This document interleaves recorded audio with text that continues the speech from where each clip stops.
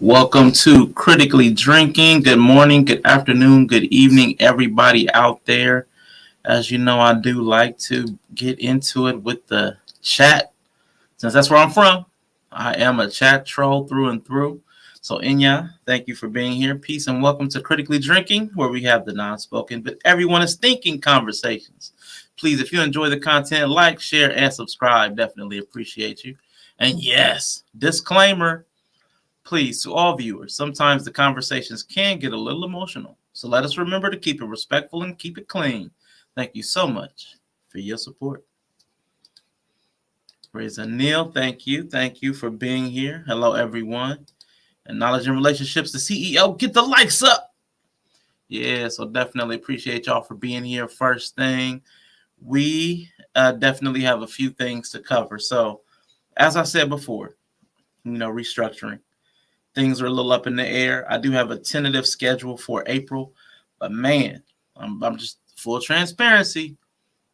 I still don't feel like a YouTuber. I'm doing it to do a thing, but I don't feel like a content creator. I feel like a guy that's on YouTube. So I want y'all to know the month is going to be a little in flux, but I do really want to try to commit through this schedule for through April to see if I have what it takes to stick to itiveness, because man, I'm a ghoster. But they say like she's a runner, she's a track star. Woo! I'm a big boy, but I'll be out. Y'all know, I almost quit last week. So, stick with me. I'll try to stick with y'all. We can stick together. But definitely, I do want to let you know what is going on. Like Inya put up, we do want to keep the conversation refreshing, people. As far as the chat, anybody up on the panel, we are going to try to keep some measure of decorum and etiquette, at least on this channel. So, 1, 2, 3 strikes and you're out. Get kicked out the bar. Flat on your... Anyway, Kawaii Bree is in the building, so we got Twitch Gang Gang. Twitch Gang Gang. Thank you, Kawaii, for stopping by. And yeah, Resident. Now, I'm not going to kick you out. Yeah, you're a regular. The regulars, y'all good with me. You should be blue in the chat. You're safe. You won't get kicked out. It'd be the riffraff. The riffraff starts coming in. So there's a hole in the wall right now. Only a few people coming in. So we got a nice little hole in the wall. It's comfortable. Matter of fact, we need to get a little bit of music going. Hold on, y'all. Hold on. I need to settle in. Because I'm not used to this. So give me my time. Give me some time. I know CEO M3 told me to do it around 15. So let's see if that works. I don't like that song. Nope. This one.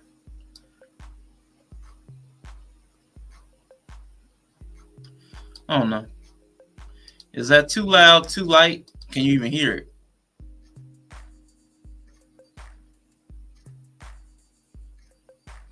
All right. Let's see. No, I'm not going to kick you out. All right. So what are we getting into today? Well, I did talk to Rico. Rico said, 2 Kawais for the price of 1. Thank you. Let's go. Kawaii Bree. Kawaii said it's a little too light. 25 is a good level. Cool. It's a little light. So let me go up just a little bit. Give me 1 second.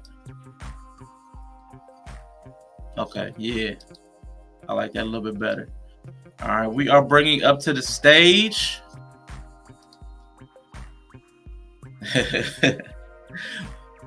We are welcoming to the stage this next dancer, Vanilla Thunder. Fuck out of here.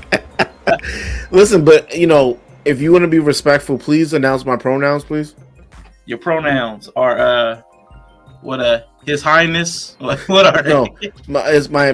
No, my pronouns are Nigger. So please announce my pronouns, please. Be respectful. Can you be respectful? I forgot about it. I remember Mr. He said it was like brilliant and handsome. Yeah. But yours is Nigger. Yeah. And you want to spell it out like that?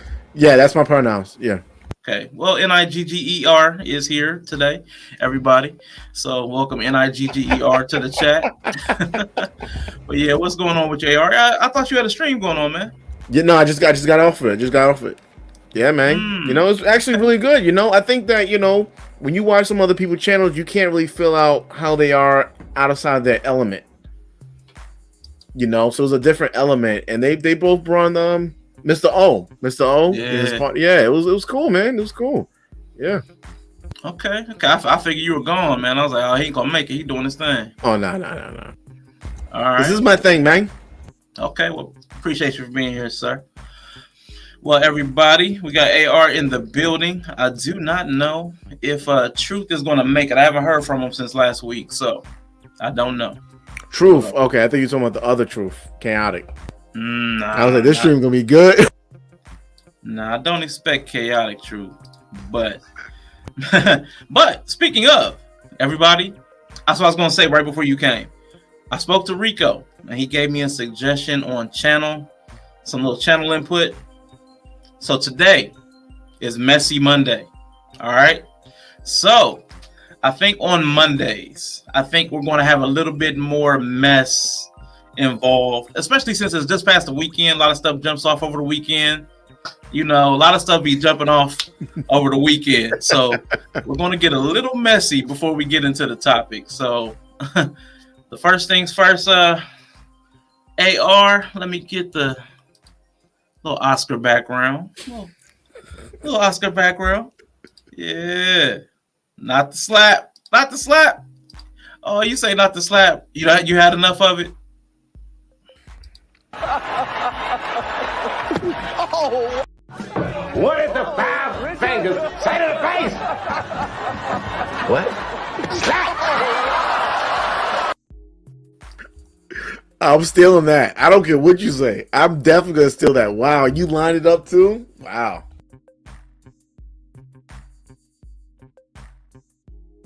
You're mute. Hey, I had the sound slapped out of my mouth. But but yeah, so everybody, we definitely going to talk a little bit about the slap. Yeah, hey. I can't help it. I saw it. I can't help it. Everybody's talking about it. It's so interesting. But I asked Kawhi some questions. on another stream, so it made me think a little bit. Don Harden, thank you for being here. Got a new person? Clown Shoes, my guy. Slap Chris with the simp man. The simp hand. Listen, you right? So Clown Shoes, I'm gonna have to slap you with the simp hand if you don't subscribe, man. G.I. Jane should be mad. But yeah, like Will said, man, we don't joke about Jada. No. We don't joke about Jada. So yeah, man. Can't let that go by, man. But Jada could joke about him. She could joke about the entanglement. It's crazy. Did she joke about it or did she talk about it? She was laughing her ass off, man. I don't see her coming to his defense at all. So many people made fun of him. She didn't come to his defense. See, this is what I'm talking about. These baby mamas.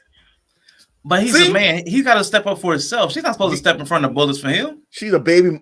This baby mama's got to go. She's a baby mama. We're going to talk about, because AR has a philosophy about baby mamas, not single mothers. Understand, everybody. He has a difference between single mothers and baby mamas. So please don't get offended when he says baby mamas. He's not talking about a woman that has a child. That's not immediately what he's talking about. He's talking about the inattentive, neglectful mother of young children who are ripping and running the streets. What about you? If you're offended, listen, can I just give a quick disclaimer? Do you mind? Go ahead. Listen, me and Arshawn wants to let people know, and I want to be very respectful to this is Arshawn's platform, right? We're not going to be speaking about everybody, right? So whoever's watching, it may not even apply to you because I know that, that's very insensitive. But listen, if you feel offended, we're talking about you. We're talking about you and your mama and your baby mama, everybody. Everybody can talk about. If you feel offended, it's for you. AR, man, you better cut it out. Somebody gonna come after you one day, man. Matter of fact, and I think they already did. Yeah, matter of fact. Yeah, man, I definitely did want to touch on that. I want to, before we get into that, really quickly. Hold on. I'm trying to monitor two different things here. Give me a second. August must have blue balls. Yeah, that was funny. But before we get started in that, how dare you talk bad about Mama, AR? So speaking of baby mamas, since you want to bring that up, Hanifah Nailah. Everybody, if you are not subscribed to Hanifah Nailah, she just did a stream on Friday about mothers, and I'll say about like toxic mothering symptoms. Like, so a lot of in the Black community, a lot of times Black women or mothers are not allowed to be criticized in public or out in the open. Like, we can have like stuff on like YouTube. We can talk YouTube and just talk trash, but inside the families, we're not really allowed to criticize the mothers oftentimes, because typically they're carrying the family and you can't bite the hand that feeds you. So she did have a conversation about mothers and at least 5 different toxic traits. And I think it was a great conversation. I did make an appearance towards the end. So please go over to Hanifah Nailah's channel, subscribe, because it's really great content. I think you'll enjoy it. But she did talk about Mama. Don't you dare talk bad about Mama, AR, man. Let me ask you, I didn't watch her streams, which I definitely will. Do you think the woman that the mothers that she was talking about is basically the ones that I talk about? We just have 2 different messages. Is that the same type of, or? See, it's hard for me to say that for sure, but man, because you talk about baby mothers in a very specific way. You're talking, and because you're not even really talking about the mothers, you're talking about the children they produce. Like, if they, like, you see bastards is your word. These bastards are out here robbing and killing. Like, you're really talking about the child, and you use the mother as a conduit, to get to that. Yeah. But she's actually talking about the mother themselves and how they need to be better. Okay. Yeah. So, I mean, it's a little bit different of a conversation, but it's still a great conversation. But they're two, they're related. If you have the toxic mother, you're going to get a underdeveloped or poorly developed child. So, I mean, but you guys are tackling the topic, I guess, from the opposite ends. Is the best way to say it. And one thing I want to say, right? Everyone that's watching, take a few moments, right? Just take a few moments. Just just send this to take the share button and share it with just 5 people. That's all. Share it with 3 people. Share it with 2 people. Randomly share it with 2 people. Listen, your mama will support anything you do. And they don't have to watch it. Just ask them to subscribe. Just share it with 2 people. Dose, right?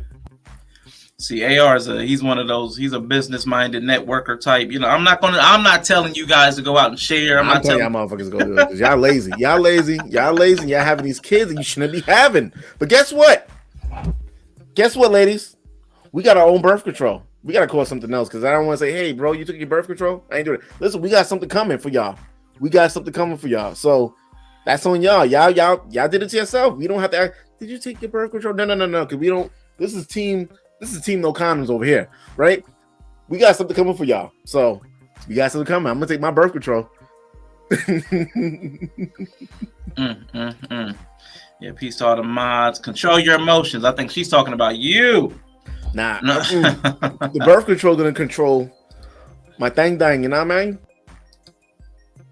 Man, I didn't get notified. Hey. These notification systems are trash, man. And yes, Dawn, that was a great stream. Shout out to Hanifah, man. That is my favorite YouTube content creator myself. So, man, please go over, support, like, subscribe. Anything she does, if I can help her out, man, I'm all in. So, definitely. I see Kawaii. Does she have a set time? She go live? She has a set time, or? Fridays at 5 p.m. Fridays at 5 p.m. Man, so give me a second.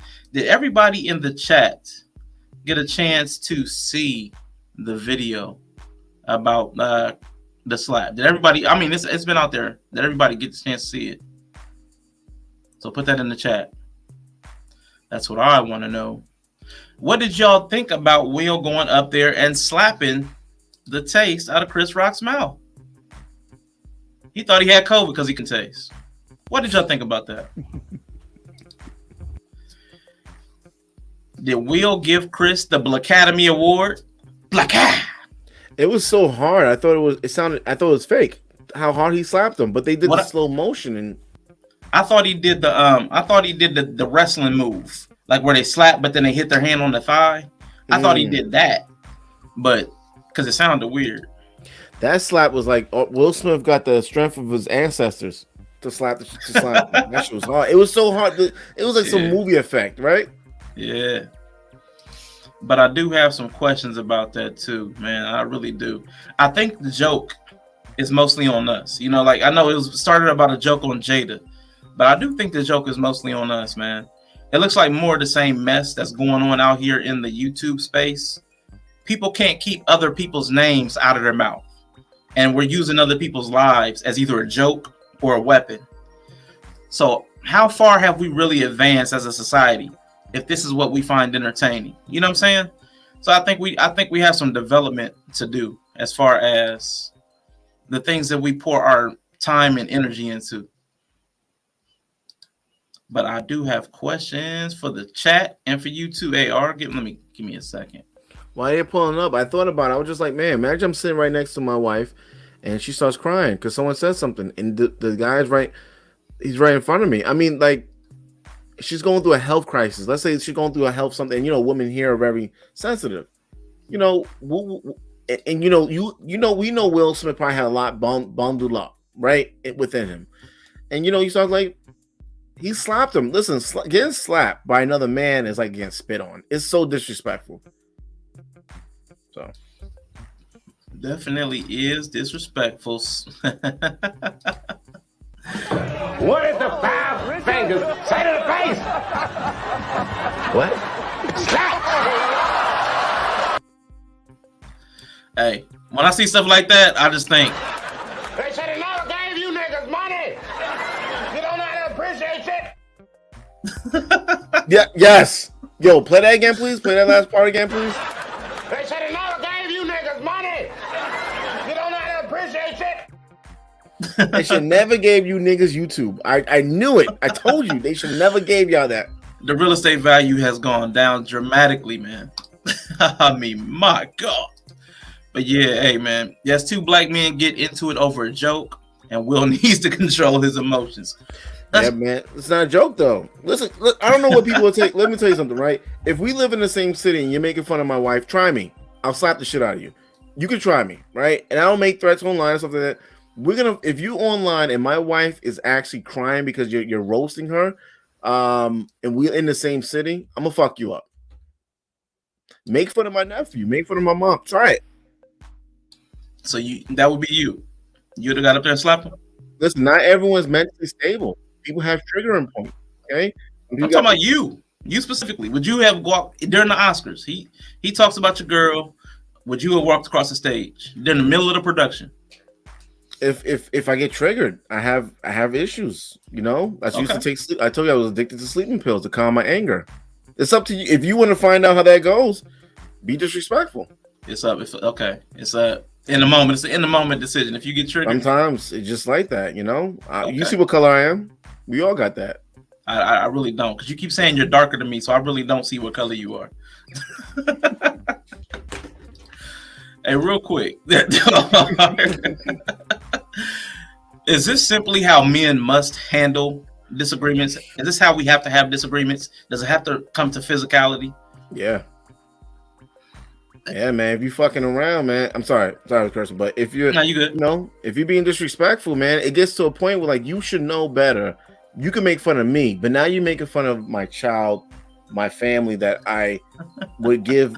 I would give my wife. I'll give my kidney to her if I'm a match. I don't even want them to look for someone else. So I'm extreme with my stuff, man. Like, how you gonna do that?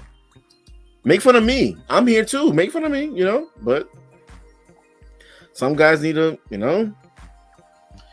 Yeah, Kawhi does bring up a good point. Bree says that his form was immaculate. I mean, I don't know, that did look like some kind of professional slap stance, the way he had his legs spaced out. But he probably won't say it again. All women in the world. Chris Rock seems to pick on Jada. I did see the comments that he had made prior to. So that is interesting that they've had a couple of different instances. But again, they live their lives very publicly. Like, these aren't people like Denzel and his wife, where you really don't hear about their private life. With the Red Table Talk and Will, they seem to put a lot of stuff on blast. So, I mean, they kind of need to like accept that that's part of it. Like, cause Will did that acceptance speech, and he talked about how as a public figure, you have to have thick skin, and you expect to get shots. But it's even worse than that. They're not people looking to dig up dirt on them. They're putting their dirt out there. So I mean, to me, man, I think it's a little different for them. Let me ask you something. If that was Kodak Black, right? One of those low IQ motherfuckers up there that's known to do stuff like that, would you still make fun of his wife in front of him? Or you thought that was just Will Smith? If I was this, like when someone owed me money, I said, listen, what if I was this big black nigga? Big black nigga, 7 feet, big black. Would you still say you don't have my money? I'd say I don't have your money, sir. I don't have your money, sir. Yeah, but I was wondering. I asked Kawhi in another group, like, and it was Yella, but I asked him like if that was Jamie Foxx or like not even a black guy. What if that was Jimmy Kimmel? Do you think he would have slapped anybody else, or was it just Chris Rock? Also, Chris Rock was going light. I don't know if y'all watched Chris Rock for the years. He could have went in. I mean, he could have went in. He could have went in, bro. He's bad. But so could Will. I mean, if he's gonna slap him, that could have been worse. That slap was owed to Jada Pinkett when she sat him down on Red Table. I mean, that slap was like, sometimes, Just so you know, everybody, we do not advocate for violence against women on this channel. August. That slap was saved. Should have been for August. Okay, there we go. That's better. Yeah, only Chris Rock. Yeah, I don't really think men. Here's my problem. Okay, I understand the whole machismo angle, like men are aggressors or whatever you want to say about it. I get that angle, but we're supposed to be civilized. This is a civilized society, allegedly. Like, when do we get to the point where we don't have to handle everything with a duel? Throw down the gauntlet. Well, do you think he'll make another joke about Jada Pinkett? I would guarantee it. You slap me, that's my main target. You slap me, I'm all in on the jokes. I don't know, man. If Will Smith slapped me the way he slapped, I probably will keep my mouth shut, man. Listen, I don't think I ever see that in MMA. That type of slap. That was. Man, that was crazy. Hey, but I don't know, man. I really don't think men should have to handle everything physically. I mean, because I'm not gonna sit down to anger. Like if you beat me up, we go one-on-one, you beat me up, I'm not gonna forget that. I don't just go to peace after that. I don't understand where people keep thinking it's gonna be cool. Like we just go out there and shoot the fair one. We're gonna go out there, throw blows, and then shake hands and walk away. Like I don't think most men are cut like that. I mean, are you? If you're making fun of my family, I mean, so I make that joke. I make that joke at your family's expense. Me and you come to blows. After me and you just gonna be cool, or is it done? We done. No, I'll probably stab you. I think we're Exactly. I don't know. Listen, man. I think that shit is so serious, man. You can't. Yeah, man. That's what I'm saying. That's what I'm saying. It shouldn't escalate the violence, in my opinion, because you can't control how far into the violence you're going to escalate. I think it should. I think the violence should definitely escalate. I think so, man. Shut your fucking. I guarantee. Some things need to be. We about to get in the contradiction zone again. That's the word for you. How are you going to say stuff should escalate the violence when this whole topic is about the kids that are escalating the violence in the streets? Well, I said I hope. I said I hope someone gets shot over this YouTube beef shit, right? Mm-hmm. I said that. So I think when things get taken to a certain level, even with these teenagers, you gotta defend. You gotta defend your family. You gotta defend your family. And I'm not just someone you go out and fight the world. Now, Will Smith's position, he was wrong, right? Because you're not, you're in the Oscar, you're on a different financial level, and so you got to carry. And a lot of people look up to you. I'm stupid. I'm fucking ignorant as hell. So if you feel that comfortable dealing with me like that, So you're listen. You can't talk shit about my wife and then expect me to respond the way you want me to respond. Right. I don't know what planet you think you're from, where you feel. How do you feel so comfortable within yourself to talk about another man's wife as she's going through some illness? Nah, I think there's going to be an extreme amount of violence, man. Okay, I mean, because again, I'm going to remember that. We're going to bring that into the next conversation because man, you say, okay, if there's beef, we got to escalate the violence, and then when people are escalating the violence, you say, man, we got to do something about it. So yeah, we got We're gonna talk about that. Yeah, my problem, like I was talking about the daycare shooting and stuff. There's a people that don't have nothing to do with it. The people who have issue with each other, depending on what it is, I say go for it. But now when other people are involved, children, people that have nothing to do with the situation, all right, now there's a big issue. And there was no guns. There's no guns, there's no knives. It's a slap.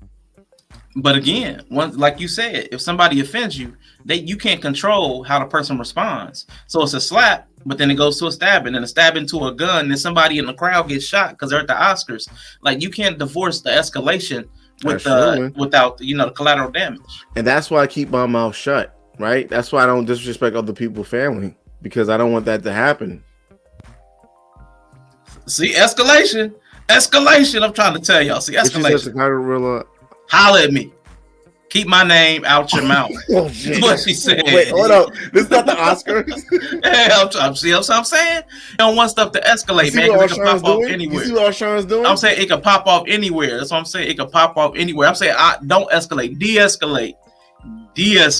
Is what no, I'm forget saying. John Cena. Like, what if that was fucking Tyrone? What if that was Tyrese? No, forget Tyrese. What's that guy that came out of prison? The Boondocks talk about him all the time. So what? Okay, the Fleece Johnson. Okay, hold on. So if Fleece Johnson was sitting there, and that was his wife, would you make fun of his wife? Fleece Johnson, would you make fun of his wife? Because government, no security stopped him. What if he goes up there and take your booty, and no security stops him? If y'all know who Fleece Johnson is, trust me, he's worse than Freddy Krueger. Definitely worse than Freddy Krueger, man. Slash me up. Don't do that. And that was the scariest thing I've ever seen in my life, man. That was the scariest thing I've ever seen in my life. You're like, man, booty is more important than food, more important than water. Booty's more important than air. Listen, man, y'all keep playing around. There's a lot of Fleece Johnsons out here, man. You talk about someone's wife, they may, catch you when you're alone and. Nah, that's a hot mess, y'all. But I really don't think, like we've even pointed out in this conversation, I don't think men need to keep handling disagreements physically, because again, you can't control how things escalate. And once things escalate, you can't control the collateral damage, man. Stuff just happens. And there's no way to really rein that in. You know what I'm saying? When you can't unring a bell. So, the thing about it is, like, they're co-workers to some degree. That should have been. They should understand. First of all, if you had a comedy show, someone's saying they're gonna say some stupid shit, right? So that setting is a little crazy. But I'm on the train, I'm outside doing something, and you think that I just don't. Not everyone. Some people are willing to risk going to jail, and I'm, what I'm saying, I'm just one of those motherfuckers at the moment. So if you think it's all talk, say something about her. So what the funk says, he learned Tom Kung Fu trick. I'm gonna have to figure out what that is, man. I don't know what that is, man. Tom Kung Fu. So question, is what we saw, is that a sanitized or a safe version of what it means when we say, I've heard a lot of times in these spaces that women put men in bad or dangerous, risky situations over some nonsense. Is that like a real life example or something like that? Or was that like just Will doing his own thing? I think she put him in that. I mean, Chris Rock is probably not as dangerous. That's probably why if that was Terry Crews making fun of his wife, you think Will Smith would walk up to Terry Crews and slap the shit out of him? You think so? No. Or the Game, any one of those entertainers, But yeah, man, I dated a woman with a kid, and she put me in a bad position with the baby father. So, I was taking her son to daycare, and me and the baby father had issues, but I never knew. Right next door, like the apartment door is here, and the daycare is here. It's apartment, and right here, like right there, is where the baby father lives, and she never told me.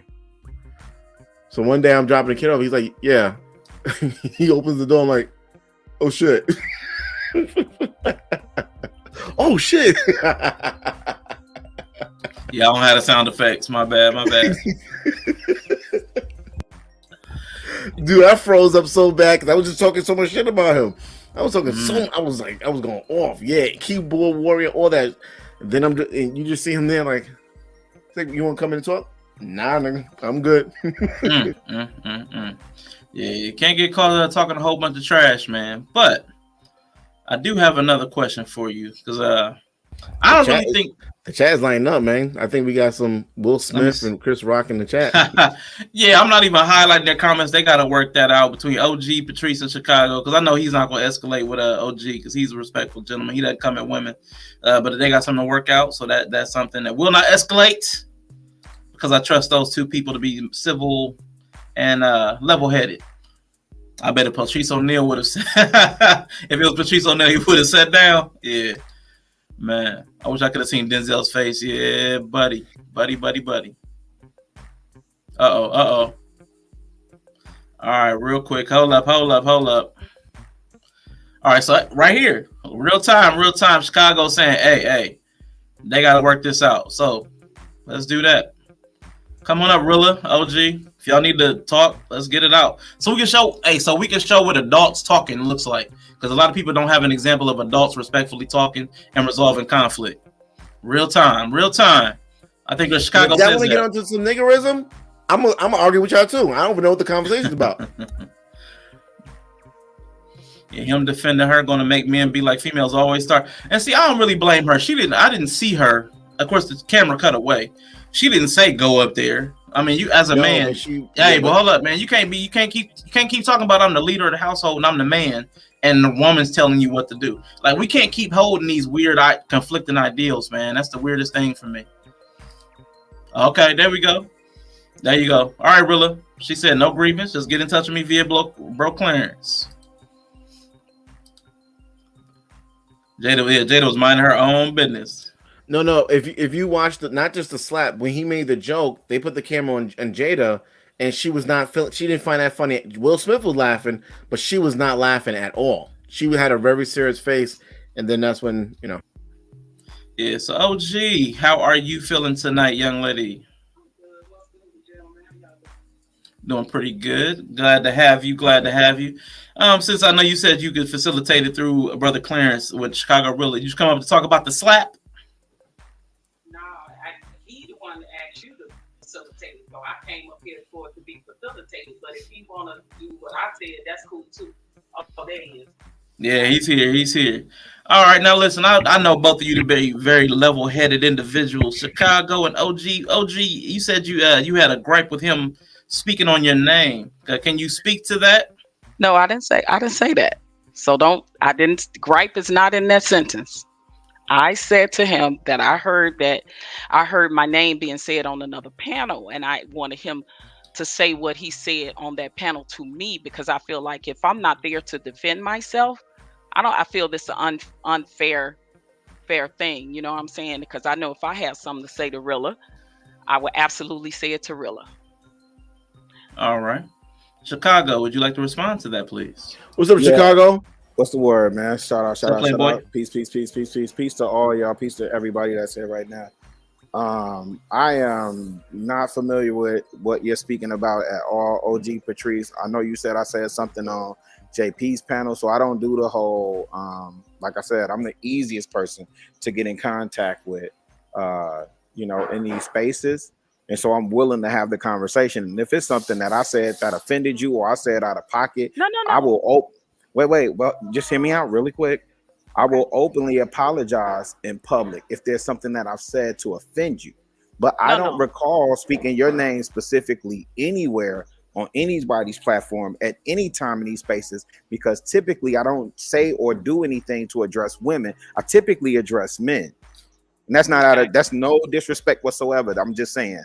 No, and none taken. It's just that I listened to a 6-hour stream of JP's, and you were on there, and you were speaking to the gentleman, but you said my name, and you said my name specifically when it was in regards to Darrell, and you said that I publicly said something to this effect, and I may be paraphrasing, but I publicly said that I was rocking with Darrell, and I wanted to say something to you about that, because everybody knew in these YouTube streets for the most part, and maybe they didn't. I don't know if you did, but yes, we elders were in the background, trying to calm Darrell down. And being that said, getting caught up in the middle of it and getting so-called AKA dragged or whatever, like I give two fucks about that, because just because somebody called me a name don't make me that. You know how we get down in Chicago. I done heard worse.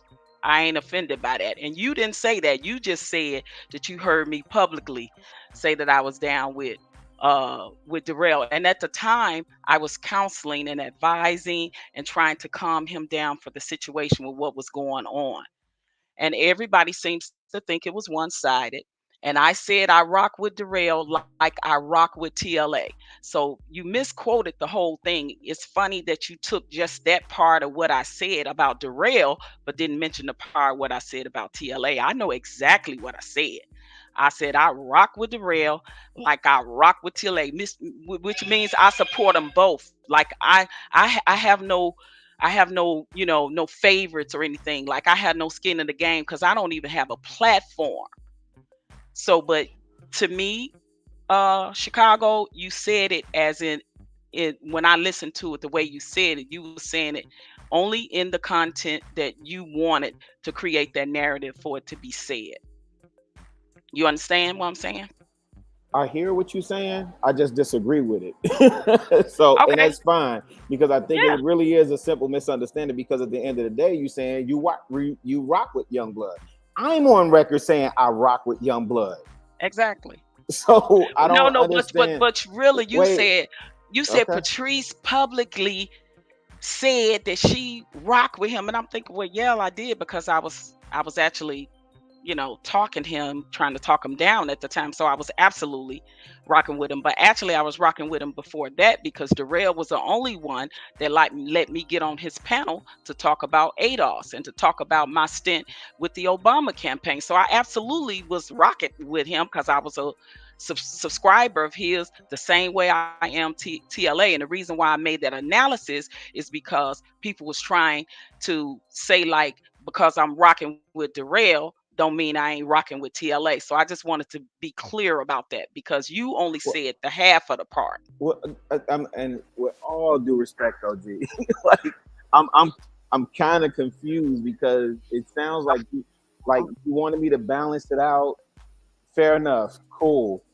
I don't, what I'm saying? I come in these spaces and I try and put some paint where it ain't. What I heard you say is what I heard you say, and what you're saying right now is, hey, I'm not refuting or pushing back on what you said. I'm disappointed that you didn't add balance. I didn't add what? That I didn't add balance. That I didn't complete your statement. So if I misquoted you or didn't add balance, I apologize. Oh, okay, and I accept your apology, brother. I'm just saying, because if I'm gonna quote something that you said, I'm gonna quote it in its totality, so that it won't be a narrative, and won't be spent. That's all. I understand that. And one thing I am learning to do in these streets is really just kind of let people do what they do, because I ain't Stephen A. Smith. I'm not a journalist. You know what I'm saying? I have these conversations, and it is what it is. You know what I'm saying? At the end of the day, what I understood is that you rock with Youngblood. We ain't said nothing different. The only thing that we added in is I rock with everybody else. But I mean, that's the same as Rashawn. Like if Rashawn say I rock with this person, and I just highlight the only part that he said, it is what it is. Like that's what he said out of his mouth. So we from the crib. So I understand what you're saying in a sense. You know what I'm saying? But I just don't understand why it's so important to include the TLA part if you saying because it was a narrative being spent. There's no narrative that I can spend. Yes, it is, because you guys because you guys was up there specifically talking about the drama that surrounds those two young men. You specifically was talking about the drama that surrounds those two young men, and I wasn't even on the panel. I fell back weeks ago, but my name is still came up. So I'm saying, if I'm gonna say CHICAGORilla said yada yada yada. Okay. But I'm not gonna put the rest of the yada yada yada on it. I'm not gonna say it at all. That's all. I hear you, and that's fair. Listen, I'm big on my name, which is why I pulled up. I thank you, Rashawn, for allow us to at least have the dialogue. Absolutely. I don't mean no offense, OG. I'm just I'm focused on a couple of other things that's popping right now. So I do want to make sure you straight, because when I am in these streets, I don't make it a point to mention your name. I just observed some, heard some, and maybe I spoke it. I still don't remember what I said on JP's channel, but if you say I said it, I'm taking that at face value. Oh, right? I absolutely So will not lie on you. You know, you and I'm I not have never saying that either. No. I'm OG, saying no. Listen, I'm saying you and I have never publicly, spoke like this on a panel before. So why I'm not gonna pick some out my brain. I don't, you know what I'm saying? I don't get down like that. That's all. I just All right. I just OG, wanted that listen, I just put understanding. my number in the back chat. We can holler offline because I don't want this to be a whole like you ain't gotta correct me like every other sentence I say. You don't have to correct me. We can have this conversation offline. So I appreciate for Rashawn for at least facilitating this part. Do you at Yeah. least see my And number in the back I chat? appreciate that, but when you say stuff online, it's funny how when you say stuff online, you want the conversation to be offline. So I'm always I was just listen. trying to correct it online, like it was All right. I'm misquoted. cool with that, OG. Hey, hold on, Chicago, real quick. Chicago, Yes, sir. OG Patrice, you have very clearly articulated how you felt the situation was not handled properly. CHICAGORilla, you said what you said as well. It doesn't sound like there's much more to be gained as far as clarity. So, LG Patrice, did you have any closing thoughts on that topic at all? No, I just want to say, what the fuck? You should be confused in the chat. Nah, that's all I want to say. All right. No, really, we good. It's all good. All right, and I appreciate and accept the apology. It's all good. All right, cool. Chicago, you can stay up or drop down, whatever you feel like you need fuck to that. do, sir. We still arguing for this motherfucker. Nah, hell no. We ain't letting this shit man, go. get out of No, here. but Hey, be With quiet. That's nobody what y'all black want no to see. more. That's what y'all want to see. So it OG, ain't even do you going see there. my number in the back? Do you Yes, see my I number see. in the back? Yes, sir. Okay. Yes, sir. Can I you see please it. send me a text so I can reach out to you? Because I don't feel settled. So just reach No, out we to me. good. No, Okay, if you say listen. so. Okay. I got All your right. number, but if I feel anything, trust me, I reach out. But I'm good. You Okay. was man enough to come up here and I'm apologize gonna and do that listen. every You time. you ain't you got to was keep ready to get doing Will that. Smith up in You here. know how we get down. No, we shot town. We don't never never. Already. That's why I pull up.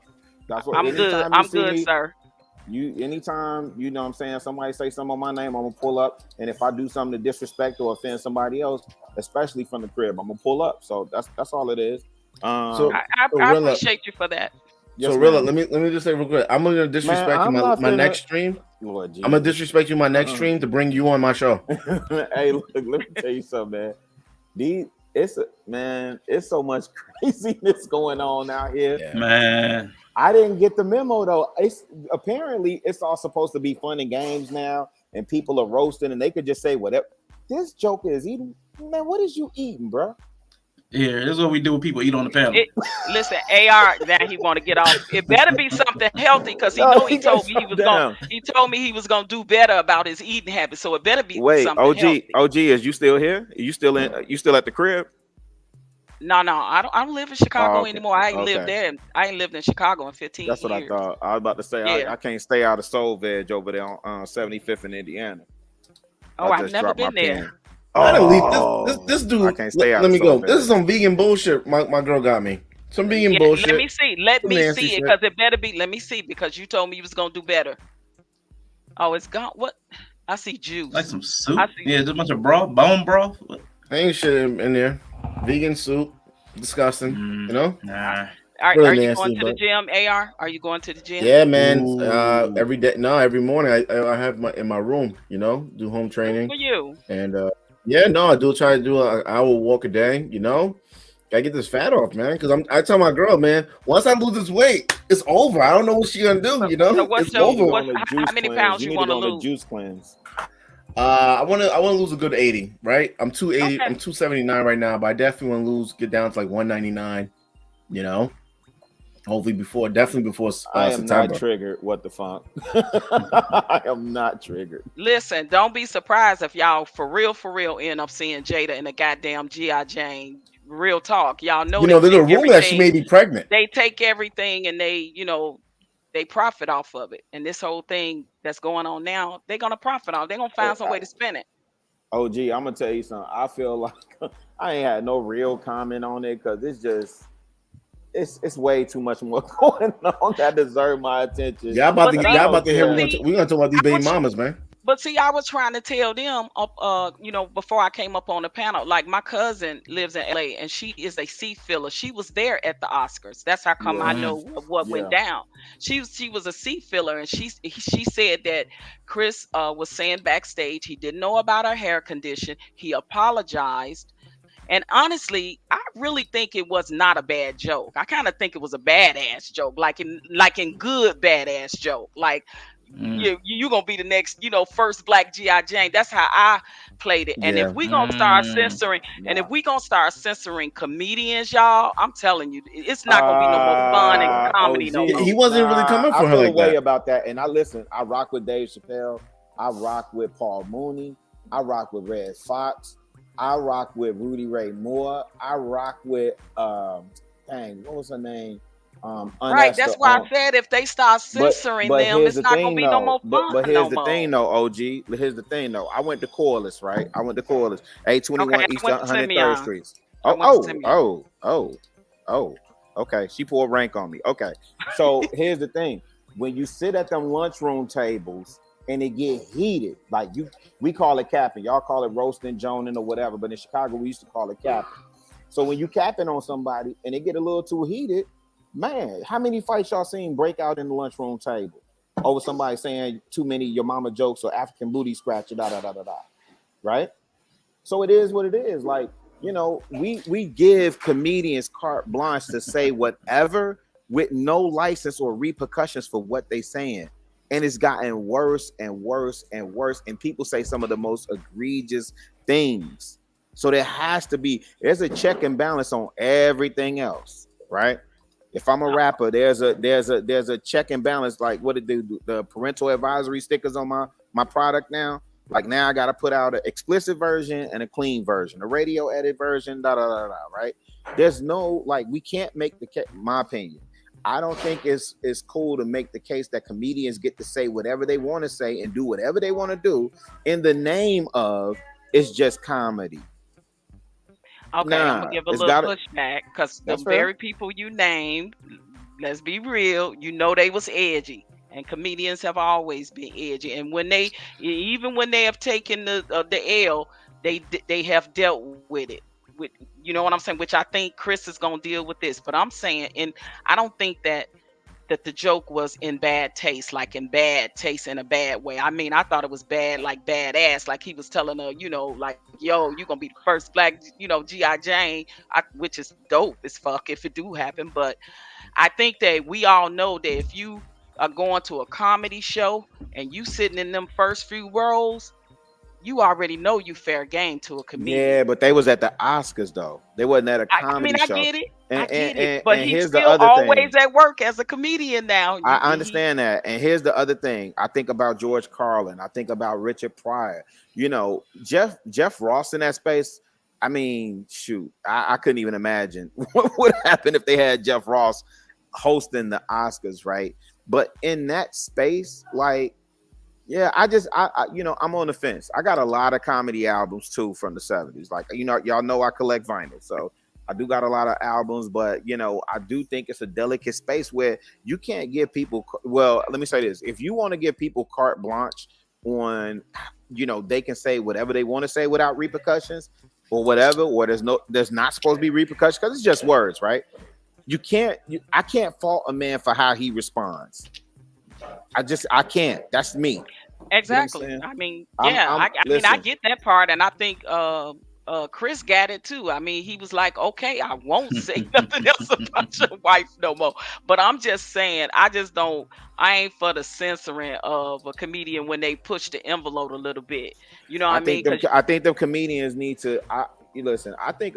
Well, let me say this, OG, and I apologize for cutting you off. I'm not trying to cut you off. No, go ahead. Okay, thank you. I think a lot of these comedians continue to push the envelope the same way these rappers and musicians do in terms of what can I shock you with the most. A lot of it is not even okay. Outside of Chris Rock and some of the legacy comedians, some of the up and coming comedians, who are we paying attention to right now? Yeah, very few. But Rilla. OG, that's a legitimate question I asked. Wait, I'm sorry. You said what? Who are the up and coming comedians that we're paying attention to right now? Up and coming? Yes, ma'am. Well, me, I personally like, and I don't really consider them up and coming no more. Like I like Gary Owen. I like Nope, not up and coming. right. I'm trying to think. I can't really think And of no up the reason why you're kind of making my point is because it's a lot of the same way it's a lot of Tekashi 6ix9ines in rap. Like, what can I shock you with? There's a lot of Tekashi 6ix9ines in comedy. What can I shock you with? I don't think they that bad though. Really, I really don't.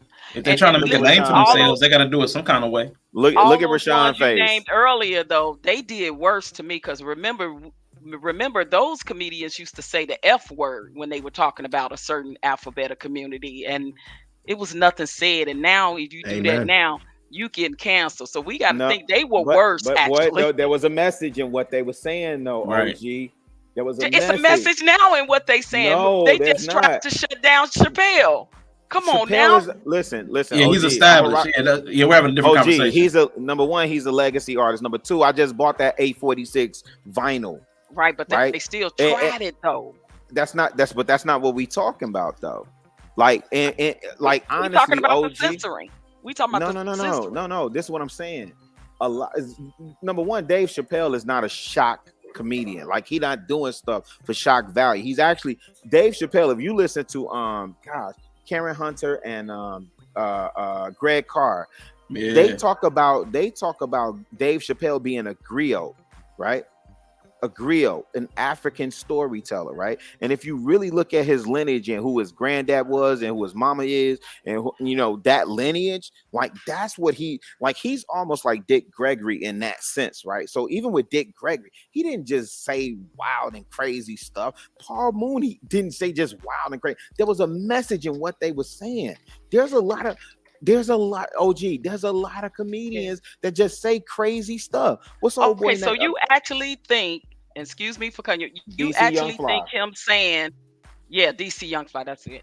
But you actually think Chris Rock saying we gonna look for the next G.I. Jane 2 was really that bad? No, and that's not the aspect that I'm looking at it from. I'm actually looking at it from the everyday average Joe Blow. Somebody said something about my wife I ain't appreciate, and like that's how I'm interpreting. I'm not looking at it as a professional, because one of the first things that Will Smith said when he got up there is that in Hollywood you're expected to take all of this disrespect and you're just supposed to smile and take it. It's only so much a man can take, regardless of what you think about my wife. And what's crazy is Chris Rock wasn't even alluding to an entanglement, but it's interesting that how all we can get up in, well, not we like here on this panel now, but just in what I've been seeing since the last 24 hours or 16 hours or whatever, everybody's talking about entanglement, right? And nobody's talking about the fact that he's still human, and whether go ahead. Rilla, the thing of it. Oh shoot! Now we finna get the cooking. Will was laughing at the joke until he looked and saw his wife. Didn't think it's funny. What? So let's be real about that part. No. That's what any man would do that. Any man that's playing his role in Hollywood, he would have sat there and like, oh, I'm playing my role, and then he looked at his wife and she wasn't laughing. Right, that's what put the battery in his back. Oh, exactly. That's when he was I got to do something now. Hold up, Rilla, OG. We're going to put a pin in this conversation real quick. Rilla, get your last point out, and then OG on that topic, and I'm going to introduce the new people. Only thing I was about to say is like, yo, if I was in that same situation, and listen, I'm newly married. You think I'm not finna take into account how my wife is feeling? I'm looking at her face, and she going through this sugar honey iced tea with alopecia, and I'm not finna say nothing? Nah, it may be some furniture. Well, I ain't on that type of time, but I ain't mad at the man that he wanted to have some furniture moving. If Chris Rock would have wanted to, take it to that level, then he could have did something too. But that was an unfortunate, and I really don't have a solid position on it because I see it from both ends. I just can't fault Will for what he did in that moment, regardless of what we think of his wife. I just think Chris got the butt in. Where was all that energy when Laverne Cox said what she said? Where was all that energy when that white reporter did what he did? But OG, you had all that energy for the black man, though. I'm just saying. OG, you see what we doing? No, you don't see what we doing. That's real talk, Trilla. All right, y'all. I want to introduce B-Eazy, that dude, to the stage, and Truth is Never Favorite. Gentlemen, thank you for coming up. How is your evening today? It's pretty good. It's still afternoon out here. Afternoon. It's only 3 p.m. Okay, Cali. cool. Oh, you East Coast. I mean West Coast. Yes, sir. And what up, Truth? How you feeling, bro? Good evening, big homie. You already know I'm doing well. God is good. You know, I see you got a great panel up here. This is going to be a good discussion. Feel what I'm saying? Yeah. I'm not sure how OG in Chicago, how long they're going to be staying. I got a next question for everybody. Throw everybody in the mix. Why, and I'm using this word intentionally, why was this slap assault? Why was this physical assault seen as chivalry? And I'll defer to the lady first. OG, why do you think this assault was seen as chivalry? Wait, who saw this chivalry? Oh, you mean like he come to save the day for his wife? Yeah, why was that seen as chivalry when it was an assault? It was a physical assault. That was a criminal offense. And just because somebody say what you think is a bad joke or whatever does never cause for physical harm in that form. You know what I mean? And I think even when if you want to even say it in the chivalry form, I get the part that he was trying to quote unquote be the bigger man or whatever and be about his wife, but honestly, he took that energy and aimed it at the wrong person, in my humble opinion. I'm just saying. I don't think it, at that point, like, we'll have a right to press charges and we'll have a right to sue because that was an assault.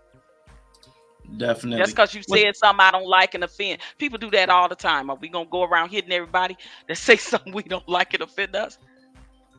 And even with our spouses, we can't even do it, even though they may do it with our spouses. You just can't go around kicking everybody's derriere. That's my opinion. Got you. What you think, AR? Why was this assault being seen as chivalry by some people? Some, not all.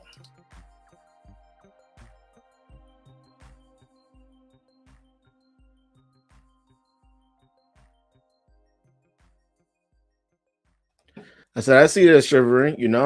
I don't believe Will Smith was around with the other jokes was saying it to him, when he wasn't around.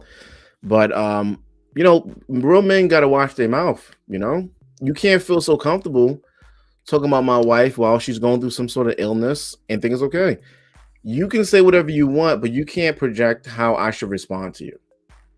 And I'm not going to pull you to the side and say, hey, bro, man, what you said about my wife, that really hurt her.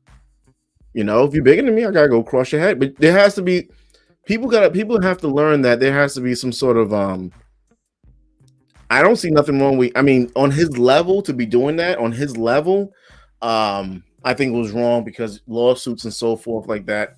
But, I think it was great. All right, Truth. What you think, big homie? What you think about that slap? And why do you think the physical assault is being seen by some as chivalry? Well, for me, I loved it.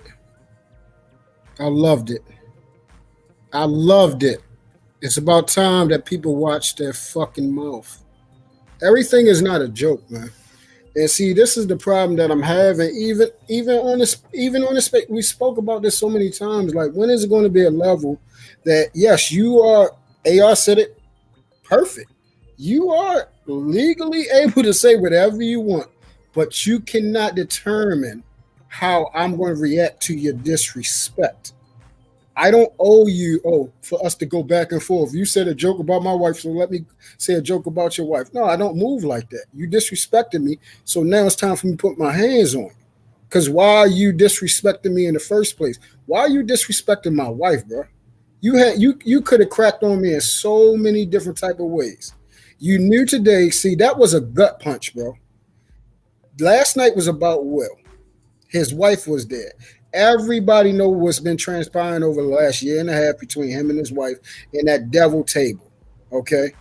Everybody knows what's been going on. Everybody knows she has been very open about how he's ineffective in the bed. He's ineffective as a husband. He's ineffective as a leader. He's ineffective as a father. All this type. She has been just dragging the hell out of him. And that right there was the straw that broke the camel's back. And sometimes you have to let a statement be known. No, Will is not a confrontational rumble house person. But at the end of the day, it's the number one need of a man is respect and honor.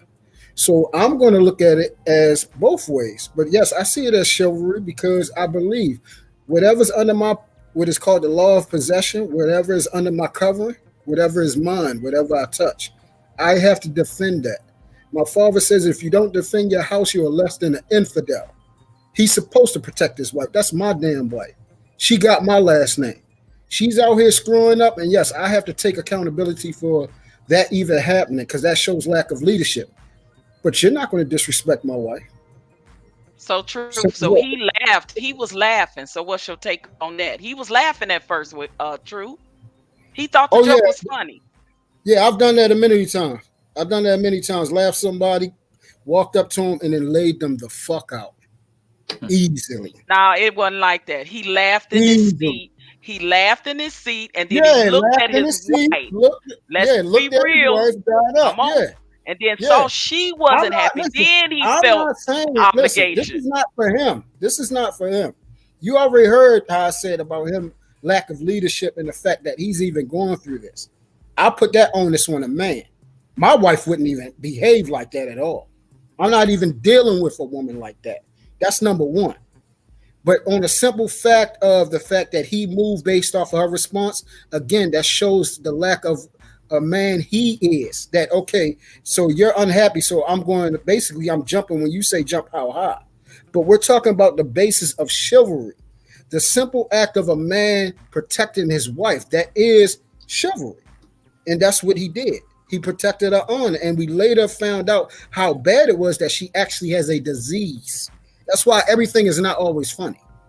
All right, LG, hold up. LG Patrice, hold on, please. LG, please hold on. We are going to get to the other people, and I also want to introduce. You can't play around. You can't play around. All right, you. Everybody, hold on, please. Hold on, please. Please hold your mics. All right, I want to introduce to the stage.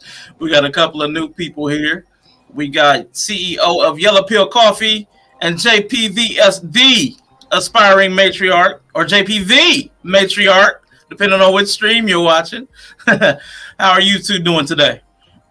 I'm peace. How's your spirit? I'm doing well. How are you? I'm fantastic. Listen, let's see. Fried chicken man, I'm gonna need you to make sure you offer a sister a meal, okay? Patrice and Rilla, I appreciate y'all handling that over here because I don't want to be bothered. I don't want nobody saying that I was the one who started some drama. I didn't. That 6 degrees of separation thing. Hey, we all love each other. It ain't that many Negroes who can manage to stay in the media. So shout out to everybody who up here. Tin Man, how's your spirit? I'm just so glad that I was able to make you belly laugh, Brother Truth. You ain't never gonna get me down, even though we're gonna disagree sometimes. That right there, just keeping that right there. B-Eazy, that dude. There you go. B-Eazy, that dude. I'm telling you, that picture. One day, I'm gonna comb your hair. I'm gonna send you home like I did my nieces, with it all wild and disrespectful. But that's how aunties love. And well, Yella, hey man, whatever. Just go on. Yella, what's going on with you, Yella? How you feeling, bro? Oh man, I'm here to just give my perspective, man. Got you. I'm gonna go ahead because I know Rilla and B-Eazy been waiting a minute. I'm gonna go ahead and get them into the conversation. B-Eazy and then Rilla, go ahead and jump in on that question. Why was this assault seen as chivalry? Yeah, I think the gentleman that previously spoke and AR alluded to the point that per the definition of chivalry, I mean, this was a chivalrous act. You don't need to agree with how he, the manner in which he conducted himself, but that was chivalrous to defend the honor of his own manhood, one, and secondly, of the honor of his wife.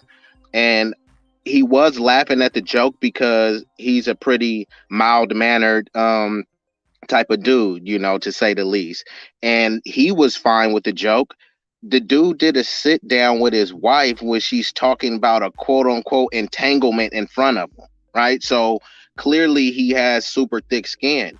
So it wasn't about him being accepting of the joke. Damn, people hitting me up. But it was about his wife feeling disrespected, right? And I don't know the extent of it. Did Chris Rock know about the disease? We don't know. We could speculate. Maybe he did, maybe he didn't. Then also in 2016, they had boycotted the Oscars. So he was cracking jokes about them too. Could that have led to it or something as well? So it was a lot of variables and nuance to the discussion that we might not truly know. So in terms of it being chivalrous, yes, it was a chivalrous act, and Chris Rock had every right to say that joke, right? Like, you could get mad and think that joke was very mild. I heard Rilla, I think, bring up George Carlin. Carlin was on stage saying nigger. N-I-G-E, you know, with the E-R, you know what I mean? Like, he wasn't getting booed off the stage. Now, it was in a specific context that he said it, but how many comedians could say that now, right? So the fact, whatever angle he took with the G.I. Jane, it still was mild at best, and he had every right to say it, just like Will Smith had every right to ask. Freedom of speech don't absolve you of the consequences of that speech.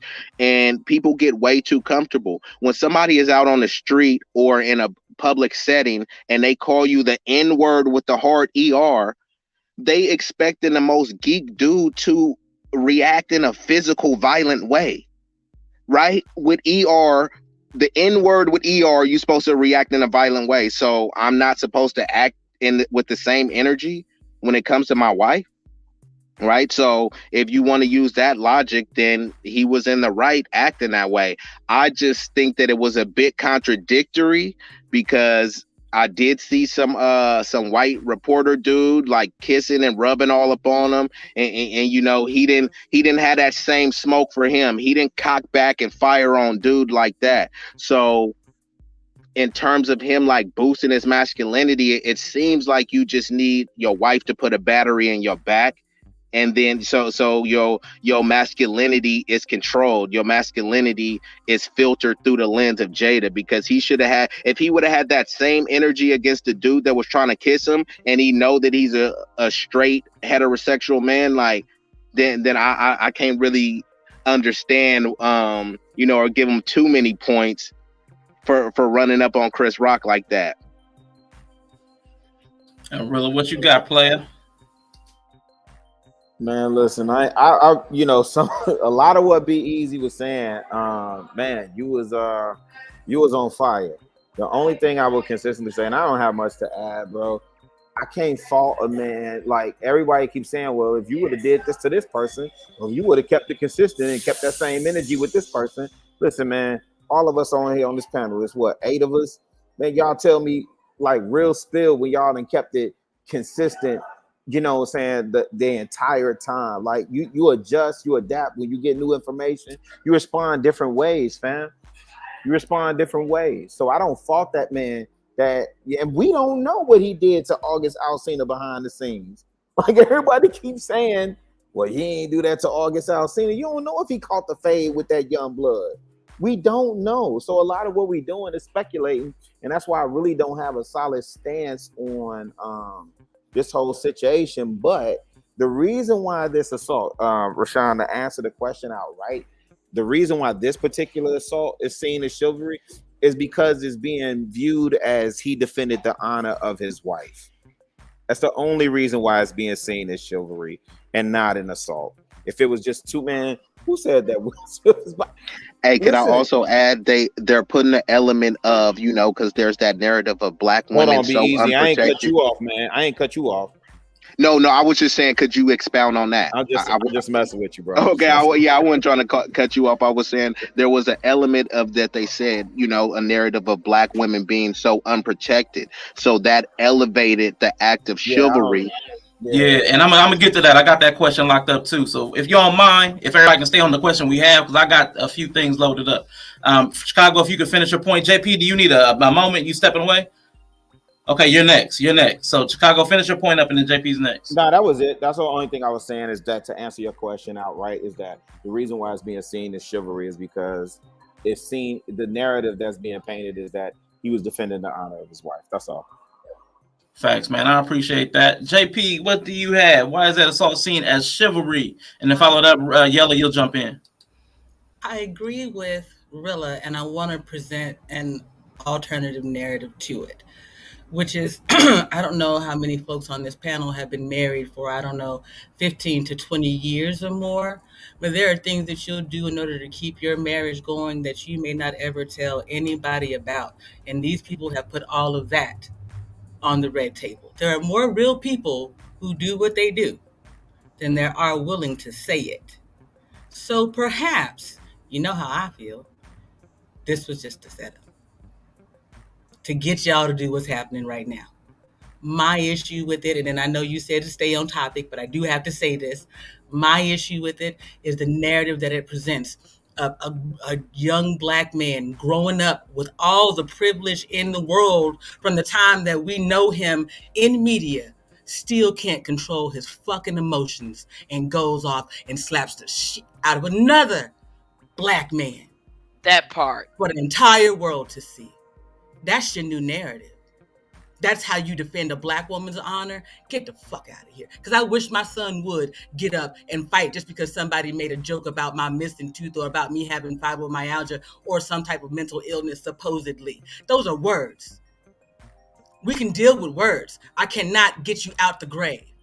I cannot get you from the other things that they are trying to put upon you. Now, when it comes to my body, my actual physical safety, then yeah, come on, y'all. Just think about it a little bit. That's what chivalry was supposed to be. Defending actual physical bodies. Not somebody's honor. Oh, her virginity. Oh, her this. Oh, her poor spirit. Girl, get your act right and be able to say, hey, that wasn't cool. Stand up for yourself. Appreciate that, JP. And just to clarify really quickly, because, sometimes I don't use the precision with my words. I don't mean you can't go off wherever your thoughts go. I mean, let's not jump in with other comments while somebody else is like other questions. Let's not add other questions to the. I mean, we can add them in, just throw them in the back chat, and I'll put them in there so we can have it like in an orderly fashion, if you don't mind, people. But since it was brought up by B-Eazy, after Yella goes, I'm gonna load up that question since it's next. But Yella, why was this assault seen as chivalry?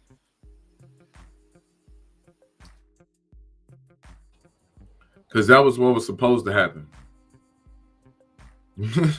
Like, I really don't understand this, the misunderstanding. Like, okay, he disrespected his wife. Damn all the other,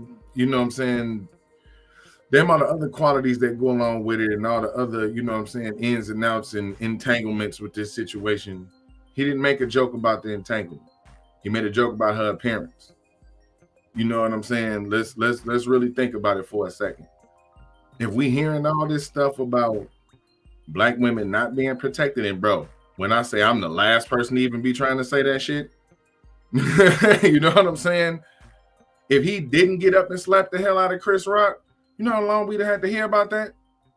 Because that was the time, right there. Now my thing is this: everybody up here and been in move around in YouTube, and I think personally we done got to a space where people don't know how to watch their mouth, right? It's too much leeway with what you can just say in the sense, you know what I'm saying, for the sake of art. You know what I'm saying? So you take a risk when you say that joke. Same way Chappelle took a risk with that whole community and getting canceled by saying that joke. It wasn't, I'm pretty sure somebody wanted to go up there and slap him in the face, but they went about it another way. And I noticed that the one thing, and I'm gonna go ahead and move on. I noticed everybody brought up the reporter, right? He didn't slap that white reporter like that. It's because that white reporter could have cost him millions. You don't slap no normal person on the street because that's the setup that you fall for. But yeah, I'm gonna go up and slap the shit out of Chris Rock because we on even playing field. You know what I'm saying? So if I feel disrespected and that's the way I look at it, man, look. It was a beautiful thing. Like, I would have to say the form was immaculate. Y'all forgot he played Ali. Like, you know what I'm saying? I mean, look, he had the hand tucked in. He came across with the full slap. I mean, he pivoted on that back right. I mean, bro, he put the twist in it, man. Look, that shit was beautiful, man, bro. Like for real. It was beautiful. I've been hoping this man did something for years, dog. Something. Retaliate, dog. Fight back. Pinch the bitch. Something. You know what I'm saying? Like, can I back. Oh, I'm sorry, Yella. I'm sorry. Rashawn, I know you be having the timer up. I just want to say something really quick because I know JP, she said something that was important. I know she comes from a place of motherly love. Yeah, I got you. Okay. Rashawn, I hate you. When JP was saying, listen, I have to instruct my boys, and the biggest takeaway from this is like leading with your emotions and, getting caught up in, having to go up there and use your words. Let me say something. One thing we know as men, and this is what I think women don't get in this space a lot of times, is men know. We know, and sometimes I think to what Truth is saying and to what Yella is saying, and in large part to what I've been saying, is cats get way too comfortable saying slick stuff out their mouth. And listen, I tell people this all the time because I know people like to dox people and talk about their height, their weight, and this, that, and the third. I'm gonna tell you right now, I'm 5'6", 5'7". When I was a shorty, I was, dark skinned, glasses, all that, right? I do not like bullies. I don't like bullies. I'm used to roasting at the lunchroom table, but I don't like bullies though, right? So what I learned with bullies is you fire first. Let them taste some blood in their mouth first, right? And I'm not saying, no way am I saying Chris Rock is a bully, but what I am saying is I can't, all this hatred and all this backlash that, what's his name, Willard is getting right now, I'm not mad at what dude did, man. Whatever you think about his wife is what you think about his wife. They got 20 years in, and neither one of them going nowhere, right? So regardless of that, and we can analyze, we can quarterback, what's it called, Monday morning armchair quarterback it all day long, twice on Sundays. But I'm not mad at what dude did.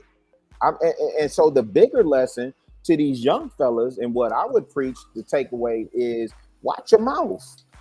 You can't just talk about anybody and think there's no consequences to what you're saying. Hey, real quick on Yella's point, though, he had said something I wanted to ask a follow-up question on. Everybody can rock out on it if y'all need to, but this will be a quick one because I want to get to that question about public shaming of Black women. But Yella, you said something about Will specifically. You want him to just do something. Now, are your feelings on this specific, the slap, different if he had always been this guy, or did you just need it because he was just looking so weak that you needed him to step up? Yeah, I couldn't see that brother just sit back and just be sulking, bro. Every image of Will Smith outside of a movie been him looking real sad, bro. You know what I'm saying? He been looking real weak, and I'm just like, look, man, if we worried about the image of Black men, then we need to pull up the best ones first. Like you say, you know what I'm saying? You got to pull up the best ones. And right now, bro, if he the best of us, if he one of the best of us, brother, you gotta get in the game. So would you feel the same way if had it been somebody else that went up and slapped Chris Rock? What if it was Denzel? Would you felt the same way? Like, man, I'm glad you did that, or would you be like, man, you shouldn't have done that? I'd have probably felt the same way. Yeah. I was just wondering. I just wonder if I didn't know if this was coming from a position of Will's weakness or like just the. Go ahead, I hear you. No, overall, the idea is the same. Like, regardless of who's sitting in that chair, I would hope that the slap still happened. You know what I'm saying? But it just gave me a little more, right? You know what I'm saying? Because it was a little more, yeah. You know what I'm saying? Like, that's what I'm talking about. Got you. What you say, JP? You jumping in?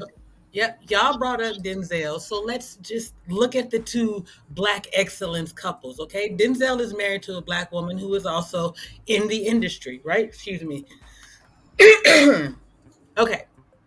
Now, have you not heard any of these things comes out of Denzel's wife's mouth? You haven't seen Denzel deal with this kind of drama and bullshit, have you? But on the other hand, you got her all willy-nilly mouthing off all the time over here in Will world. What's the difference between these two men and the way that their women move? It comes down to understanding how you're supposed to move in this space in the first place. One, Will's too damn emotional. Denzel don't act that way. Listen, Denzel should have gotten an Oscar for more than just one movie, for Malcolm X, for this, for that, a host of things. But he's not nearly as overly emotional as Will Smith is. And when I say overly emotional, I mean, even though you're just sitting there with your tail between your legs, that's still emotional because you're not dealing with it. Huh? Until you actually address the behavior of your partner. Yep. You don't see that until you address the... I'm kind of confused on that one. Hold on, I got a little sitting there with your tail between your... How is he overly emotional when this story that took over the world because he actually reacted to something? Like because he reacted to a non-starter. He reacted to a non-starter. One, behind the scenes. Hold on. Behind the scenes, they should have long since been having these conversations about their relationship and how it looks going forward. Now, let's look at this with a clear lens on it. Did anybody actually look at what Jada had on that day? She had a light green, damn near military-looking uniform dress.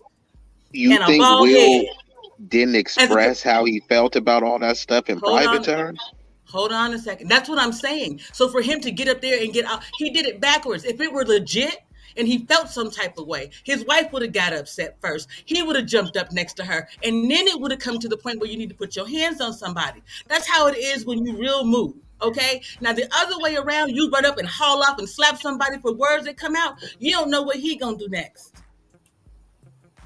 Yeah, so you take that risk. If you man enough to say what you gonna say, you don't let it get there. If you man enough to say what you gonna say, you man enough to say that joke, you got to be man enough to take the consequences. Because we know Chris Rock wasn't gonna do nothing. So if I'm man enough to walk up and slap you, I also have to assume those consequences. So it's okay to be okay to be bitch made as long as you're JP. less bitch made. I don't see bitch made.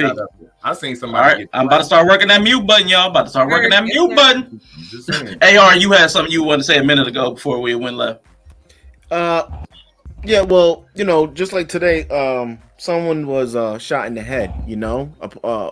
About a few blocks. I interrupted them for that on Jamaica Avenue by guess who? Guess who? A fucking teenager. All right, so JP, Yella, y'all were saying something. Right, so y'all didn't see where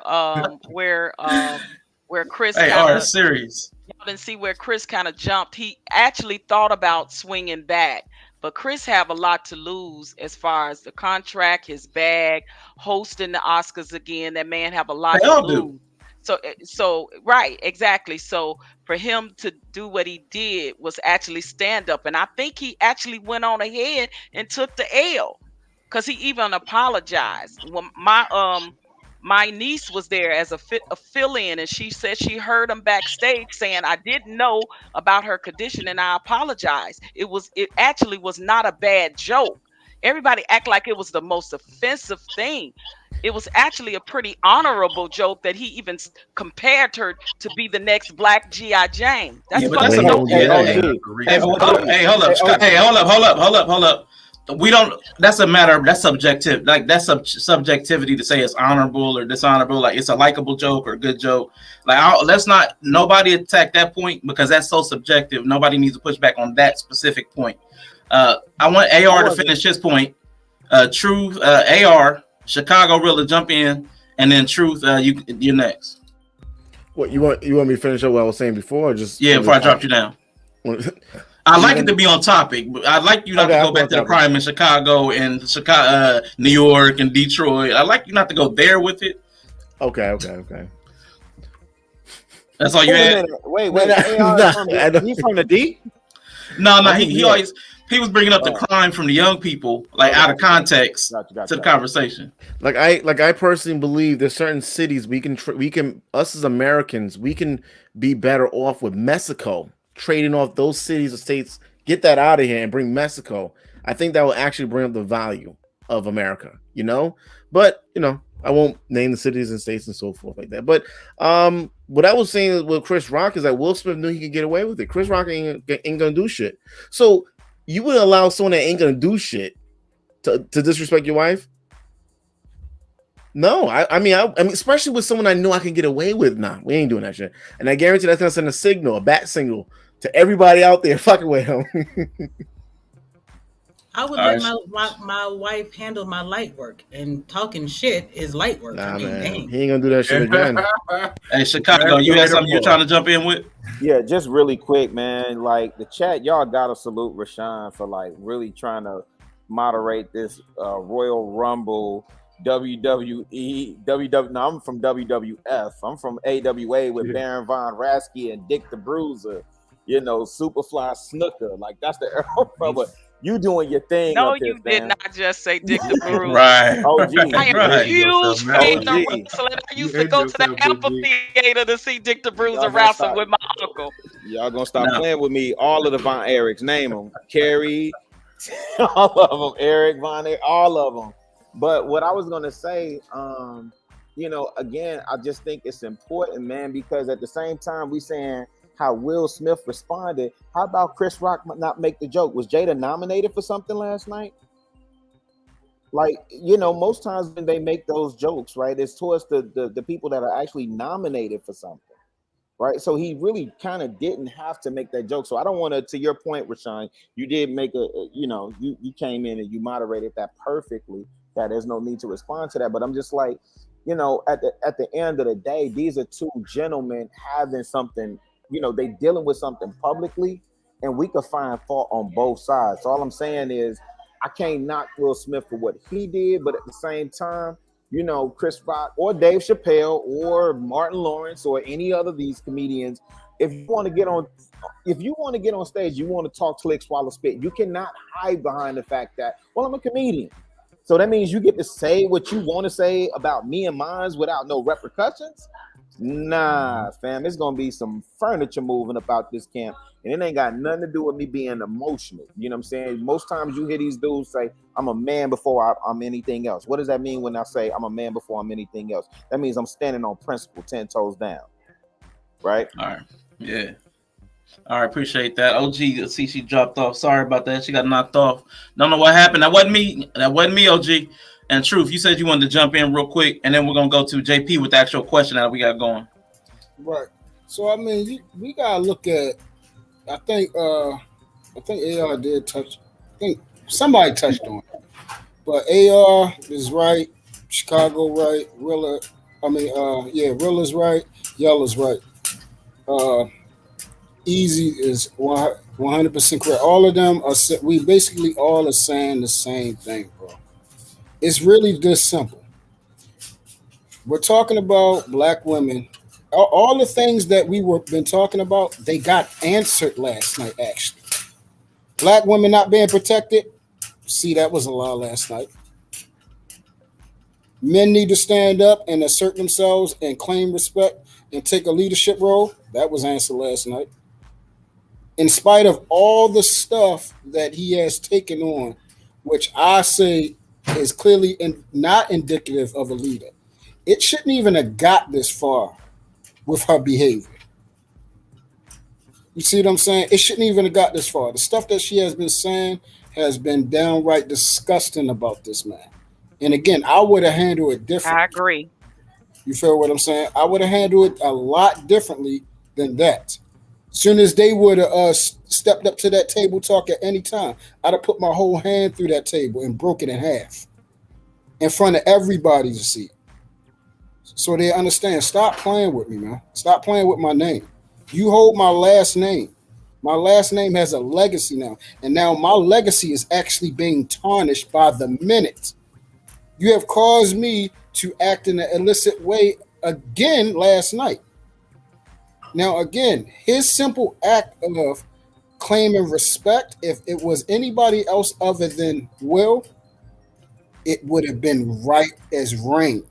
Because it was him and because of how the fact she has been dragging and how it looked based off of the optics of how she looked at and she looked at disgusted. And then that's when he responded. Again, Easy said it. That don't mean he was happy about the joke. He hasn't been happy about that. Man got some thick skin to even deal with the stuff and not to be in a situation of domestic violence and stuff like that. To deal with that, because a lot of guys would have been put their hands on a woman, bro, for this stuff. We've seen them been put their hands on way less than what has transpired. You feel what I'm saying? All this has been a trickle down effect from what has been coming down for the last 2 years of what happened with August, about him not even knowing it got that thick when it was supposed to have been, I guess, a arrangement, but she called it entanglement. And then now every time their business, him having sexual problems and all that stuff is for public, uh, uh, uh, uh, for the people of this world to know about. That's stuff like, yo, this has gotten way beyond. She is out of control.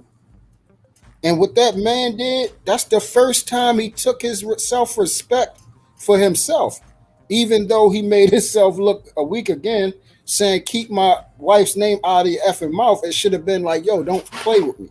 Don't disrespect me. Because when you disrespect her, you disrespected me. I'm the husband. I'm the one that run this ship.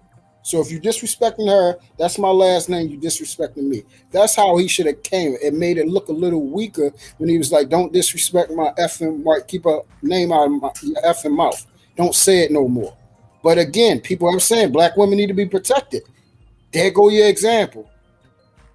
So all these things, the questions that we have been asking in discussions, a lot of them got answered yesterday. I still think we need to stop placing these type of people in positions of leadership and holding them as kings and gods and people that we look up to and participate in idolatry, because clearly they're not the template that we need to be following, bro. It's Definitely. just simple. Appreciate that. Hey, Truth, going forward, guys, because we have a lot of people who are not economical with their words, I am going to start using the timer for my people right here. So we are going to start using the timer. But the question that we got going through here, how far is too far for a joke? So we're actually critiquing the joke itself, because again, Patrice brought that up. The joke wasn't that bad. And the second part of it, because the gender part of it, why is public shaming and or humiliating black women socially acceptable in general? So we're going to start with the ladies first, JP, and then OG Patrice, and we're going left to right. Okay. Going with Hanifah's comment, I think we may be more offended by Jada than Will is. I think that's the start. How far is too far for a joke? Unless you're Jada, how can you really say how far is too far? And did Jada speak up and say anything, or did she just make a face? So the humiliating part of it, was she humiliated or just offended? Just real quick, just jump in. I'm speaking general principles. I know. I'm going there. The point being, we jump too soon for people all the time when it comes to a joke. I say, and it used to be in my title, for fuck's sake, we are not inspiration porn. Don't get inspired to jump off your balcony for me. If I'm not fucking jumping, why are you? That's the thing. We're always ready to say we need to fight for such and such. I would like for our black men to begin to fight for themselves and one another. If that was a setup, then that's the worst part. That's an offensive ass joke. And using her in that way to get the joke off, then yeah, that was a public shaming and out of line on both men's side, and media in particular. But are we looking at it that way? Or are we simply looking at it as, what would I do? What do I find funny? How do I feel? We're not taking into account actual black women's feelings about it. That's one black woman. Are we looking at how do black women feel about the whole thing? What have they actually said? I think that it's not shaming to make fun of what we know to be true about ourselves. It's not humiliating us if we just say, well, that was stupid, and keep going. How do we get y'all to stop caping so damn much for a joke? Amen. That's all the time I need. That's my question always. All right, JP. OG, I already know you said you didn't think the joke was that bad, but tell me about how far is too far for a joke. Where's the line that we draw? And why is publicly shaming black women seeming to be socially acceptable? I don't think that it's acceptable, and it shouldn't be acceptable. Like I said, but about this joke, though, honestly, Jada Smith was in the Matrix. She was kick ass. And I really think he said it in a jokingly way to give her honor, as to say, shit, you can be the next Black G.I. Jane, goddamn it. Let's look forward to that. That's how I took the joke. Everybody laughed, including her husband, until it wasn't funny to her. And I get what y'all saying about the other part with him, whatever. But however, it was still assault at the same time. And I think he took all his anger and frustration of over the years out on the wrong person, in my humble opinion. Cause I seen other people he could have had that energy for, starting with the man that he allowed to do what he did with his wife. So when you put things in perspective, I get it. He was an emotional wreck by the time he got up there to accept his award. Rightly so. I get it. He's been going through a lot for a long time. But honestly, the joke to me was not in bad taste, in my humble opinion. And I think that Chris Rock, being the comedian that he was, took that L with confidence and accepted it. He apologized. He said he didn't know about her condition. And it is what it is. Now, is he going to sue? Is he going to press charges? He already said he wasn't going to press charges. And I doubt, probably, maybe, if he sued. Now, could Will face, some issues with the Oscars? Yeah, he could, because he violated. Do I think they're going to do it? Probably not, because they know that people going to jump right on him and Jada's side with the protest, because they had already protested against the Oscars. So probably not. And I think it'll be tomorrow's news once somebody else come in the headliners. I'm not looking at it that way. I'm in entertainment, so listen. I don't believe in star censoring, especially comedians. You start doing that, I'm like, yeah, no, I'm sorry. What we doing? That wasn't a too far joke. It wasn't. Not in my humble opinion. Okay, OG. What you think, AR, on the question going by? I have to stick to the question. No, I'm joking. I'm messing with you. No, but I don't. The joke wasn't bad at all to me. I don't think comedians should be censored. I just think that it's like when people talk about, they used to make jokes about Mike Tyson, right, back in the 90s or early 2000s. They used to make sure he's not in the room first, because they know in case it's not funny, he may come up on stage. So I think that comedians shouldn't have a limit, because I think that there's a lot of F stuff going on, especially what they're trying to promote, this homosexuality to our children. So I think that's the only way you're able to openly speak about things. But how far is too, I don't think no joke is too far. I make my Black Jesus a joke, and that's God I make fun of. So, I mean, why is publicly shaming human Black people? Yeah, Black women are not exempt. They're gonna get these jokes, man. But you just gotta, I have to realize, if you're making these jokes, I have to know what comes with it. Some people are not too stable to handle these jokes, and it's funny. The joke may be funny, but people don't find it funny. So when that person don't find it funny, you gotta be able to accept it. You gotta take it on the chin, which Chris Rock did. And the thing about it, like some people saying that if that was someone else, would Will Smith still do that? Yeah, but that wasn't someone else. That is someone he could get away with. So out of all the people I could get away with, I might as well get away with him.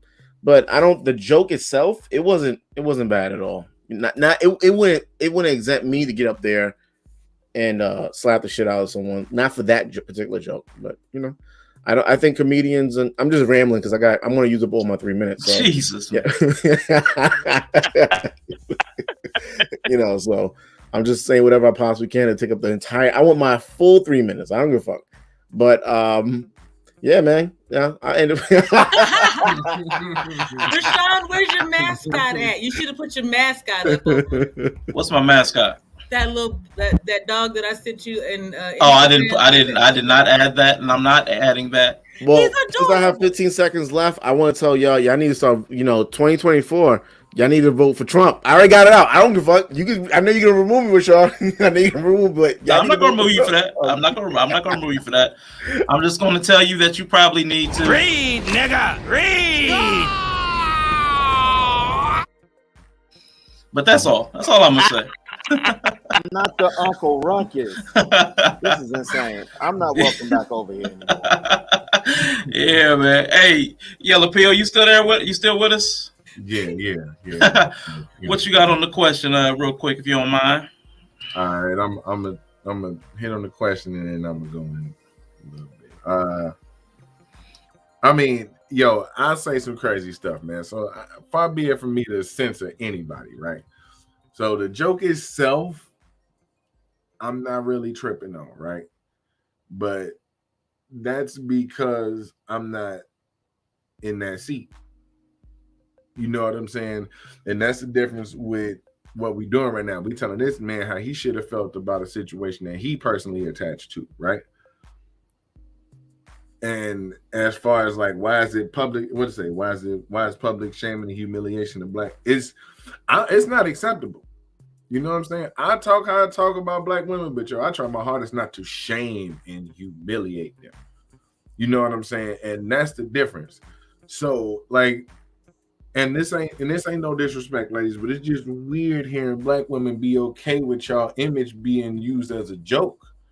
You know what I'm saying? Like, she's sitting there, and regardless of how you feel about alopecia, that's her thing, right? She's attached to her hair. You know what I'm saying? We hear black women in these spaces talk about, you can't tell me how to do my hair. They take pride in what's on top of their head.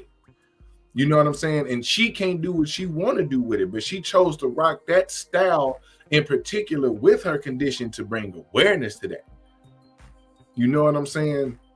Just imagine being a woman and you looking in the mirror and your hair falling out every day. Yeah. I'm just saying. Right, because that's the problem with fellas. Y'all always assume that we haven't already gone through or considered said experience. These long locks right here don't come from me not considering the idea that they may fall out at some point. In fact, I was recently in a fight with a Mexican woman and she pulled a couple of them out. So we do consider those things. But that's what I'm saying, though. A little mama but what I'm saying, though, is that's it. From you having a condition where you can't control what your dreads I actually, that's the thing. Again, don't say, well, have you considered it? And then not let me go ahead and tell you that, yes, I have considered it. And what I'm saying to you is those who have experienced those things, more often than not, we even come around to making light of those things because you have to get through it somehow. And if you are always messed up about it, then you end up in this situation. That's a mental health issue that they didn't have. And more to the point, no one brought it to light until they did. No one because it's a hidden illness. No one would know until they brought it up. Now, it's not about being vulnerable about it. She can be vulnerable about it on the red table talk. Why be vulnerable about it in the whole world to see, except to make a spectacle of yourself for ratings? And then, okay, so and views because you and your husband are both. They said they never gave you niggas money. You don't know how to appreciate it. If she made a spectacle of herself telling her business in the bedroom, why couldn't nobody retain the information she said about her alopecia and treated it the same way? Because she said it on the same platform with the same reach to the same people. And we only want to focus on the fact that she was ratchet in the bedroom. Damn all that. The joke wasn't about what she was doing in the bedroom. The joke was about her appearance. We want to make sense of everything now. Hey, JP, can you let him finish his? Can you let him finish his time, please? Hold on, because if he'd have said something about the entanglement and then he got upset, I'm with you on the over emotional stuff. But he didn't say that. He made a joke about her appearance, which is attacking her personally. Because and OG, with you know you my TT and I respect you, but that joke did not come from a place of honoring. Because far be it for me to call anybody bad at what they do, Jada is not the actress you think she is. So please don't make her the next G.I. Jane. That's all I'm saying. It was not a recognition of her talent. I beg to differ. I'm telling you, OG, it was a direct shot at her appearance. It was not an honorable thing that he said to her. And that's the only reason I'm giving you pushback on that, because that had nothing to do with her acting. That was her appearance. Because if she wasn't bald head, he couldn't make that joke. All right, Yella, real quick, JP. Hold on, JP. I'm going to give you a minute because he was speaking specifically about a woman's issue. I'm going to let JP go and then OG go on that. That's it, real quick, real fast. No, you can't. I'm going to let JP go and then OG go. You're gonna get your turn, Truth. Hold on, Oh, okay. but Yella I'm trying to figure out the order. That's all. Yeah, you're next. But since Yella spoke specifically about a woman's issue, and JP and he said OG by name, I just want to give them a minute to respond, and then it'll be your turn. Okay, but dang it. I don't disagree with Yella when it comes to she ain't that great of a doggone actress. I also say from understanding comedic insight and looking at it, she looked like a female G.I. Joe. She had on this green dress under certain lighting. You just look at it. She bald-headed, this green thing. It was already there. It was right for the words to happen. That it didn't land well. Okay, he got slapped in the face for it. He stood there and took the slap. Like, why you stand there if you didn't know something was coming? You were waiting for something to come. All I'm saying is, when it comes to our appearance, Black women know and understand that we're going to be talked about, disrespected, treated all kinds of ways. We've lived that life already. Don't be caping for the fact that I might look a certain kind of way. Cape for the fact that somebody is actually assaulting me. Y'all don't do that shit enough. You're not aware of those things. Okay, JP. OG, come on, jump in real quick. What she said, and nephew, you know I love you to pieces, right? And I respect your opinion. But as a woman and somebody that's been in entertainment, knowing we have to have tough skin for what things is being said, and I know she going through a sensitive thing, I honestly do not think it was a direct shot at her appearance per se. I think it was actually saying, you look like you could be the next G.I. Jane. That's what I took it as. And as a woman, I wasn't offended by that. I really wasn't. And obviously she was, because it's her hair and her situation. And guys, he did not know. I gotta stress that. So I'm not making it about her acting. I was making it about, I believe he was like kind of one-upping her in a way, as to saying, you can be the next Black G.I. Jane, goddammit, because you got that look going on. That's just how I took it. Got it. And obviously it wasn't her day, so it's all good. Thank you. AR, you said you wanted to say something before Truth takes his turn. What is that, sir? Hold on, let me think. Man, damn, I forgot. But yeah, Jada ain't got no ass. What you arguing with her for? I want to slap someone over her. She flat. All right, Truth. Yo, man. Hey, listen. Going forward, I'm doing a screening process, and certain people will have to submit. I cannot. Right, go in alphabetical order. So no, reverse alphabetical. He got to be the last one. Go ahead, Truth. Yeah, but what AR said earlier and what Yella said is, once again, dead on, bro. The joke itself, for me, I don't find Chris Rock funny at all. So the joke wasn't funny. So the joke is not what made me look at the situation any less or any greater. It's the simple fact that he said it about his wife. And regardless of anything, that was not an invitation talking about the woman's acting career. The only association was the fact that she was bald, and Demi Moore, because I actually seen the movie, was bald. That's the reference point. It's the bald of the head. It's the fact that you don't have no hair. That's why you're considered G.I. Jane. That's the reference, is the bald-headedness. It was no other reference. It was nothing else to even try to make it seem funny other than the bald head. Because nothing funny about a woman going to war other than the fact that she was bald-headed and looked like a man. So the joke itself wasn't too far. I'm cool with the jokes. She don't look like no man. I'm cool with the jokes. Anything is open season, but again, be open to the repercussions. AR put it perfect. People didn't joke with Mike Tyson. You know why? Because they knew he was coming up there to lay them out. He was one of those guys. You said something, he's going to hit you in your mouth. He don't care. That's what I'm saying. Like, we got to stop thinking we just have this entitlement to be able to say stuff because there's guys out there like Tyson that's not playing. They're just not playing. Like, you're going to respect me. If you ain't got no respect for even your mother, you're gonna respect me. And the thing about why is it publicly shame and humiliation black women acceptable? For me, it was never acceptable about shaming anyone, not just black women. We're talking about anyone. Like, I hold respect high for all people. Where it gets a little iffy, a lot of black females are disrespecting themselves initially with the way they with their presentation, which causes you to say, "Hey, you're going to act like that. I can't support and back you up, sis. You're gonna have to correct that, and then I can roll with you. But right now, you out of pocket. How you moving?" So they automatically move it in a place of humiliation and shaming. They're shaming themselves by their conduct and behavior. That's not acceptable to no man, and it shouldn't be acceptable to them. Appreciate your truth. And Simon, I want to apologize to you. I did not speak to you when you came into the room.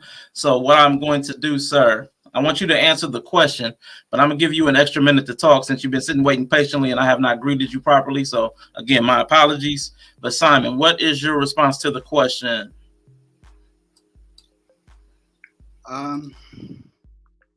First of all, yeah, I don't know if you can hear me. Can you hear me? Yes, yes. I appreciate everyone on the panel. That's cool.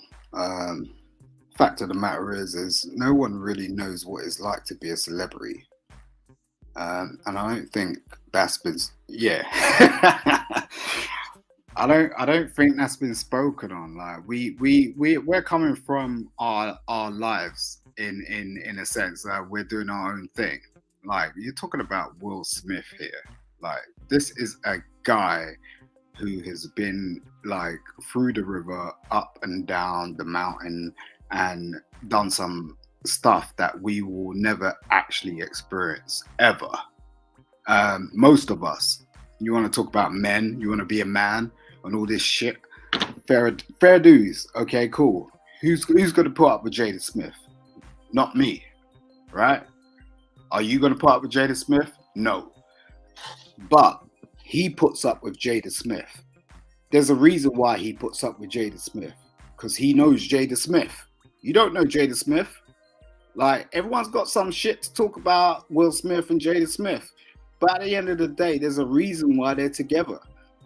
There's a reason why he locks with her. He's one of the most successful black men that's ever walked this earth. You can't speak on that.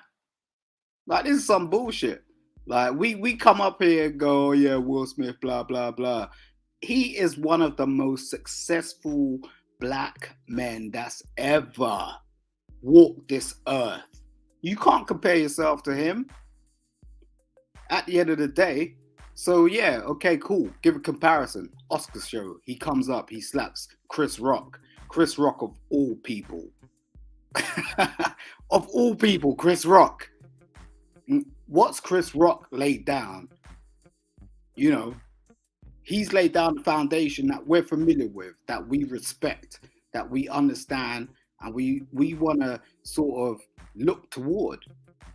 And we're baffled by this shit because we see two black men who are highly successful going at it on a random tip. And it's crazy. But this is what it is. We're in 2022. Like, Will Smith ain't playing anymore. And that's just my perspective. Do you get what I'm saying? He's had so much shit thrown at him. Like, from not only like Chris Rock, you know, Eminem, this guy that just came out of the wayside, you know, and we just sat back and we just throw up these videos and all the rest of it and go, oh yeah, Will Smith. What are you doing? Could we turn around and say we stood on the highest building on earth and actually did that and put up with that shit and fulfilled every fantasy that we could ever think of in our lives? We ain't doing that shit. We're on level 1.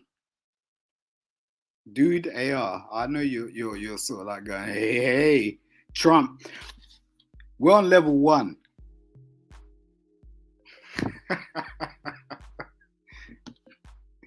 You get what I'm saying? We're on level 1, man. Let's go on level Will Smith. I advocate for Will Smith, man. I ain't fucking with this bullshit. I'm just saying, like, this guy, we need to be putting on a pedestal because he is the fucking guy. Like, out of everything that's happened in the last 30 years, we have what? If Will Smith did not exist, what are we pointing towards? Appreciate that, Simon. And I only because I've heard it from the chat and up here, I want to kind of recensor the way I was trying to come to the conversation. So I probably did a poor job of articulating this. Not everybody is Will Smith or a celebrity. And I don't think we also need to know what they think and felt. But all of us, especially in this online space, have been probably the butt of a joke, or have been verbally attacked, or have been trolled, or have been received some form of disrespect. And this is about disrespect and the response to the disrespect. This guy that used to coach at Ohio State, Urban Meyer, had this event plus response equals outcome. Like, something's going to happen, and how you respond to it, that culminates in the outcome. So I want to couch the conversation where people don't have to constantly say, well, we're not them, or we don't know how they feel, because we're human and we experience disrespect and the feeling to respond or react. So we can have this conversation from our perspective. And I even took Jada and Will out of most of my questions as well. So again, I don't want to spend as much time as we are addressing Will and Jada specifically, because we deal with the same dynamics, even if we're on level 1, but we get level 1 disrespect. We get level 1 being called out from a panel. We get level 1 being trolled. We get level 1 being doxxed. We get level 1 being called out our name, but we still feel it, and we still have to consider it and react and respond. So going forward, I want to couch it there. I know, JP, you had your hand up, but I want B-Eazy and CHICAGORilla to answer the question as well. However, if they want to continue on the Jada and Will thing, that's fine. But again, I want to couch it from our perspectives, because that's where it's most useful. Arshawn, would you put up Rest Neil's statement, because she's 100% on spot with that. All right. Is that the one you're talking about? Yep, that's spot on. That's really what we need to be talking about. That's spot on. All right. And B-Eazy, what you got on the question, sir? So which question? The how far is too far for a joke? Yeah, and then humiliating black women publicly, because that seems to be a thing. If you listen to black women, especially in online spaces, they talk about this. I know nobody up here really agreed that was a thing. Like, they said it's never been acceptable, but the outcomes have taught me different. Like, black women are publicly shamed and the butt of a lot of jokes. But again, speak to it from your perspective, how you feel about it. Can you reset his clock, please? Okay, so there's no joke that's off limits if we say that we truly believe in freedom of speech. Now, there's some jokes that could be said that's distasteful, disrespectful. That's all subjective, right? So everyone has the right to say the raunchiest, rudest joke, and people could respond to it however they want. Words matter. Intent and context matters. Wars have been started over words. When I was growing up, people would fight over getting called an African booty scratcher, right? That's a word that would be fighting words. So you can only imagine somebody disrespecting your wife in front of you, putting her on the big screen, etc. So these types of things, I mean, it just comes with the territory. I don't think that people should be censored on what they are allowed to say. You can say whatever you want, and it's up to you to react. I don't know, somebody getting some chips or something, but My fault. Frito-Lays, it's up to you to react and respond. However, I don't believe in censorship, and I would just try to go a little bit of different route, and this could go we could expound on this later. Oh, but let me touch on the other topic when it comes to, is it being acceptable for the humiliation? Well, yes, it's acceptable because we've accepted it, right? Like, so that's what makes it acceptable.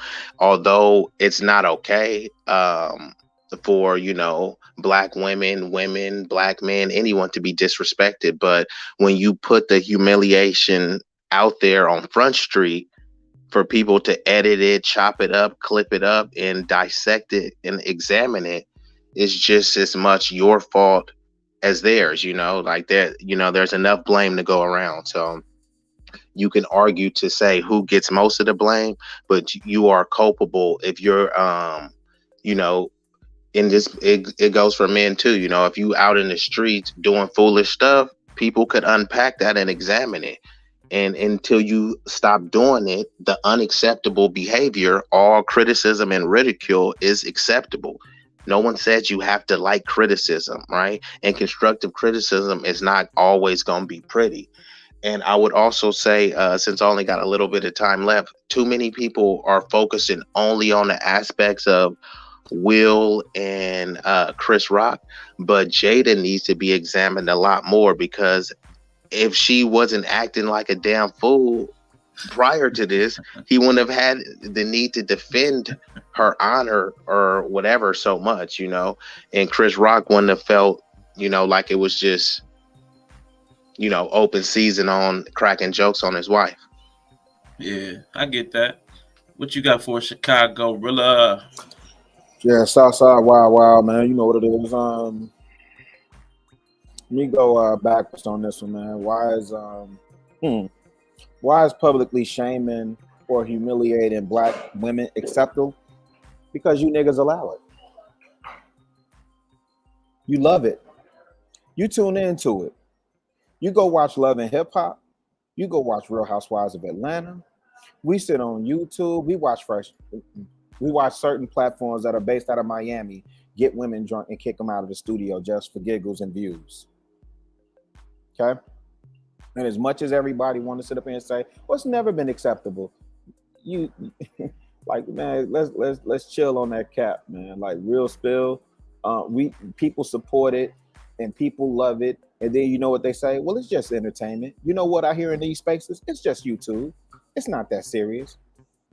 What you tripping on, dog? They was just cracking jokes. Why you getting upset over that, man?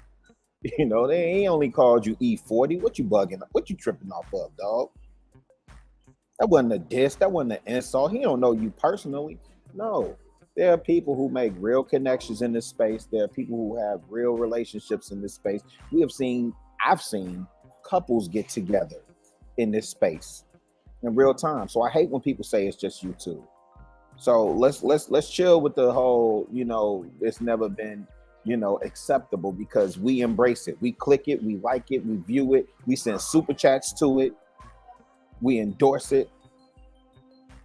And then when it's time to call it out, oh, it's just entertainment. It's just jokes. No, right? So how far is too far for a joke? So in my 60 seconds, let me tell y'all something, man. I got a sister. This is a real story. She gonna be mad at me if she hear this. But whatever. I'm gonna make this point. And Rashawn, please give me grace if I go over just like 5-10 seconds, bro.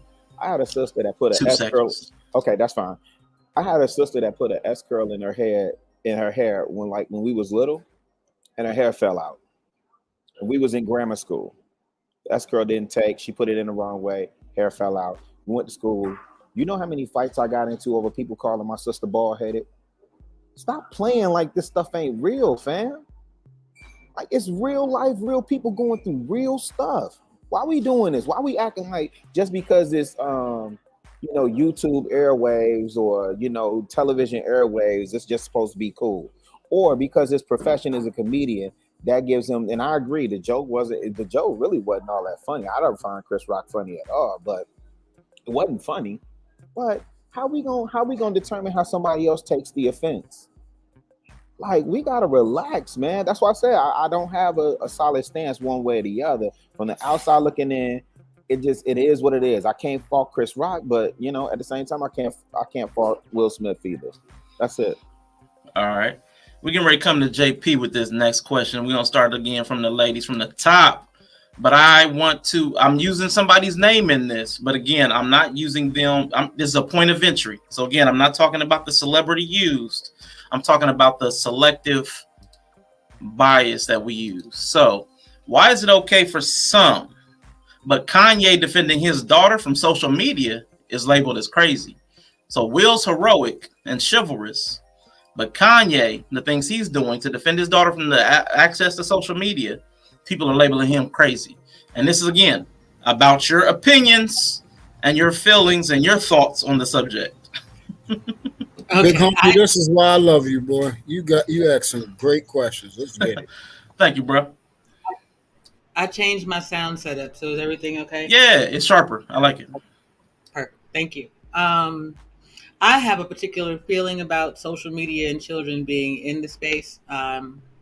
One, my fellas didn't receive phones until they were 12, and that was because they were going off into spaces where they would be away from me for a period of time.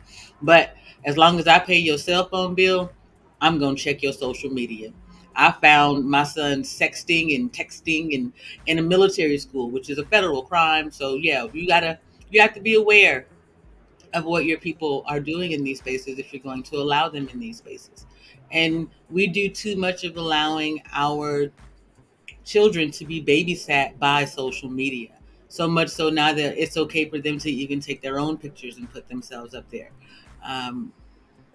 We don't seem to have a line in the sand for social media, but that's where I stand in the void on my own platform. I'm hollering constantly about the image and representation of Black folks being in the space. So to me, I don't think that there's too far that you can go, with the exception of outright deleting someone, perhaps. And that's really depending on what you've done to my child in social media to protect my child's innocence. And there's nothing innocent about. So why is my baby in that space? I just don't. When women in the space, and since I have the time left, I'm just going to say this. If you're going to be putting your information out there on social media, do it when you get home. Tell someone that you know around you regularly where you're from and where you're going, that you're going to be going to this place, this time, you intend to be there for a certain amount of time. And vice versa, when you get home, then you post your damn pictures. Then you tell your damn story. Then you put your video up there. Do not forecast what it is you've been have going on in your life if you're going to be out here in these social media spaces. When it comes to people pulling up in your DMs, state if you are a business, hey, I'm on social media for the purposes of doing X, Y, and Z. If you are not contacting me for that reason, please do not contact me in my DMs.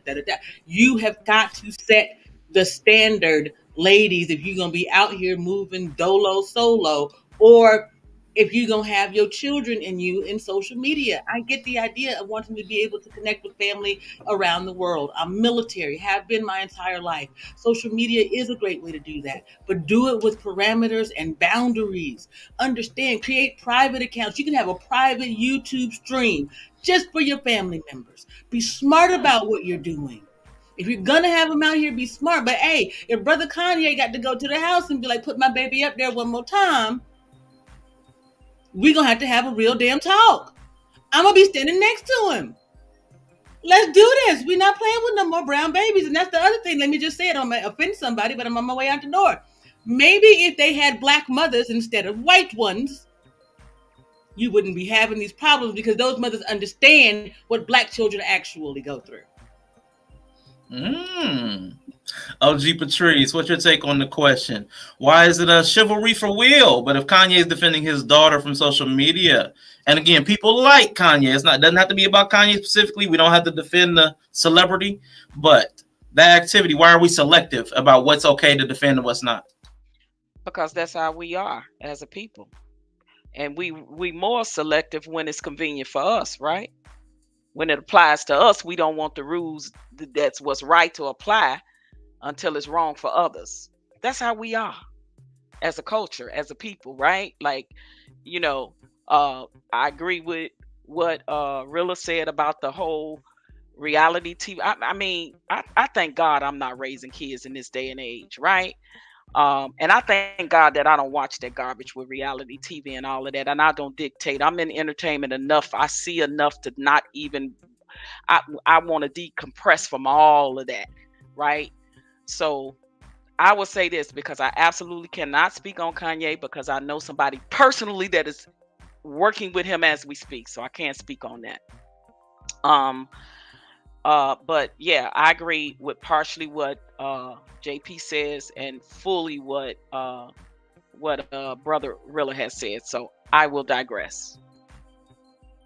All right, OG Patrice. AR. Now listen.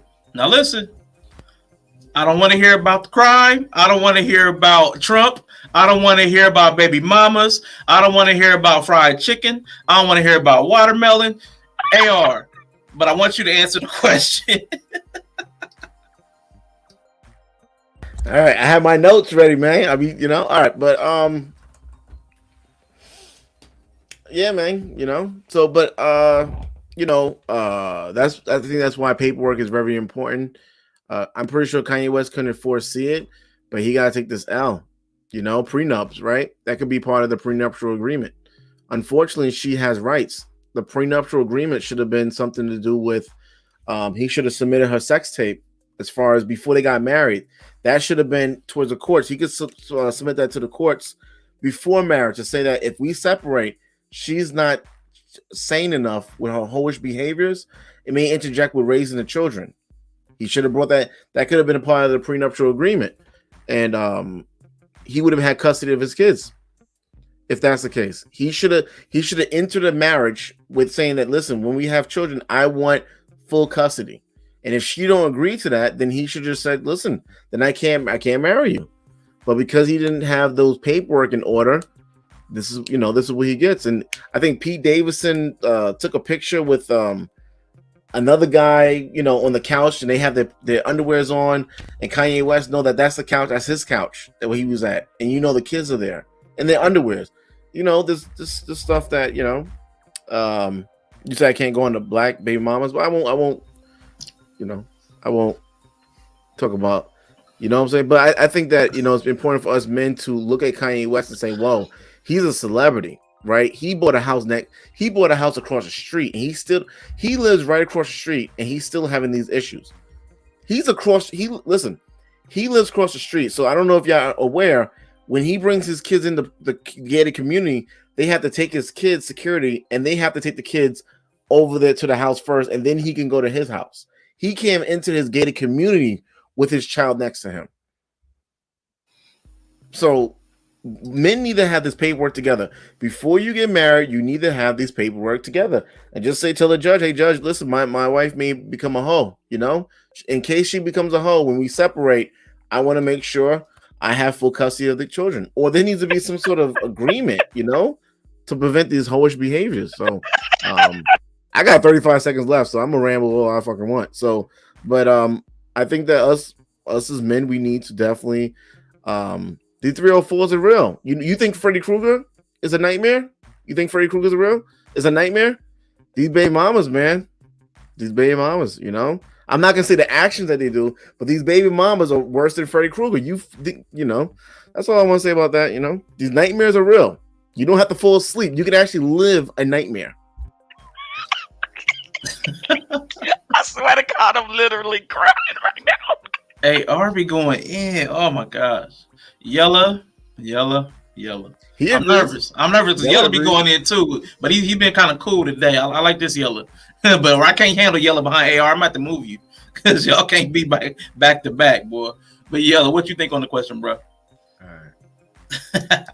So the reason why it's okay for say Will to do what he did as opposed to Kanye, I mean, just I don't know from the outside, because I'm cool with the actions of both men. You know what I'm saying? I don't disagree with how neither one of them acting. Because y'all ask for black men to do whatever you need to do to you know what I'm saying, protect their kids, and when they do that, then everybody want to get up in arms. So I really think it's like a grudge towards the towards the people in question. If you don't like their judgment in their personal life, you feel like they deserve to get to kind of get screwed over. And that's weird. You know what I'm saying? Because if that's the case, then everybody deserves to get screwed over because everybody that made bad decisions in their life. Everybody that been with somebody they wasn't supposed to, everybody. Oh, we wouldn't be here with all this damn trauma. Somebody up here would be like, man, life is rainbows and Lucky Charms and shit. You know what I'm saying? I picked the sunflower, you know what I'm saying? And it instantly turned into the cotton thing and I blew it away. And a unicorn came around and gave me a cup of yellow peel coffee, something. You know what I'm saying? So it's different because people pick and choose it to be different. If you don't agree with Kanye's choice in wife, then you might be like, he deserved to get fucked over because that's who he with. You know, if you don't like Jada's Will choice in wife, oh well, that's what you know. At the end of the day, they doing what y'all asking them to do. It's the weirdest thing ever. You know what I'm saying? Then you get mad at the results. You know what I'm saying? I'm pretty sure I wouldn't. I'm in that situation. I wouldn't be okay with nobody like Pete Davidson being around my kids, man. Dude, weird as hell. I'm pulling the house off the foundation. Real talk. That's why it's like I'm trying to be chill. That's why I'm trying to be chill, Larshawn, because I choose violence. You know what I'm saying? I choose violence. Yeah. I choose violence. I choose the extreme measures because that's what you need nowadays. We live in an extreme society. So you need extreme reactions. You need extreme movements. You know what I'm saying? So if I got to, you know, go lay hands on somebody because I don't feel like the situation that my kids is safe in, then yeah, that's what it's gonna be. You know what I'm saying? The dude already make jokes about what he do to little kids and all this other stuff, bro. Like, do your research before you call the father crazy. You know what I'm saying? Peep what he talking about. You know what I'm saying? So shout out to Kanye. Keep doing what you think as a pops, bro. I ain't never gonna knock that shit. You want men to fight for their kids? This is what fighting for your kids look like. I like that. All right, Truth. Yeah, you was ready. You like this question when you heard it, man. What you got for us, player? Yes, sir. Yes, sir. I mean, a lot of people fall into that category of being hippos, contras, and frauds, man. Like they chooses. They want to pick and choose based off of their own preference of what it looks like when a man is trying to protect and do for their children. I advocate any man, and I salute any man for doing the best he can to be there for their child, even at the expense that the man might be a little out of whack and foolish. In this case, Kanye West is a little up there, but at what he's trying to do is he's making a claim, he's making a statement, and a fight for his children. Would I move that way? No, but I can't say that that the way he's moving is the wrong way. I don't know what rules he set in place prior to, you know, the situation where old girl got a new dude. He might have set in place all these rules where, and they might have been in agreement where the kids don't watch this or they don't participate in this and they don't go to these type of shows and things like that. Because that's what he's complaining about. If you listen to the things that they're participating in Disney and all this type of stuff that they supposedly had agreement, hey, I don't want my child moving like this because I know what it brings. You feel what I'm saying? And, you know, this, for me, you know, when it comes to children, you know, that's up my alley. I'm all for children. I'm all for advocating for parents to be the best they can be for their children, most importantly, and then also for themselves. I believe the children are our future, and we need to do all things in our power to give them the best opportunity to be successful as the individuals they're growing into be. Now, a lot of us be missing the ball a little bit because we try to impart the things that we have done and who we are on them, and rightfully so, they're going to pick up our examples. You feel what I'm saying? So that's why we got to be more careful. But again, I'm not the type of person that's going to be running around here telling somebody they don't need to be doing this and that, when the simple fact of I understand the plight of being a man and being a father and fighting for his children. Never not going to knock somebody like that. I'm not that type of man. Nah, I appreciate that, bro. Definitely. I like that everybody's on that type of time, talk about whatever a father need to do to take care of his kids and protect his kids. I love that. But Simon, what you got on the question, sir? Why you think it's okay for Will to defend his wife, but when Kanye defends his kids, it's seen as crazy? What's your opinion on that?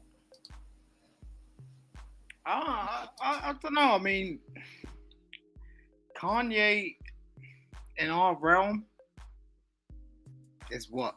You know, I mean, I don't think we understand people like that.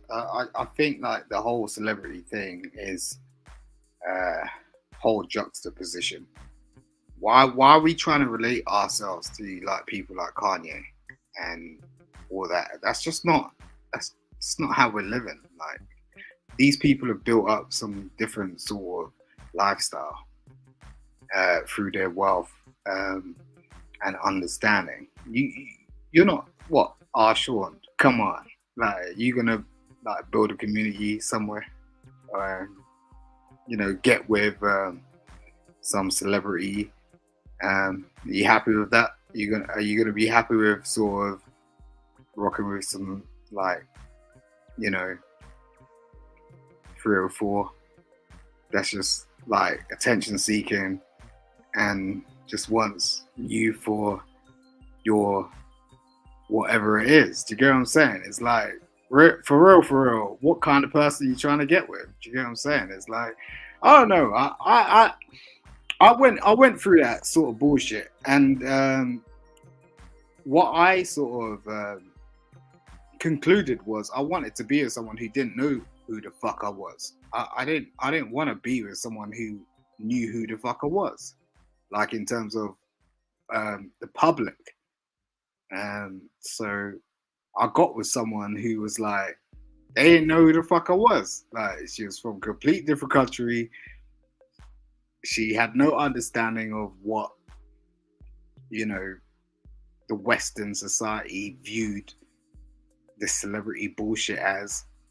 And she came in it like with you know, blinders. So that was cool for me. And that's I think, like, when you get to that sort of status, I don't think people want to rock with people who just want to get with you just because of the fact that you got certain things. Like, you got mansions, you got this, that, the other, you got cars, you got AR. Click your toes, bro. You don't want to get with people like that. You want to get with someone who just wants to take you for who you are. Did you say click your toes? Yo, I want to address something real quick. Because I did let it go by unspoken on. Yellow Peel Coffee was obviously taking several shots at JP live on camera, talking about rainbows and unicorns and all that farts and all that other stuff, unicorn farts and all that. Yellow Peel was obviously talking about JP and calling her out directly. But I just want y'all to know that we're going to protect black women up here. Yella, you ain't allowed to be up here talking bad about no unicorns, no rainbows, no puppies, no leprechauns, nothing, none of the Lucky Charms icons that JP aspires to. A Pegasus is better. see, we beefing. But hey, but real quick. Brother Clarence told me to keep my clothes on, though, so I can't show you my tattoo. Oh, okay. All right. And y'all out there in the chat, I do apologize. If y'all see me laughing while people are saying some very serious stuff, it is not my fault. It's the back chat. They are back here going crazy. They are so wild. I don't know who these people are that I let up. It was public and I just dropped the link and they just came up. I don't know none of them. I don't associate with none of them. I'm not friends with none of them. I don't talk to none of them offline. If y'all have a problem with any of these opinions, it's on them. But they all love cereal, though. Everybody up here loves some damn cereal. Hell yeah. But Simon said something. I'm fucking some cereal right now. See, something wrong with y'all. But Simon said what I want to deal with the 304. And my philosophy on 304 is an AR is familiar and Yella. I've got Yella on board too. you don't have to save. You know, don't put on your cake. You don't have to save all the 304s, but you do have to save one. What? Save one person. You gotta save one, man. You gotta save one. All right, but save one. But be easy, that dude, bro. What is your thought on the question? Why is it okay? JP. Oh, JP. I just one thing. Y'all can't all save the same one either. You MFs out here caping for the same dusty broad. Everybody pick your own broad or 304 and help transform her. But stop picking the same one you're caping. Anyway, go ahead. Where's the white women? Yeah, get on. Shit. You say save one. What? Save one person. Save one person. Hey, be easy, man. What's your thought on the question, sir? So let me just try to take it a different direction a little bit. So I say people need to stop with the stereotypical tropes that black man is not involved. And since everyone trusts the CDC for their data when it came to the jab, how about this? It showed the study in 2013 that black fathers are more likely than their white and Hispanic counterparts to feed, eat, bathe, diaper, dress, and play with and read to their children on a daily basis. So when we got Kanye, Will Smith, or the average father, black one specifically, out there trying to fight to govern over their household, to raise their kids up to be respectable citizens in society, we need for society and especially the women to fall back. You on one hand, you can't say, oh, y'all ain't here, y'all ain't ish, and attach you to every type of Pookie and Ray Ray connotation, and then they say, hey, look, no, I'm not of that fabric. This is what I want to do. I believe in whether it's traditional values, conservative values, biblical, Muslim, Christian, none of that matters. As long as he is a man willing to provide, willing to govern over his household in a way that's conducive to success. Like, what are we talking about here? Y'all want to say they was mad that he got a house across the street from his kids. But then if he was a deadbeat dad and moved to Australia, you would have a problem with that. So we need to stop saying that we want fathers to be present and be in the household, but then we're trying to dictate to them how to be fathers. We're trying to police their fatherhood, essentially, due to especially our community being a matriarchy. They don't really want fathers. A lot of times they want bodyguards, right? They want a bodyguard that they could put a battery in the back like Will Smith, like, all right, robot, go, you know. All right, then they want you to be a sexual demon, like, all right, they turn on the sex button, turn on the protect me button, and it's like, what else are you? Oh, and then the provider button is on. That never goes off. The provider button stays on, right? So if I'm doing all of this stuff and performing and checking off all of these boxes, what type of control do I truly have? How could you blame me for something when you're not willing to concede control?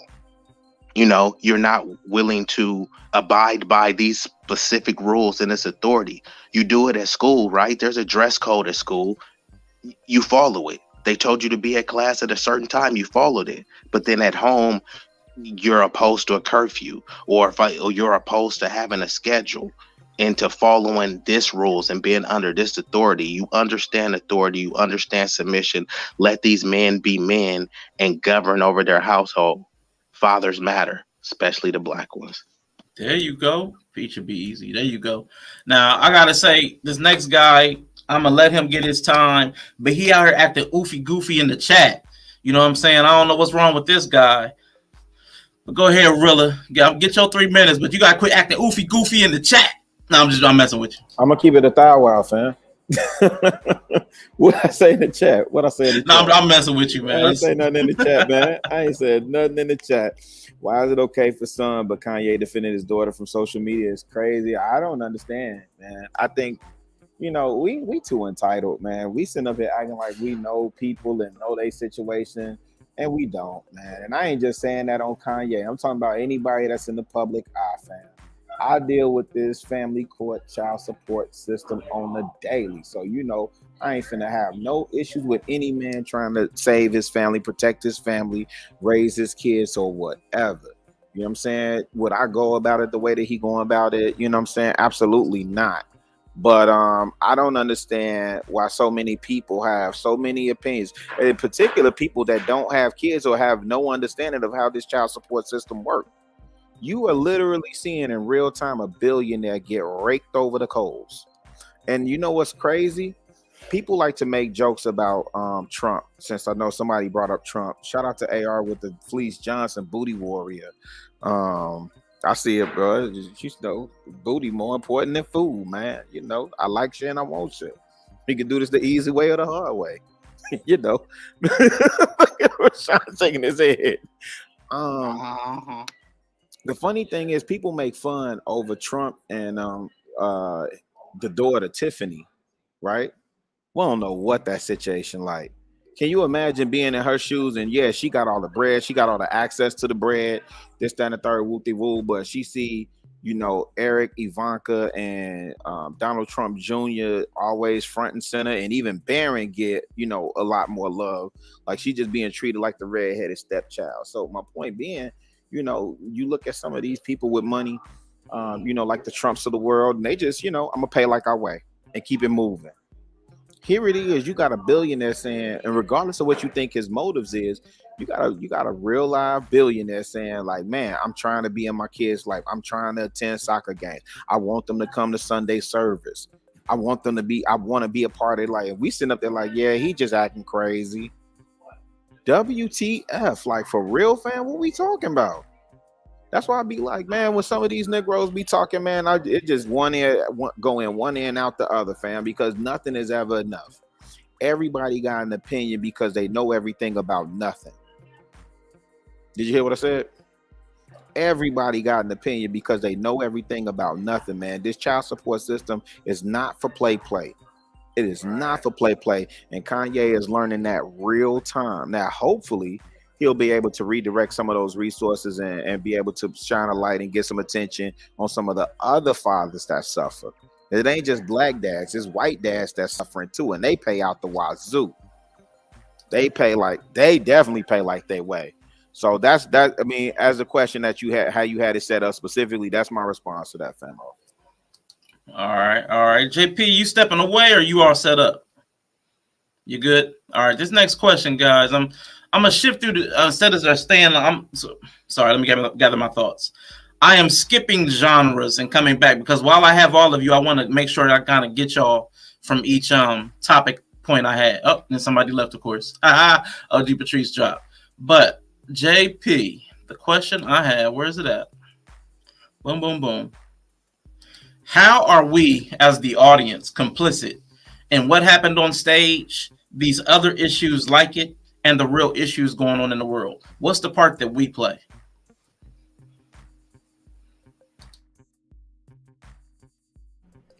We overconsume the hell out of every damn thing. And to whomever asked, is Desert Runs 22% THC. Ain't it pretty? That shit's gorgeous. Okay, moving on. So we overconsume everything.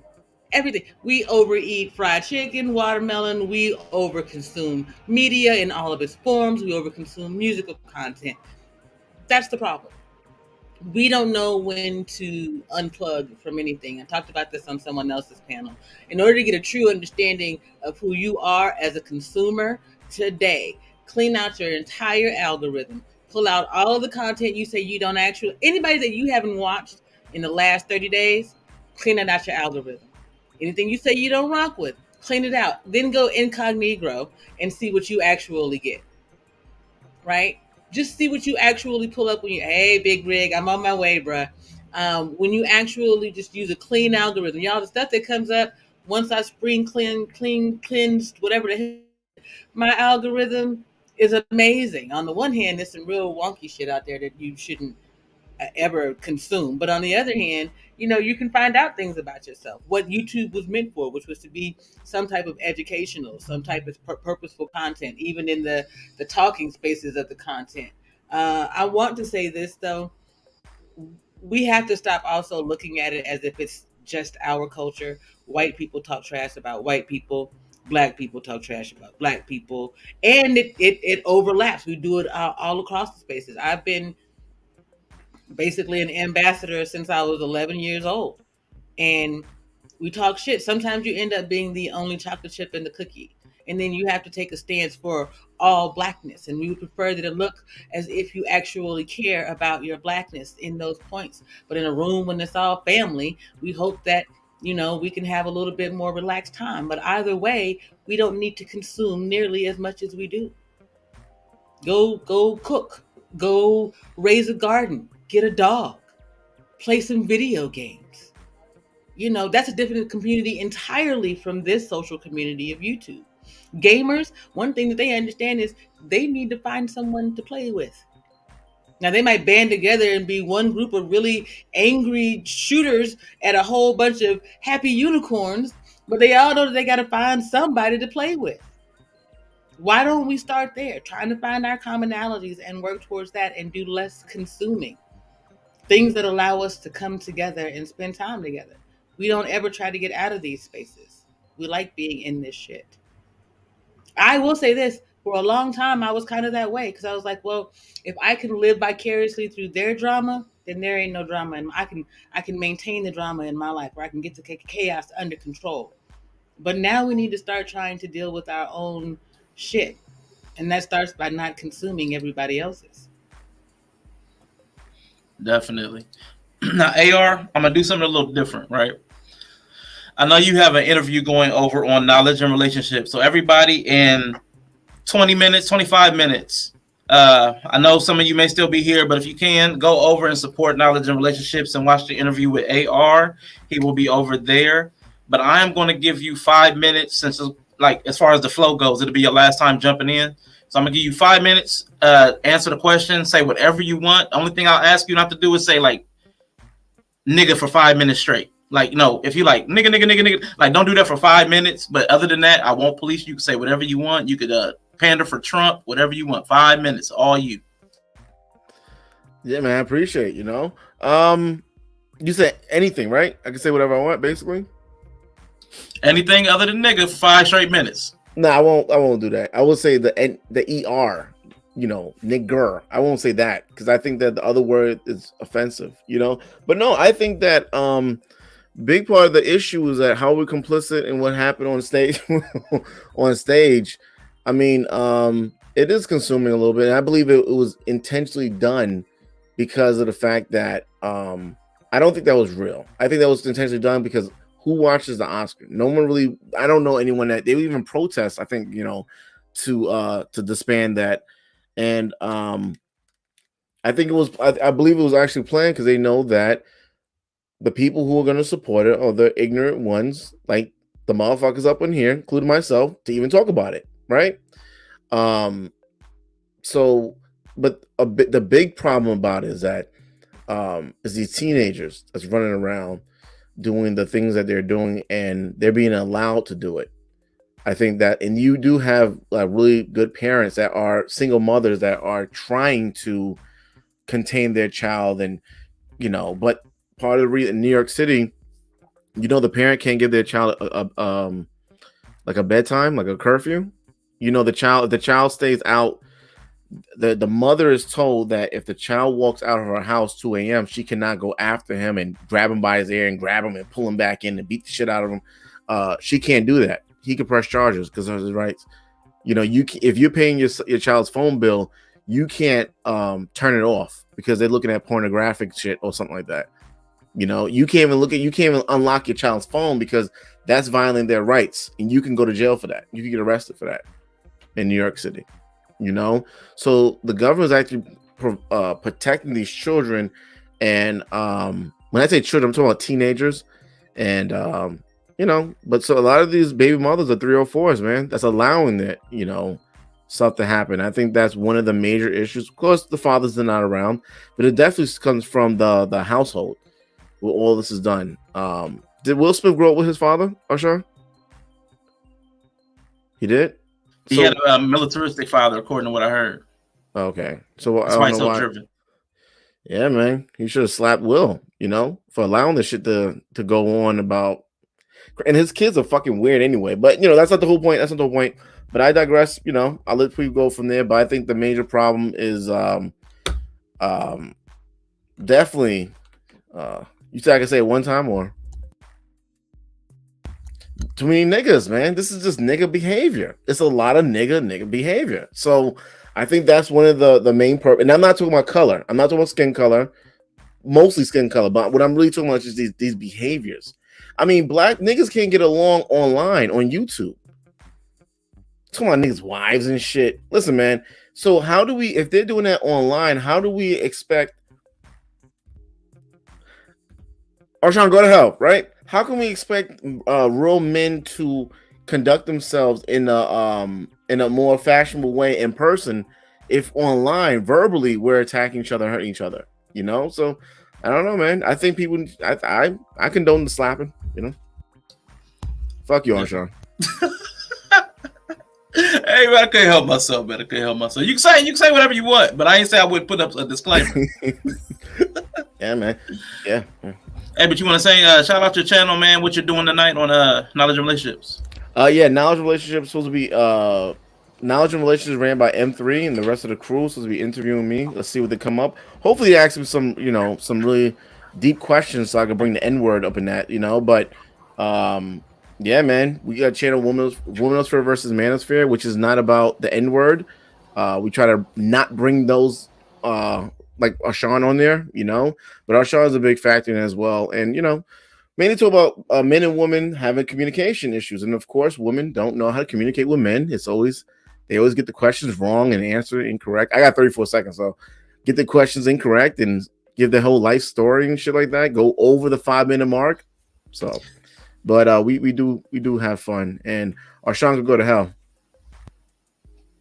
Yeah. All right, AR, we definitely appreciate you, man. I know you got to go get ready for your stream. Hey, man, God bless everyone. Yeah. And yeah, man, take care. Be safe. Stay nigga free. This guy. All right, Yella, I know by order you would be the next person up, man. So what is your take on the question? The audience, the crowd. What role do we play, man? How complicit are we in the kind of stuff we're seeing out here? Okay, be straight up with you. I'm trying to kind of figure out the question. So, like, how complicit are we with the joke?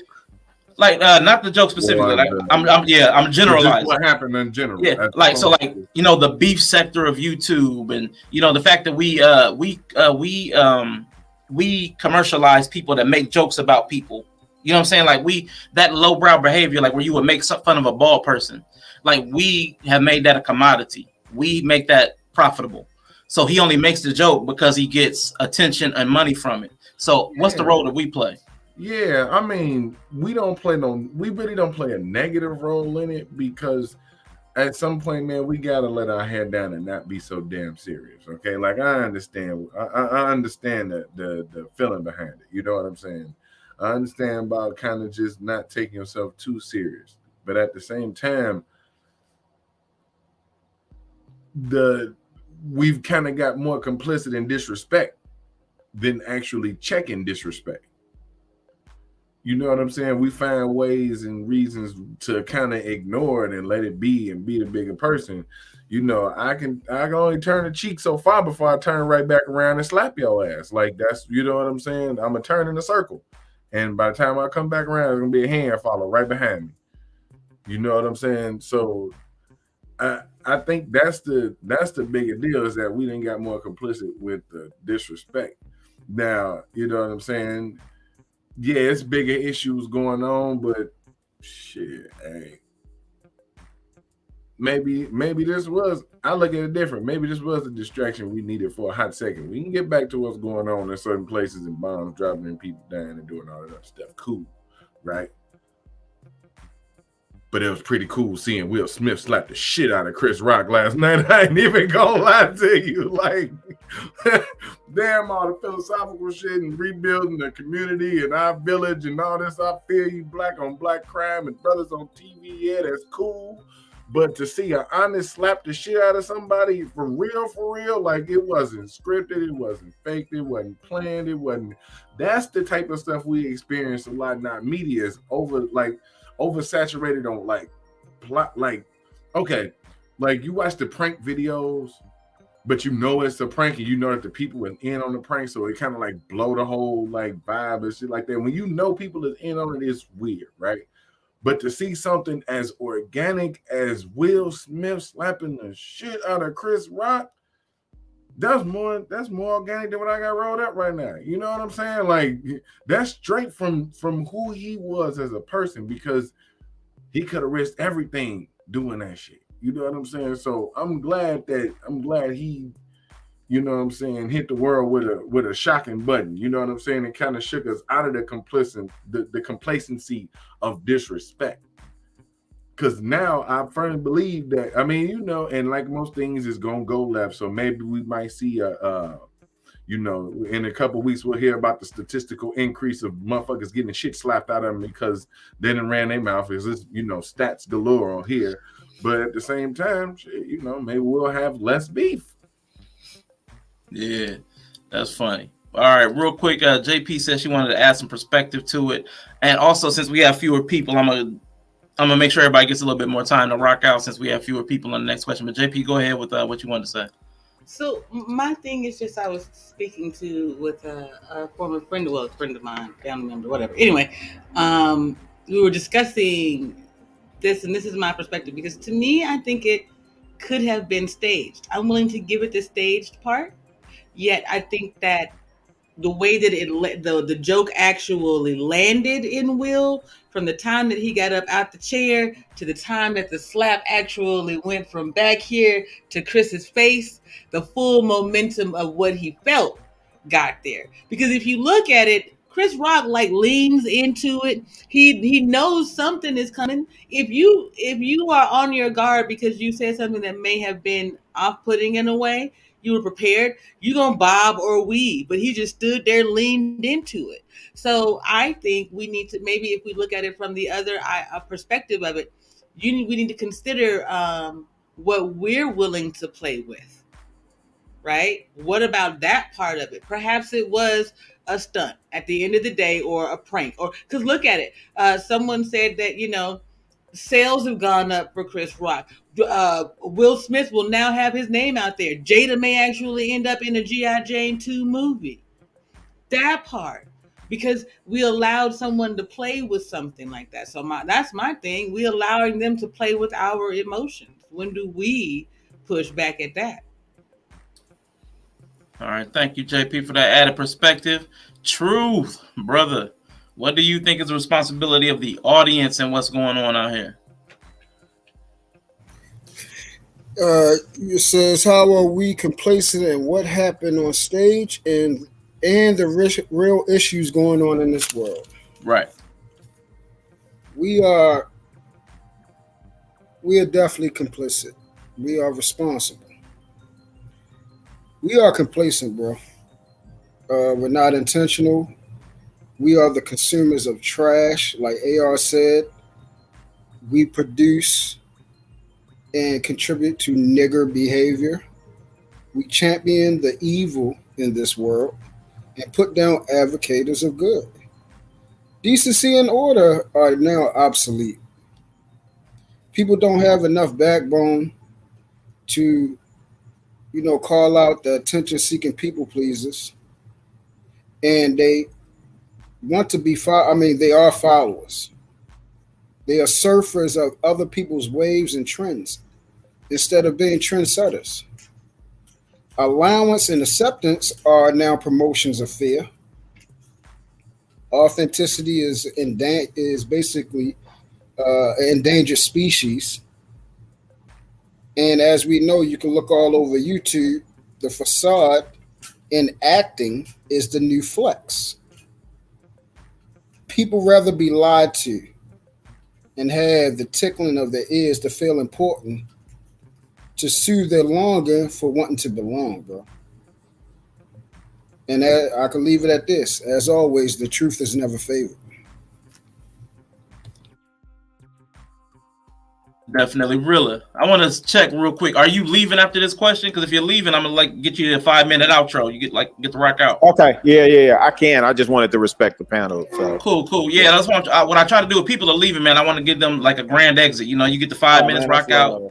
Yeah. So, I ain't want no special treatment, but I do appreciate it. So since we here, listen, I was alluding to this earlier, man. We play into it, man. We support it. We buy it, right? Like, we have these conversations around rap music, right? And, we're not the biggest consumers. I agree. We're not the ones that purchase the concert tickets.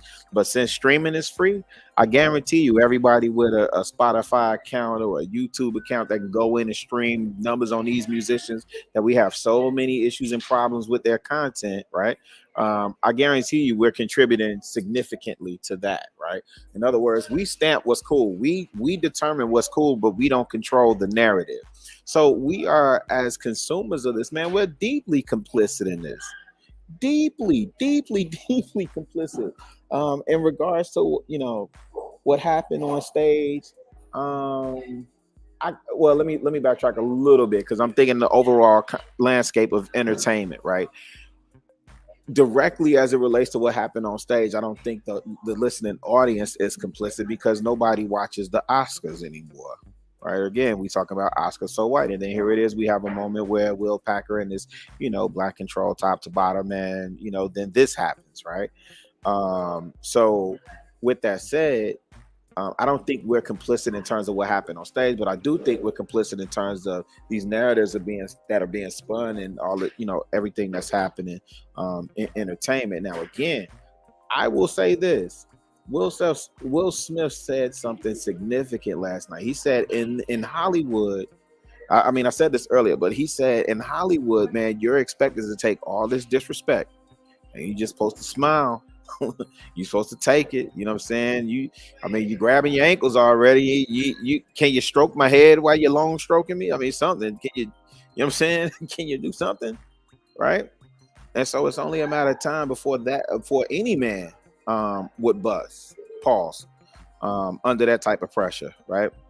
And so as it relates to the real issues going on in the world, man, listen, man, I'm just a squirrel in this world trying to get a nut, right? So I'm just here for a good time, not a long time. And I do what I can in my small circumference, in my small circle. I do the best that I can with what I have to work with to impact people, to leave them better than what I found them, and to add value to their life. And the moment I'm not doing that, man, like I'm moving around. I'm out of that space. But we all got to accept some level of responsibility for the state of affairs as we find them today. And for me, it's one thing to consistently sit, in these spaces and whine and complain, and this one ain't doing this one, and finger pointing that one, and the white man did it. Like, man, I'm over that. When are we gonna get to the solutions? When are we gonna put these think tanks together where we get together and we build and we start talking about solutions, how to move and motivate? So that's all I got on it, bro. I don't have no channels to plug. It's one of the things that I do love about being in this space is that I don't have a channel. I don't have no channels to plug, and that's by design. I don't want nobody to ever say I'm doing something for clicks, likes, views, attention, or whatever, right? So what I will say is, I'm a custodial engineer. I sweep up here, I pick up cans. I collect trash, you know what I'm saying, and canned goods, you know what I'm saying. And so what y'all could do is, if y'all enjoying the content, hit the like button one time. If y'all enjoying the content, I don't see the Cash App on the screen, but man, send a Cash App in. You know what I'm saying? If you support anything that I say or do, or if you hate me, don't like me, hate my opinions, send a Cash App in anyway.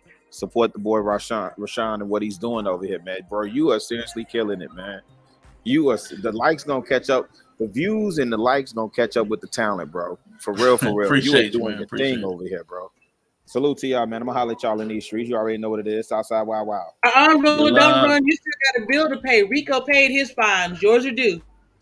Love you, bye, peace. lady. Dang. You tried to collect JP, he wasn't on it, he dipped.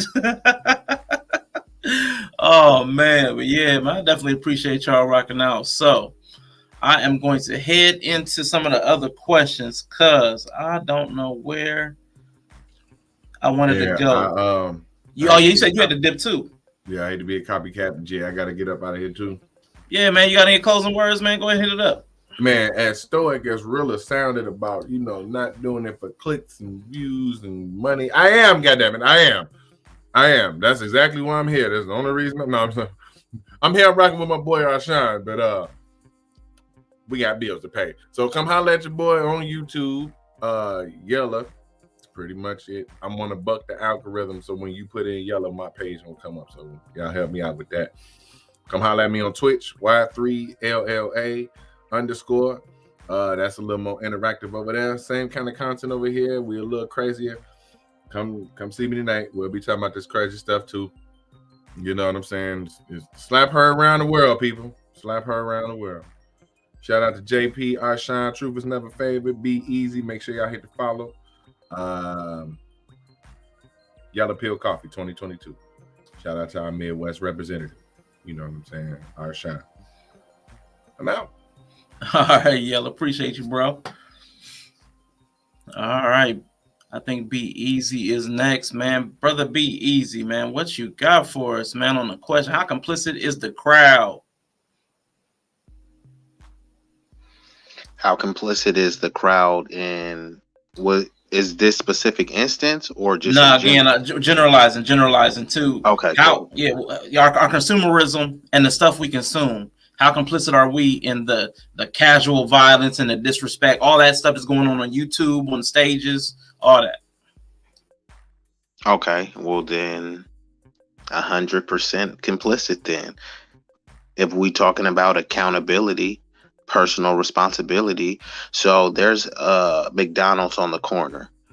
And if you continue to go in McDonald's knowing that you have a diet plan, who is it? McDonald's, the owner of McDonald's, fault that you keep going in there?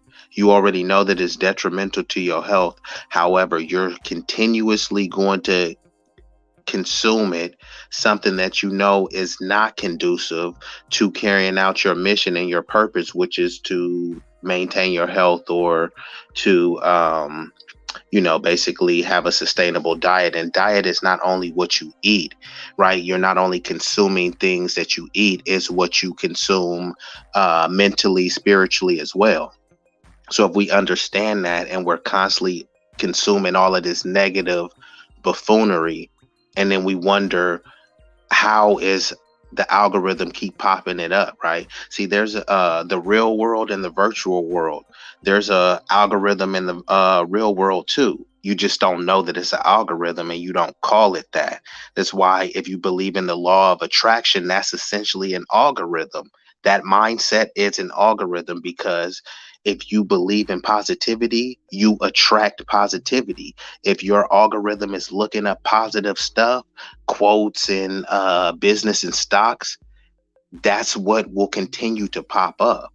Now, if you keep looking up all sorts of blood, guts, and gore, what do you think is going to pop up? If you're surrounded by that in the streets, you selling dope, you pimping hoes, you doing drive-bys and gangbang, and then you go down and knock somebody homie down, and then the next week you crying like, man, they shot my nigga. Like, bro, what did you think was going to happen? You just did a drive-by last week.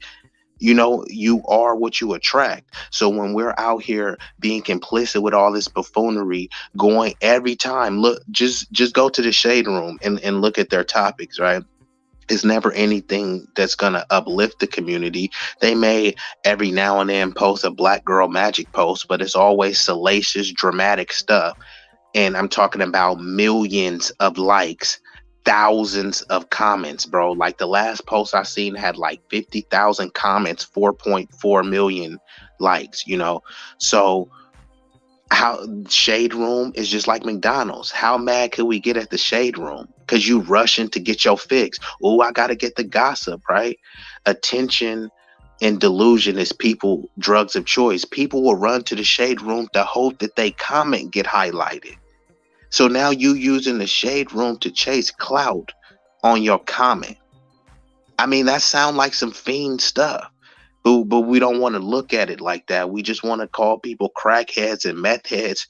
You're the same way. You just got a different addiction, right? You don't got to pop a pill or you don't got to inject it. All you got to do is plug in your phone and type it up. The addiction is the same. it's still sending dopamine. It's still a euphoric process to where you're getting high off of it. So how, if you're getting high off it and you're enjoying it, how are you not complicit? Why would you complain about something that you enjoy? Right? No one. And then so many people say this too, because I actually produce music. So there's so many people that will tell me till they blue in the face about how devoted of a Christian they are. And there's some very talented Christian artists out there. They get no play in their ride. Even Christians ain't trying to listen to Christian rap. They're seeking out the drill music. They seeking out the trap music. They seeking out the WAP music, the most degrading music. That's what they want to hear. Is that the rapper fault? You know what I mean? Like, when, you know, you could point the finger, but you know, you point one, three is pointing back at you. Man, definitely. That's a good perspective. I do want to check. What's up, Drew? You hear what he said, man? The one people to understand what he just got finished saying is so needed. The most important thing, we always talk about the highlighted drugs, but not the drugs that are unseen, not the drugs that aren't considered. We all have our vices. Yes. Get understanding, man. Salute to you, B-Eazy, bro. That was dope. Yeah, appreciate you, brother. Sure. Yeah, definitely. I mean, that's true. I promise you, I want to talk about it at some point. I got something scheduled later in the month. Again, I don't know my schedule, but it's called The Vice is Right. And I want to talk exactly about that, because we do have our biases towards vices. You know, the ones we use are okay. The ones we don't do, oh man, we shaming the mess out of folks for that. Go ahead, JP. I saw you. Well, yeah, because you know, one of my things is the stigmas that we hold against people, yes, religiously. And I don't mean to offend anyone who's religious in this one regard. We have a habit of being zealous about beating down people who've gone through something. It gives us a leg to stand on. And that's why I say, no, I don't have that kind of sympathy for the earlier folks that we were speaking about, because they're just now coming to find out that your privilege only means so much. No disrespect to those who have been living with alopecia or going through but you understand that you have to, this whole crown movement thing, in some ways it sits icky, because now it's promotional when women have lived with these experiences for years. And we don't talk to those people. We talk at them and about them. And when they speak, it's, oh, well, you crazy, or you got this, that, and the third, so why should we listen to you? Because it's my life. I live it 24 hours a day, 7 days a week. You studied it in the book, or it's your lived experience by proxy, or what's the term I use all the time? Adjacent. You're some type of different adjacent. So you feel as though you can advocate or rally for or cape for someone else. Why not just let them do it for themselves? Hold them up, let them have a voice, stand beside them. When they say, hey, I need you to do such and such, then put your cape on. Maybe not your cape, because, you know, The Incredible said you'll get caught up in some shit, but you know what I mean. Get your superhero on then. But how about let them be heroes for themselves? They have voices. All right, guys. For this next segment, what I want to do, I'm going to ask a person a specific question and let them get their time. If the other two people want to come in at the end of their time, that's fine. And I mean, if you have an opinion on it, that's fine. But if you don't feel like it, I'm gonna have a specific question geared for each of y'all. But Truth, I want to hit you first, because you see a lot of what goes on, especially in these online spaces, when it comes to conflict between men. So what is your opinion on, do we need to handle disagreements publicly or privately? And like, give us your rationale for it, if you don't mind. Yes, sir. As always, great question. It depends on the relationship, the rapport of the two individuals, the parties who are involved. One thing I had to learn, you know, growing into the man that I'm becoming, is how to deal with people on the individual level, and not to basically group them together, but meet them where they're at. That's how you can become the most effective. So, with that being said, to deal with conflict, you need effectiveness in order to eliminate the problem without individuals being harmed and hurt indirectly and directly. So, let's say the individual is a person that's outspoken. They the conflict was presented in a setting which is out in the open, and it galvanized a lot of people. And I seen that they were basically being egged on and hyped up by the environment. So now I see, okay, so now I see that's a driving force. I need to eliminate that power source. We got to deal with it on the outside now, because I need to let you know that this is not actually, a power source. It's actually a crutch. It's actually hurting you. So now we're going to publicly deal with it, so you can basically be presented with some type of humility. If this is a person that is not an attention-seeking people pleaser, and we have that rapport where, I need to approach this a little bit more tactfully, a little bit more with, I would say, sensitivity, because again, the end goal is to solve the problem, and also, basically treat the problem, preserve the person. You see what I'm saying? Then I would do that on the outside. I would actually probably have a better rapport with that individual, have their number, such as yourself, and then we would discuss what happened privately. All right, true. Definitely appreciate you being economical with your words, brother. Didn't even use the whole time. I like that. So real quick, I wish I had done this when there were more people here, because I forgot. This was something silly.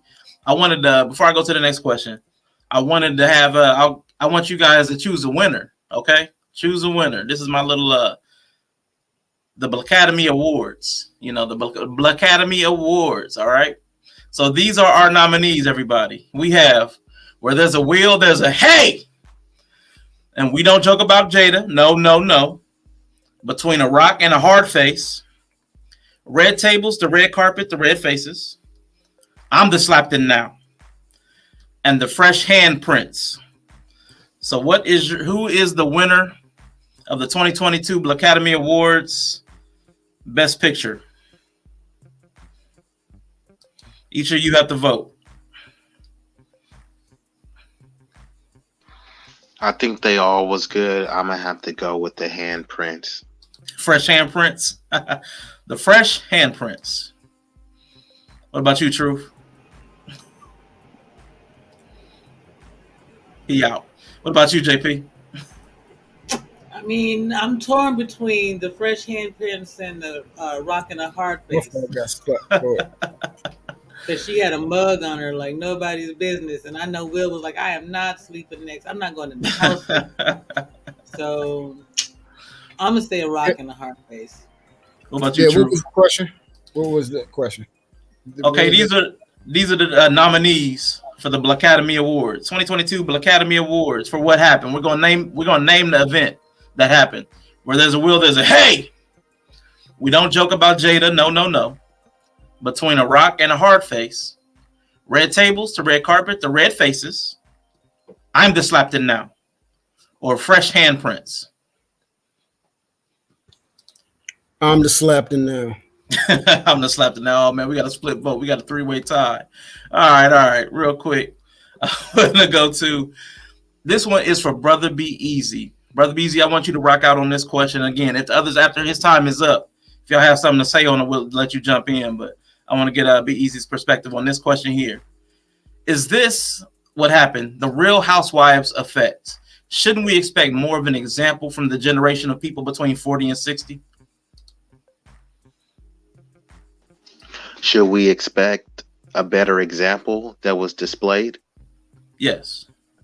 From either person. I'm not singling out a person, Will or Chris Rock, for that type of joke. So I'm not singling out a person.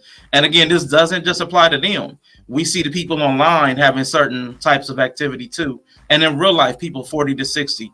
People talk about the grandmas and the grandpas still hanging out in the clubs. So we're talking about the generation of people and the way they're behaving in all manners. Should we expect a better example, or is it just let people live? Sometimes it is let people live, and this question has to get super generalized. Of course, don't want to specify to this situation. There is a time to let people live, but there's a time where we need to call people out. And if you're already, also, we need to change of what we consider old. Let me start there, because what happens is people like to say, oh, I'm young, which is a way to say that I could live my best life, do the whole phase, right? Which is men and women. And it's all under the pretense that I'm old, or I'm young. But no, we need to start calling people what they are: old. When you say 21 years is old. If I give anybody a phone from 21 years ago, what you gonna say? Man, it's way too old. If I give you a car from 21 years, so why, if we think a 21-year-old phone is old, a 21-year-old game system is old, 21-year-old car is old, but then when it comes to human, oh yeah, that's young. No, you're old. Yes, this person is older, but you still old too. So don't try to skirt around. Oh, I'm 22. I'm young. No, you're old. You know what I mean? And that's how we need to start looking at it. So even the quote unquote young people need to start setting a better example, but they don't, because they try to live their best life saying that they're young when they're really old. Now, when you are 30 plus, 40, now you are old or older. So you should already be setting a better example. But then you have to unpack the person. Most people, or I won't even say most, but I'll just say a significant portion of people, and especially men, since I'm a man, suffer from Peter Pan syndrome, where they just live in their life as a perpetual young boy.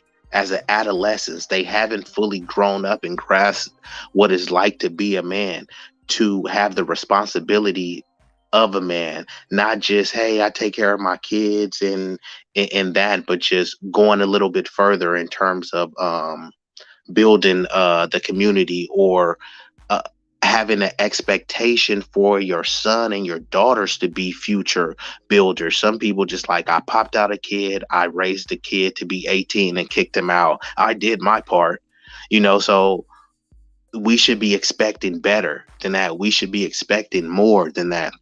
If we have this abundance of knowledge, but are we truly, you can't take it with you, right? It's just like money. You could have $1 billion. You can't take all of that to the grave with you. All of this knowledge, you can't take it with you. So what you gonna do? Pass away with a bunch of knowledge that you didn't bestow onto other people? Think about how many words it is in the English language, right? We're Americans, so English is our language. Do people even know 10% of their own language? They don't. You say a specific word and people say, oh, that's a big word. They don't look it up. It's not a big word. It's a word part of the language that you should know. If you don't know, we're in the information age, so look it up. We all need to be better in that regard. What we don't know, we can look it up and learn together. No one knows everything and everyone knows nothing. So you can learn from a baby. So these OGs could be learning from people in their 20s, the old 20-year-olds, and the 20-year-olds could be learning from people in their 40s and 60s. People need to just stop acting like, hey, I know this stuff, or not being humble when it comes to being receptive of information. I would just like to, so I agree with you 100%, B-Eazy. Rarely do I look to my cohort for advice. If I'm looking for advice, I tend to call my sons. One, because they understand my temperament and mindset outright. Two, I know the type of men that I raised them to be able to be. They're on their own journeys. They're going to get there how they get there. But they have a perspective on the world already that's similar and yet different from mine. So being like, Rashawn was there, my son, one of them pulled up in my live stream, and we chatted for an hour and a half. Half of it you can't even hear because I just completely forgot that anybody was there. But he called me today and reminded me, hey, you can still have bread and things that other people probably shouldn't have. And I mean, I've taken that advice from someone else my age, just because we have a habit of looking at our peers sometimes as, well, hey, pimpin', your life ain't so hot either. The younger generation does as well. I'm blessed to have children who think that I'm someone worthy of being on a YouTube platform and calling me wholesome or whatever it is. That's the only thing that I would ever want for any woman that's out there. Yet most of us don't even consider the other side. You know, we just are always looking at it from our own perspective, our own hurts. How can we mask our own vices, even? And so I agree with you, going and playing video games, anime, reliving those moments with my sons that truly mattered. I mean, we did the big shit. We went to Universal Studios and whatever, but it's the little things that we did, making food, when they called me and asked about a song from an artist. Those are the lived experiences that people need to hear more about, see more of, and try to figure out how to recreate daily, in my opinion. Thank you for giving me the time, Rashawn. Definitely. And this next question is for you, so give me a second to edit it because I didn't read it. Let me see. I proofread it. Give me 1 second. Probably like 5 seconds.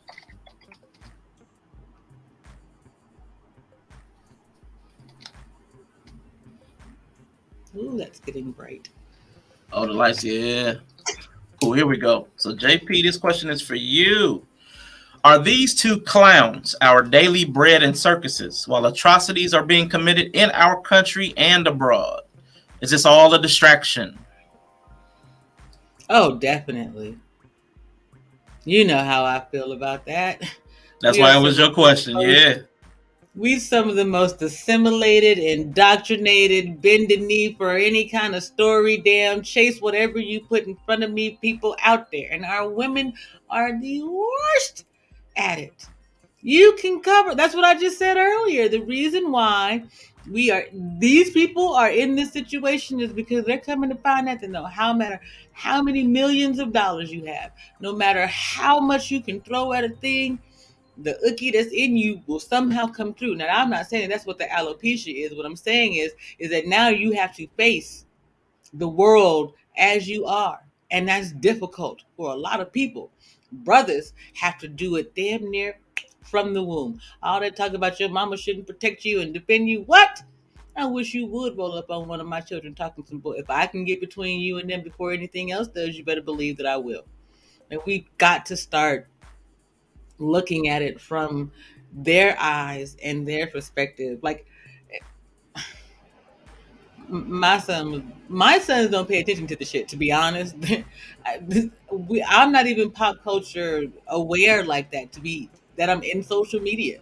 It's just not important. It's not relevant to our real world lived experiences. And I say this, the media is the fourth estate, the fifth estate of the people who actually built and paid for this motherfucker. Y'all need to start thinking about those things. B-Eazy was talking about what we need to be educated to. I believe that was the word that you used. If not, forgive me. We need knowledge. Education, you keep trying to buy. You get on credit, on loan. Knowledge is free. Knowledge is something that you can get sitting on the porch talking to anybody. Knowledge can come in any shape, any race. That's knowledge. Being able to pick it apart and understand what's pertinent to you, being aware, being able to understand how to change the perspective, that takes time. You have to start with not giving a damn about other people's shit. Come down to the root of who you are, your spirit, which is why I ask, how's your spirit? Check that bad boy every day. If you're not willing to open up your heart to somebody else long enough for them to lean on you, there's something wrong with you. And I'm saying that, and if you feel like you're being judged, then damn right you are. All that shit about only God can judge me, go back and read your books. That is not what he says. You need to do better by your people. We all need to do better by our people. Stop worrying about all the nonsense. But if we want to worry about something, can you make this make sense for me? How is it that Ukraine tried to make Africans go to war over there for them, and we're letting Ukrainians stay in HBCUs in these up spaces that young black folks could be using? Fuck y'all arguing about? Get your act right. Start worrying about home. And home does not just mean the four walls in which you pay rent or mortgage. Home is your community. The folks who look like you, who rally for you. And by the way, they are not Will Smith and Jada Pinkett. Want to know why? They forgot their blackness the same way that OJ did. It's just 2022. It looks a little bit different. Privilege is the same. Y'all better figure out what's going on in the world, because this shit's getting icky and fast. That's my 4 minutes. Keep the spirit up. All right, JP. Appreciate that. And I got one last question for each of y'all. Does anybody need to leave immediately, or can I get around to y'all? I got one last question for each of you. Yeah, you can get around to us. I just wanted to expound a little bit on what JP was just saying. Yeah, I wanted to do the same. Go ahead. So go ahead. You be easy. Go ahead and take some time, and then Truth, you come behind that. Okay, yeah, cool. So this also goes back to us being complicit, and also us treating these celebrities like deities. There's so much information, knowledge that's available. We're in the information age. I can't stress that enough. The information age. So if I say a word to you that's perceived big, if I say anything, the Moynihan report, quantum physics, anything, whether you're able to fully dissect it, you could at least get the gist of it by looking it up with the snap of a finger. And we have no issues understanding this stuff. People know how to do all sorts of cool stuff, thumbnails, do TikToks. I'm seeing challenges where they hidden dances. They doing crate challenges. We do all of that stuff. I'm seeing people talking about pray for Ukraine, even though there was countless neo-Nazis out there, and they were super racist. We doing all of these distractions, and our attention is so divided. Our emotions is so divided. Sentiments is divided. So one hand we trying to save everybody. The next hand we talking about Black Lives Matter. Then we talking about, man, the black boys is reading at a 4th grade level, but then we're not teaching them about anything STEM related. We're not trying to put them into any type of extracurricular programs, but we will have them dribble a basketball. We will have them run routes. Oh, that's my baby. He's too young to know about stocks, but he knows how to dribble. He knows how to play video games and pass intricate levels and stuff. So how is that not complicit? And we got to call it what it really is. It's actually child abuse. We only try to say the child abuse and look at it in a physical form, which is heinous in nature. But it can be argued that it's even more diabolical for you to set your kid up for failure. No, nobody told you to lay down, spread your legs, bust it open without a condom. So now that you did that, you have a moral responsibility to yourself, to your kid, to set that kid up for success, instead of just saying, oh, the white man is why they fail. And no, you are the parent, right? If the cake come out wrong, are you going to blame Duncan Hines in the packaging, or are you going to blame the baker, right? You the one who cooked up this cake. So if it came out wrong, that was on you. You could have added a little bit more spices, some eggs. You could have had a better recipe. Ultimately, you created the recipe.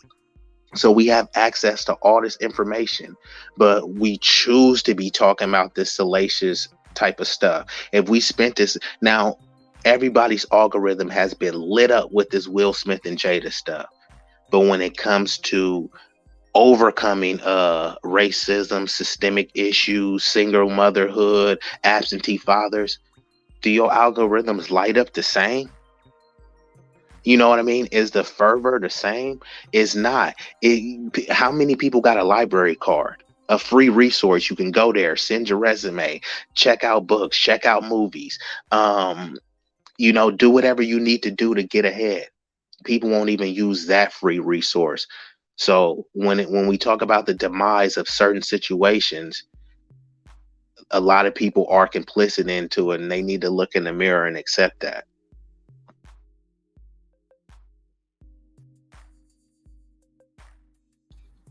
Oh, hey man, he been dropping WMDs all day, bro. Everything he's getting to everything that I would say. I mean, it's spot on.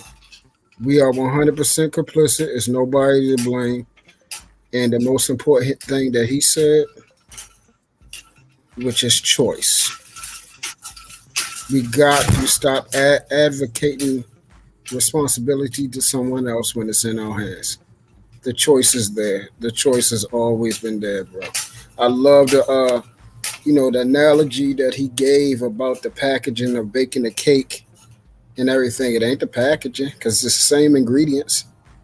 It's the person following the directions. It's a choice to letting it cook on a certain temperature, having it to do a certain amount of time, following directions to making a choice, not being complacent, due diligence, decency and order. Like, it's the same thing, man. And the question that you talked about earlier about is these two fools you was talking about willing them, right? Yeah. For me, I mean, I'm not really, that's the thing. I'm not really into, the celebrity thing. You know that, Rashawn. So they're not my daily bread. The only thing I was, wanted to talk about it is what I always want to talk about. Men becoming men, taking the mantle of leadership. And this was a prime example of what to do and not to do, and how failures as a man in a leadership role inside your own household, because we got to stop worrying about everything else. We got to stop worrying about, I'm not pointing at nobody else unless what I'm asking you to do or I'm trying to help you consider, unless I got that down pat, you feel me? My father says, before you can help your brother take the mote out of his eye, you got to have that beam gone yourself, bro. I do not participate in hypocrisy.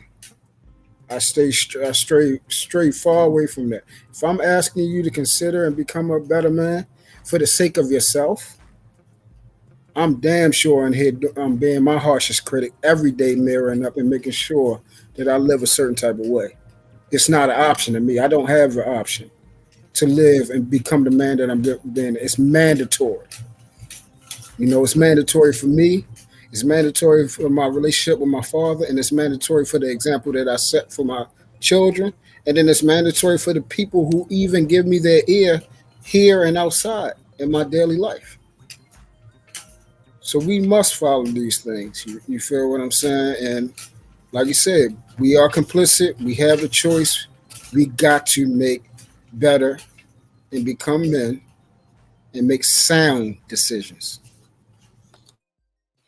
Man, definitely appreciate that, True. So you may as well come back off mute, because this next question for you, brother. Because I know how you feel. I know you're not one of them Black Lives Matter type people. So I wanted to ask you this question. Can we continue to worry about our ethnic image and how white people see us and how we operate in white spaces if we're still perpetuating our own mockery? Like, if we're harming ourselves, if we're making fun of ourselves, if we're making a fool of ourselves, do we even need to keep having that talking point if we're going to keep operating in the same way we do? You probably already know what I'm going to say. Hell no. That shit is me, bro. And it's old and tired. It's old and tired. Again, I'm not going to, I have a very disdain about placing my problems at other people's feet when I'm not doing the work. I'm not doing what I'm supposed to be doing. I can't blame nobody else. It's not nobody else. It is not nobody else. Yes, I believe in spiritual warfare outside opposing forces, but I do understand this, that majority of the time, the problems that you encounter are because of yourself. Majority of them are because of you. Majority are the decisions you made. Nobody made me have children at the age of 20. Nobody made me have children out of wedlock. Nobody made me handle certain things with women the way I did. Nobody made me make decisions with other people. Nobody got me locked up. Those were choices that I've made. Now, yes, I have story about spiritual warfare, things that was out of my control, and that's something separate. And those things I leave in God's hands because even those are not in my control. You feel what I'm saying? Those things you have to be still and know that God is in control and He does the work for you. I'm just a servant. I'm nobody. But with Him, I can do all things. I never get misconstrued my place. You feel what I'm saying? I know who I am. I know what my purpose is, and I know what I'm not. And I don't get confused that I have, that I'm a God, that, my influence is no more than what it is. I advocate for people. If people ask me questions, I give them the best available answer that I have. When it comes to, the situation about race and everything like that, no. I'm a strong proponent of if whatever you put in, especially in this world, the way it's designed, the American dream, whatever you put in, you can really suck the lemon juice out of this thing and make lemonade if you make the right changes. The stuff that I know today, if I did it when I was 18, I'll be powerful as fuck. And even we talked about that, bro. So I'll leave it at that. Yeah, definitely appreciate that. Real quick, B-Eazy. I got this question for you. I'm trying to get this clock off. Sorry, man. Going back and forth between these menus, man, gets on my nerves. But B-Eazy, does living a public life and sharing your business on Front Street make you liable to deal with whatever comes your way? Yeah, absolutely. So it's just like if you out in public and you do a lewd, lascivious act, right? You out there, taking a dump or taking a piss in public. Some people may walk by and take a snapshot, put you on live. Somebody may say, hey, my kids is out here. They may put hands on you.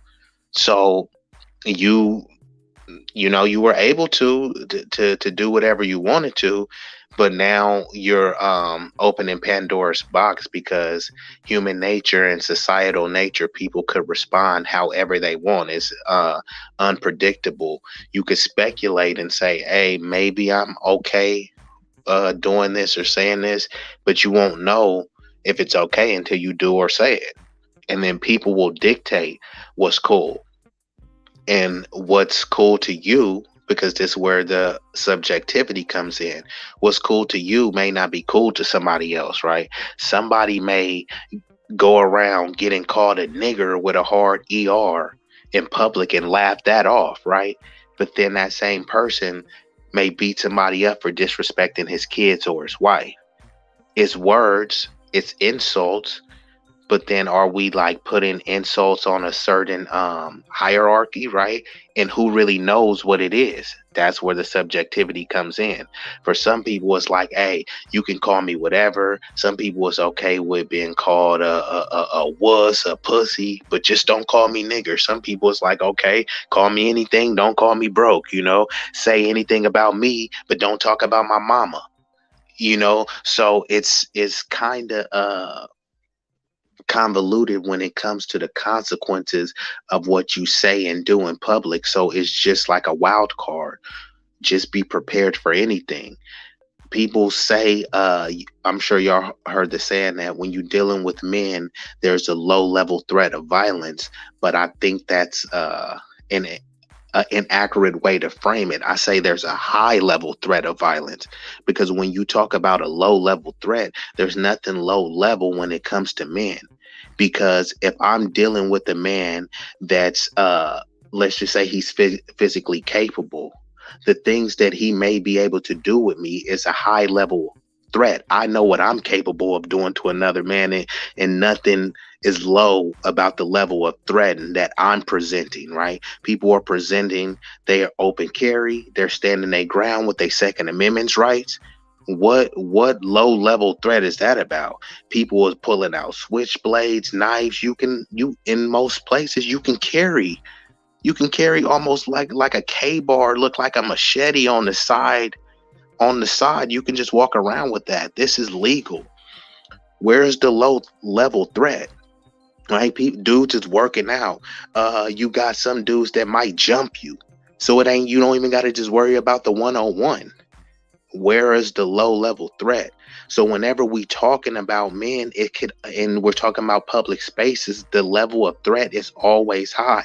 Now you can mitigate the possibility of it escalating to something, and that's your level of composure, your level of self-control and emotional maturity. But we gotta call it for what it is. In societal spaces, dealing with men especially, we already know how violent men are, right? We've already known that there have been wars started off just on words. So if these specific situations teach you anything, people in general need to be careful how they conduct themselves, and that's what you say and how you say it and who you say it to. Otherwise, be prepared for the consequences, So you bring the smoke, hey, you better be prepared with a gas mask or get choked out by the smoke.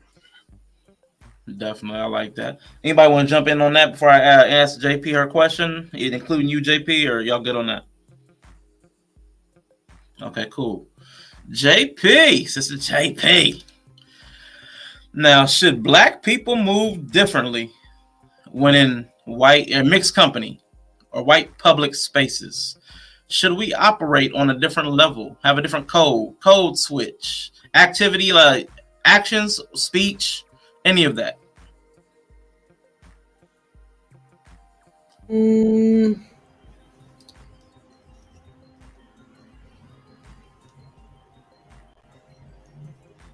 It's a difficult one for me because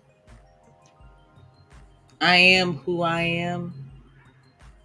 I'm someone who, and the white women and men around me will tell you, oh no, JP has put me in my place before, and I had to take that one. But black men and black women do too. I'm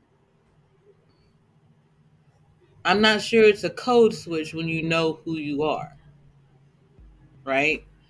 When you're trying to figure it out, yeah, lean towards the side of doing the least amount of damage and receiving the least amount of harm. Still maintain who you are, though. Don't lob grenades at people if you're not ready to get your skin melted off too. We just don't consider that part enough, and I think that's the thing. If you're gonna, like I said, I'm someone who believes if you're in media, you're gonna get hit in the face from time to time. Be ready for it. Accept it. Talk about it beforehand. If you're talking about mental health issues, talk to your partner. Know exactly what it is that you all are willing to accept and not accept.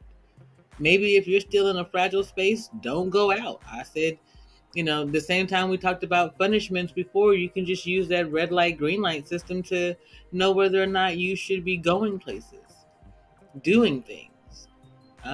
It's a daily check-in with yourself, and we don't do that enough. We're always worried about how we're gonna look to the Joneses, and the Joneses are skin folk, black folk who act like white folk, them folk. The Joneses can't afford shit either. They just make it look good. That's what Southern hospitality was all about. Pretending that you put everything out on the table for all them people, even though you knew you were going to have to eat scraps later on, so that they wouldn't know that you were poor white trash or a dirt farmer or a sharecropper or whatever it is. We always worried about what other people think. So I don't know that it's code switching. Know who you are and stand firm on that. Do the least amount of damage and take the least amount of harm.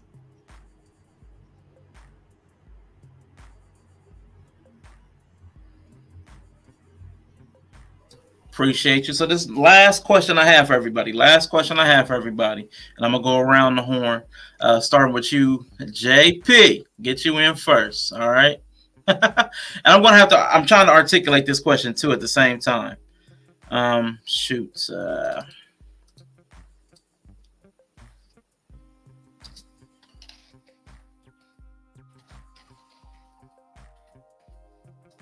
Okay, there we go. Boom. All right. So JP, Hanifah often asks, when does the mission become greater than the mess? And I still had a typo. But do our different missions, both personal and like community or world missions, conflict sometimes? So like just in the instance we saw, Will said, I'm being called to love my people and to be a river to my people. That's his world mission. But then he had his personal mission of protecting his family fiercely. So do those sometimes conflict and cause us to seem sometimes go against each other, like so that we look contradictory or hypocritical? I'm someone who doesn't believe that there's a difference between one more time, your personal mission and your world mission aren't different to me. And so they can't be in conflict. They can be off kilter, off balance, right? But like I said, you need equilibrium. You need that stand, that pole in the middle that doesn't sway in order to be able to hold up the scales in the first place. So I guess in essence, my ultimate answer would be no, because your mission, your personal mission is a mandate, and so is your world mission. It's your responsibility to the world from your creator, your responsibility to your community from your creator, your responsibility to yourself and your people. They're all the same. And so they can't be in conflict. Okay. All right. What about you, brother B-Eazy? What do you think? So what is the specific question? Just so I get some There's clarity. another content creator, Hanifah Nailah. She says, the mission, when does the mission become greater than the mess? So like, when does your purpose become greater than all the stuff that we get involved in, the conflicts, the gossip, the this, that, and the other? So, but I know, like, to the example that we've been using, or I've been using as a point of entry, Will had a greater mission where he said he wanted to be a river to his people. He wanted to show love. He wanted to become love. He had something in his acceptance speech. He had like a lot of grand ideals that he said he was working towards. But in my mind, his personal mission of protecting his family, his personal family, that ran up against the other. Because again, you're going to say, I want to show love in the grand scale, but I'm slapping somebody without giving them any words. That doesn't show love to me. That show like immediate, or retaliation or whatever. So the two missions in my mind had conflict. I want to be this grand ideal in my big mission, but in my micro mission, I want to protect my family. So do those bump heads? You know what I'm saying? Like Jesus, it's a family. Do I build a family, or do I go on this grand ministry? So like the big and the micro and the macro, do they conflict sometimes? Well, they conflict all the times because the majority of people don't have a purpose. Don't take my word for them. Word for it, ask them. What is your purpose? What is your identity? Just those two questions you'll hear a lot of crickets, and we'll have people stumped. And then if you want to hear people beatboxing and stuttering, ask them those two questions. What is your purpose and what is your identity? And you'll see how many people in their 20s, old, 30s, old, 40s and above don't even have a purpose. So it's hard to try to it's almost like getting in the car and then it's like, where we going? So now you just driving. You done passed up multiple cities, multiple exits, restaurants, but you have no direction of where you're going. You just driving aimlessly. People are going through life like that. That's where there's a lot of unwed pregnancies. People go to school. They say it's about like 40% of people graduate and don't even use the degree that they're using for. So it's a very could be a loaded question, because I don't believe a lot of people, as simplistic as it may seem, people don't think about what is their identity and what is their purpose until they get up later in life after they've lived their best life or their whole phase or something. Then they start thinking about what their purpose is. they'll have kids and still haven't even figured out what their purpose is. So I think that just due to what I said in that regard, a lot of people are having conflicted things. It's almost as if someone that sees the vision of them being physically fit, changing their physique, that's their goal. But what is their behavior? Right? Every day they're eating donuts, McDonald's, etc. So which purpose are they truly fulfilling? Do they even have a purpose? So the same is to be said too when people are like working a dead end job or doing certain things. What is your purpose? Your purpose would have been guiding you to where you would have chose a different career path. You would have probably took on an extra shift. You would have tried to budget better, save better. But if you don't have a purpose, see, the purpose leaves you with structure and standards. And especially us, we resist against structure and standards, right? We the most rebellious. Ain't nobody gonna tell me what to do. I'm gonna live my best life. I'm strong. I'm independent. All that is saying is that you don't want to deal with structure. You don't want to deal with laws. And then we start complaining when someone brings in a structure. And then we say, hey, don't compare me to this group that has structure. Because then everything else becomes Eurocentric. All right, cool. Well, let's talk about Afrocentricity. Is there any structure with that? Is there any standards with that? Was there any beauty standards? So we just let weight just go? Should we have any economic standards, moral standards? When we start breaking it down like that, you start to hear more crickets, more deflections and distractions. So that's why Netflix shows and versus battles and TikTok challenges, they become more appealing because these are uncomfortable conversations to have, because you got to really look in the mirror and wrestle with your own low sense of self-worth or self-esteem or feelings of inadequacy. People don't really want to admit that because everybody is the man, right? And every dude is walking around with a BBC and money in the bank, but we know that's not the reality, right? Every chick is the baddest chick and has the most confidence in herself because she the baddest bee, like. But you don't truly believe that, or else you wouldn't be wearing all this makeup, right? You wouldn't be flashing all this money and guns and external stuff to make it seem like you on your purpose. If people dedicated as much time to faking what their purpose is to actually having an actual purpose, you will see the conditions change. So yes, it does conflict, because people don't know what their identity is and have not even considered what their purpose is. They're just aimlessly wandering through life. Hey, real quick, True, before you go, B-Eazy, can you ask me what my purpose is? Arshawn, what is your purpose? And I'm going to do you one better. What is your identity?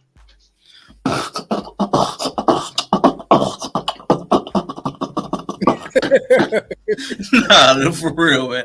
I don't know about the purpose, man, but the identity, man, woo, it's hard to articulate. I'm gonna work on that because I do mission statements. Didn't I tell you beatbox? The only thing was missing was the crickets.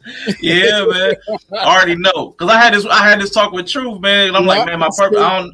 My purpose, man. My purpose. That's what I'm saying. You doing this garbage intentionally, man.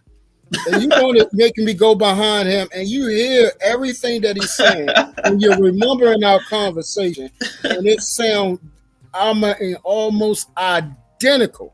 You got me going behind this man. Do not do that no more. I got you. Trust me. I'm not playing with you, man. Trust me. Hey, I get you because last time he was on here, I would, because I let everybody go first, and I might try to wrap it up at the end. Whenever like JP and B-Eazy and you, like, some of y'all are so intelligent and articulate that I don't have anything to say when it's my turn. That's why I don't even talk anymore. I just like facilitate. Because like I promise, but I like that smart people that have ideas and perspectives come over here because I'm like, man, I learn and I grow, and then I don't gotta say nothing. You know what I'm saying? So I'm like, woo, I love it. But go ahead, Truth, man. Listen, I'm just going from now on. If I'm not going to have to talk no more if he's here, because everything that he's saying, I 100% agree. Like we're brothers growing up in the same house. Literally. Hey, we are brothers. Yeah, brothers in truth. Yeah, exactly. No doubt. But man, Arshawn has had these conversations, and he would tell you exactly what you're saying is exactly what I believe in, bro. 100%. Down to the T. People do not understand who they are or what their purpose is.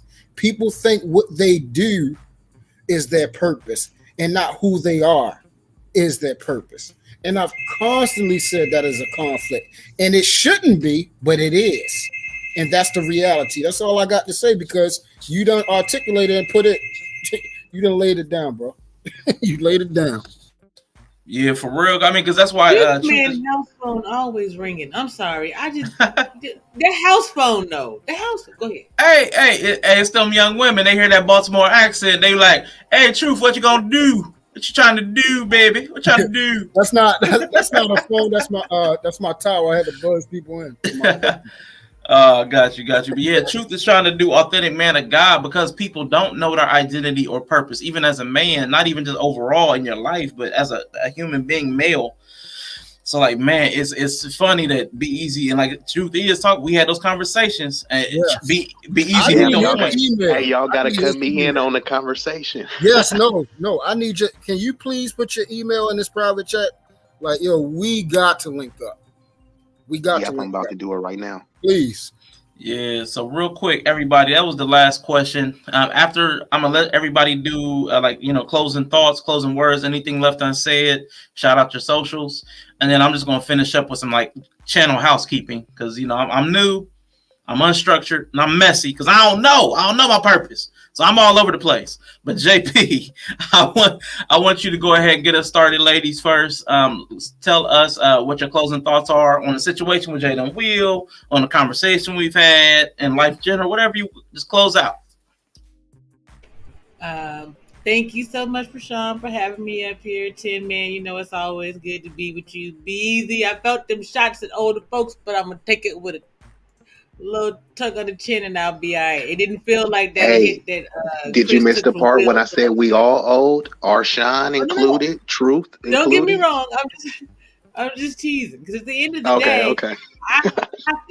Yeah, that's who I miss. I am goofy. All kinds of a big ball of ridiculousness, but the man who loves me is the man who loves me, and he loves that about me. My fellows do too, so I'm cool with that. I'm JP, the aspiring matriarch. My purpose is to be a social justice warrior for those who can't, don't, and won't know how to get out of the system until sometime later on. My goal is to create a nonprofit organization so that they have a soft place to land. The reason why is because my cousin was deleted in 2018, and he has a son who was born one day before that happened, and someone has to look after his legacy. So I do know who I am, what I'm about, and why I'm here. I appreciate young men like you, brother B-Eazy. 10 man, even though we started out hard. And Rashawn, my butterscotch bear, I appreciate each and every one of you. I hope that you will come check me out on my channel, JP the Aspiring Matriarch. You can even find me under JP, JPAM. I'm moving up in this game. I'm pissing off beta males all over the place and doing my best to make sure that Black love is the one thing that is seen all throughout YouTube as wonderful and positive. That's right, everybody. Please check out JP, the Aspiring Matriarch, here on YouTube. I'm trying to tell you, the conversations have a healthy range. You'll talk about some deep topics that'll have you crying. Other times you'll be talking about rainbows and farts. Like, I promise you, you will get everything. Crying, laughing, but yeah, it's I'm trying to tell you, it's a wild ride. So tap in with JP. I'm trying to go from the smoke to talking about how we're a nebula. I mean, it's you'll get everything, man. Everything with JP. So Truth. Yes, sir. Tell us, man. Thank you for blessing us today, Arshawn, giving us your grace, allowing us to participate with you this evening. As always, my brother, it's a joy to be up here with you. I love your mind. You already know I've been saying that since day one, bro. The questions that help you to think. It lets me know that I still got a lot of work to do, but I'm looking forward to doing it, becoming a better individual. B-Eazy, B-Eazy, that dude. You really is that dude, man. Like real talk, you are dope. And I'm not just saying it. People know I'm not running around here trying to flatter people. I'm not. You on the goddamn money, man. Seriously. So you got that name down pat. JP, as always, you the mother of this space. You feel what I'm saying? You know, we bump heads, but again, it's all with love. It's all with love. Not everybody is going to be on the same page with certain things, but I know that your heart is in the right place. I know that you earnestly care about people.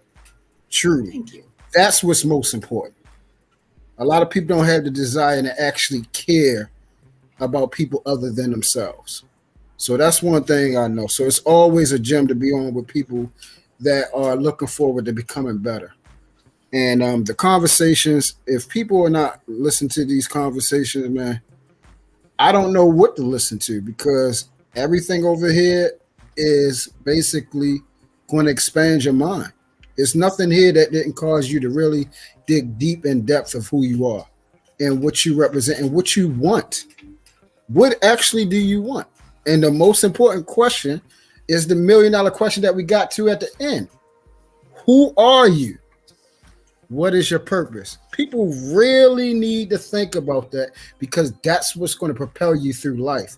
And it actually brings clarity and it simplifies your steps daily. Once you find out exactly who you are and your purpose, life becomes simple. Not easier, but very simplified. And please, people, rewind this day right here. These conversations that happened today, please rewind it. It's a sad thing. It came at the expense of two men getting into an altercation again. I do not advocate violence, but I do think as a man sometimes being volatile is a necessary tool. Men have been battling with physical force since the beginning of time. That is how civilizations rise and fall. It's through war. It is what it is. Take it easy. Love on and with purpose.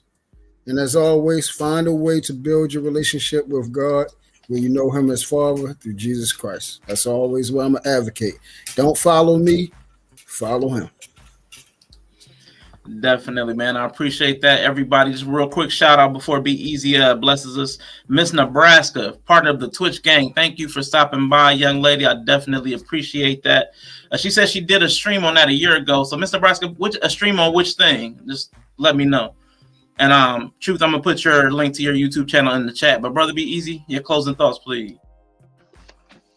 First, yeah, I'd like to shout out the Critically Drinking podcast, because you always having some deep discussions, right? Not just on the surface level, but digging a little bit deeper. JP out in the YouTube streets, you know, doing her virtual philanthropy, you know what I'm saying, out in the streets, you know, shaking hands and kissing babies. And you know, my brother in Truth, you know, I've been on a few panels with him. He always bringing that fire. And yeah, you know, we on the same wavelength when it comes to perspective. And the thing is, none of us is gonna agree 100% of the time, and I don't think we need to, right? We need the pushback, the feedback, the different perspectives. And sometimes we do agree. We just we get into it a different way. And like I was saying, 8 + 2 = 10, 5 + 5 = 10, 7 + 3 = 10. We all got to 10, just in a different manner. So I do appreciate the different perspective. I would just want to take a little bit to talk about the self-control. It was unfortunate because we're only focusing on the men in this regard, but Jada has a lot more blame than to just Will. Now, Will should be personally responsible for his own actions and his own behavior, but we do need to examine the behavior of Jada, that essentially she was culpable in the situation too, and she did elicit. Yeah, I'm from the West Coast, California, reporting to you live and direct, Oakland. I'm from Pittsburgh, but I'm out here in Oakland, San Francisco Bay Area. But yeah, Jada did a lot to do to elicit that same response. So she wasn't just some fainting virgin and innocent little angel in this whole ordeal. But we as men, this is where it gets generalized. We as men, I'm just speaking to the men right now, people in general, but especially the men, we need to be in charge of our emotions. If someone else could just push a button and get you that angry, are you truly in control of yourself? Or are you just a robot and somebody can just push an emotional button and you just turn and act the way that they want you to act? You act like the stereotypical trope that you're trying to defend against. And self-control is actually a superpower, because you can use it to avoid situations like having discipline. So where you don't have to just try to run up in every thought, and if you do, you can say, oh, well, she didn't make me wear a condom. Why didn't you bring one yourself?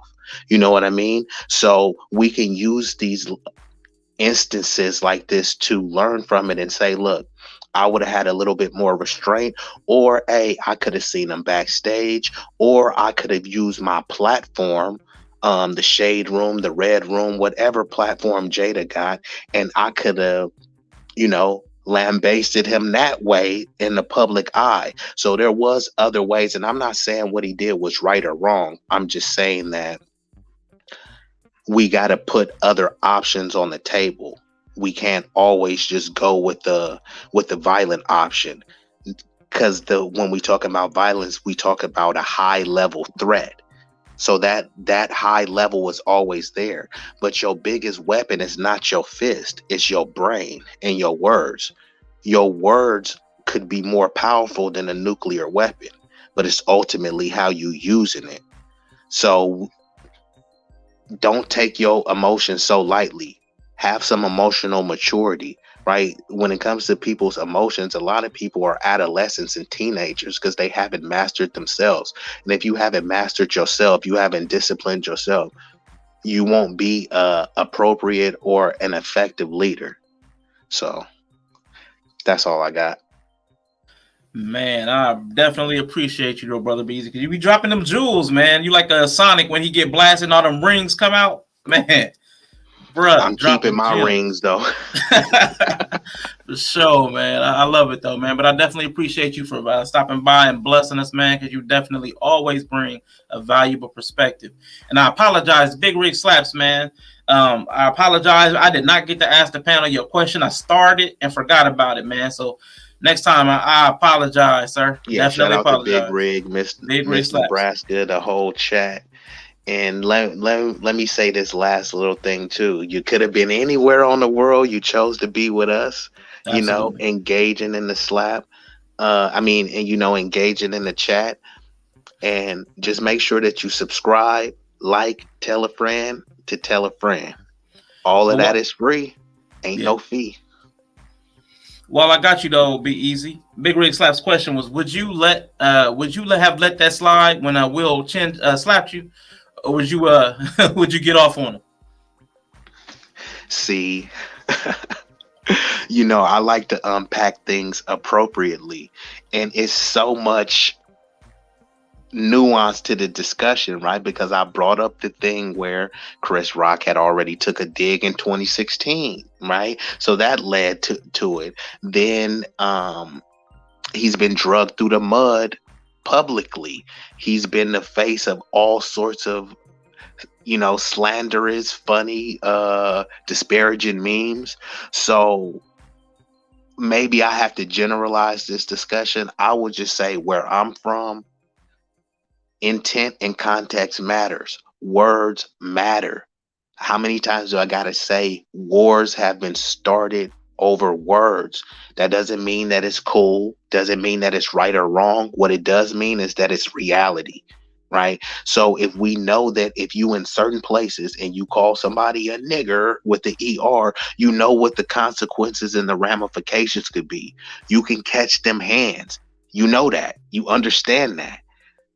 But then when you think that it would be any different when you disrespecting somebody's wife, or, oh, you think I'm at an award show, so I have the public defense, right? So some people are saying, okay, he shouldn't have done that. But then are you saying he shouldn't have done it because it was Will Smith and he's exhibited simp behavior in the past? Or are you just saying he just shouldn't have done that? Because I've seen people out in their public at the club, they be ready to fight somebody because they stepped on their shoe. So you saying that a dude is going to protect his shoe? He going to protect his Jordan and his Air Force, and then you going to criticize a man for trying to protect his wife? Once again, I'm not talking about Arshawn will feel this, right? I'm generalizing it. I'm not saying it's right or wrong. You could make that determination, but it is hypocritical to say, oh, if a dude step on my Jordans and increase it, you'll fight him over that. And then you want to shame the dude for defending the honor of his wife. Because if anyone disrespects your lady, they're not disrespecting your lady. They're disrespecting you. You're the man. You're the leader. The buck stops with you. So if the buck stops with you, if somebody talking about your kid, they're talking about you. Somebody talking about your wife, they're talking about you. So people could say, oh, he was said something about Jada. Anything said about Jada comes back to Will, who brings home the bacon. You know what I mean? Her name is Jada Pinkett Smith. His name is not Will Pinkett. We could call him Hancock in the beta simp enforcer, whatever you want. That may be accurate. He still is the breadwinner. He still is one.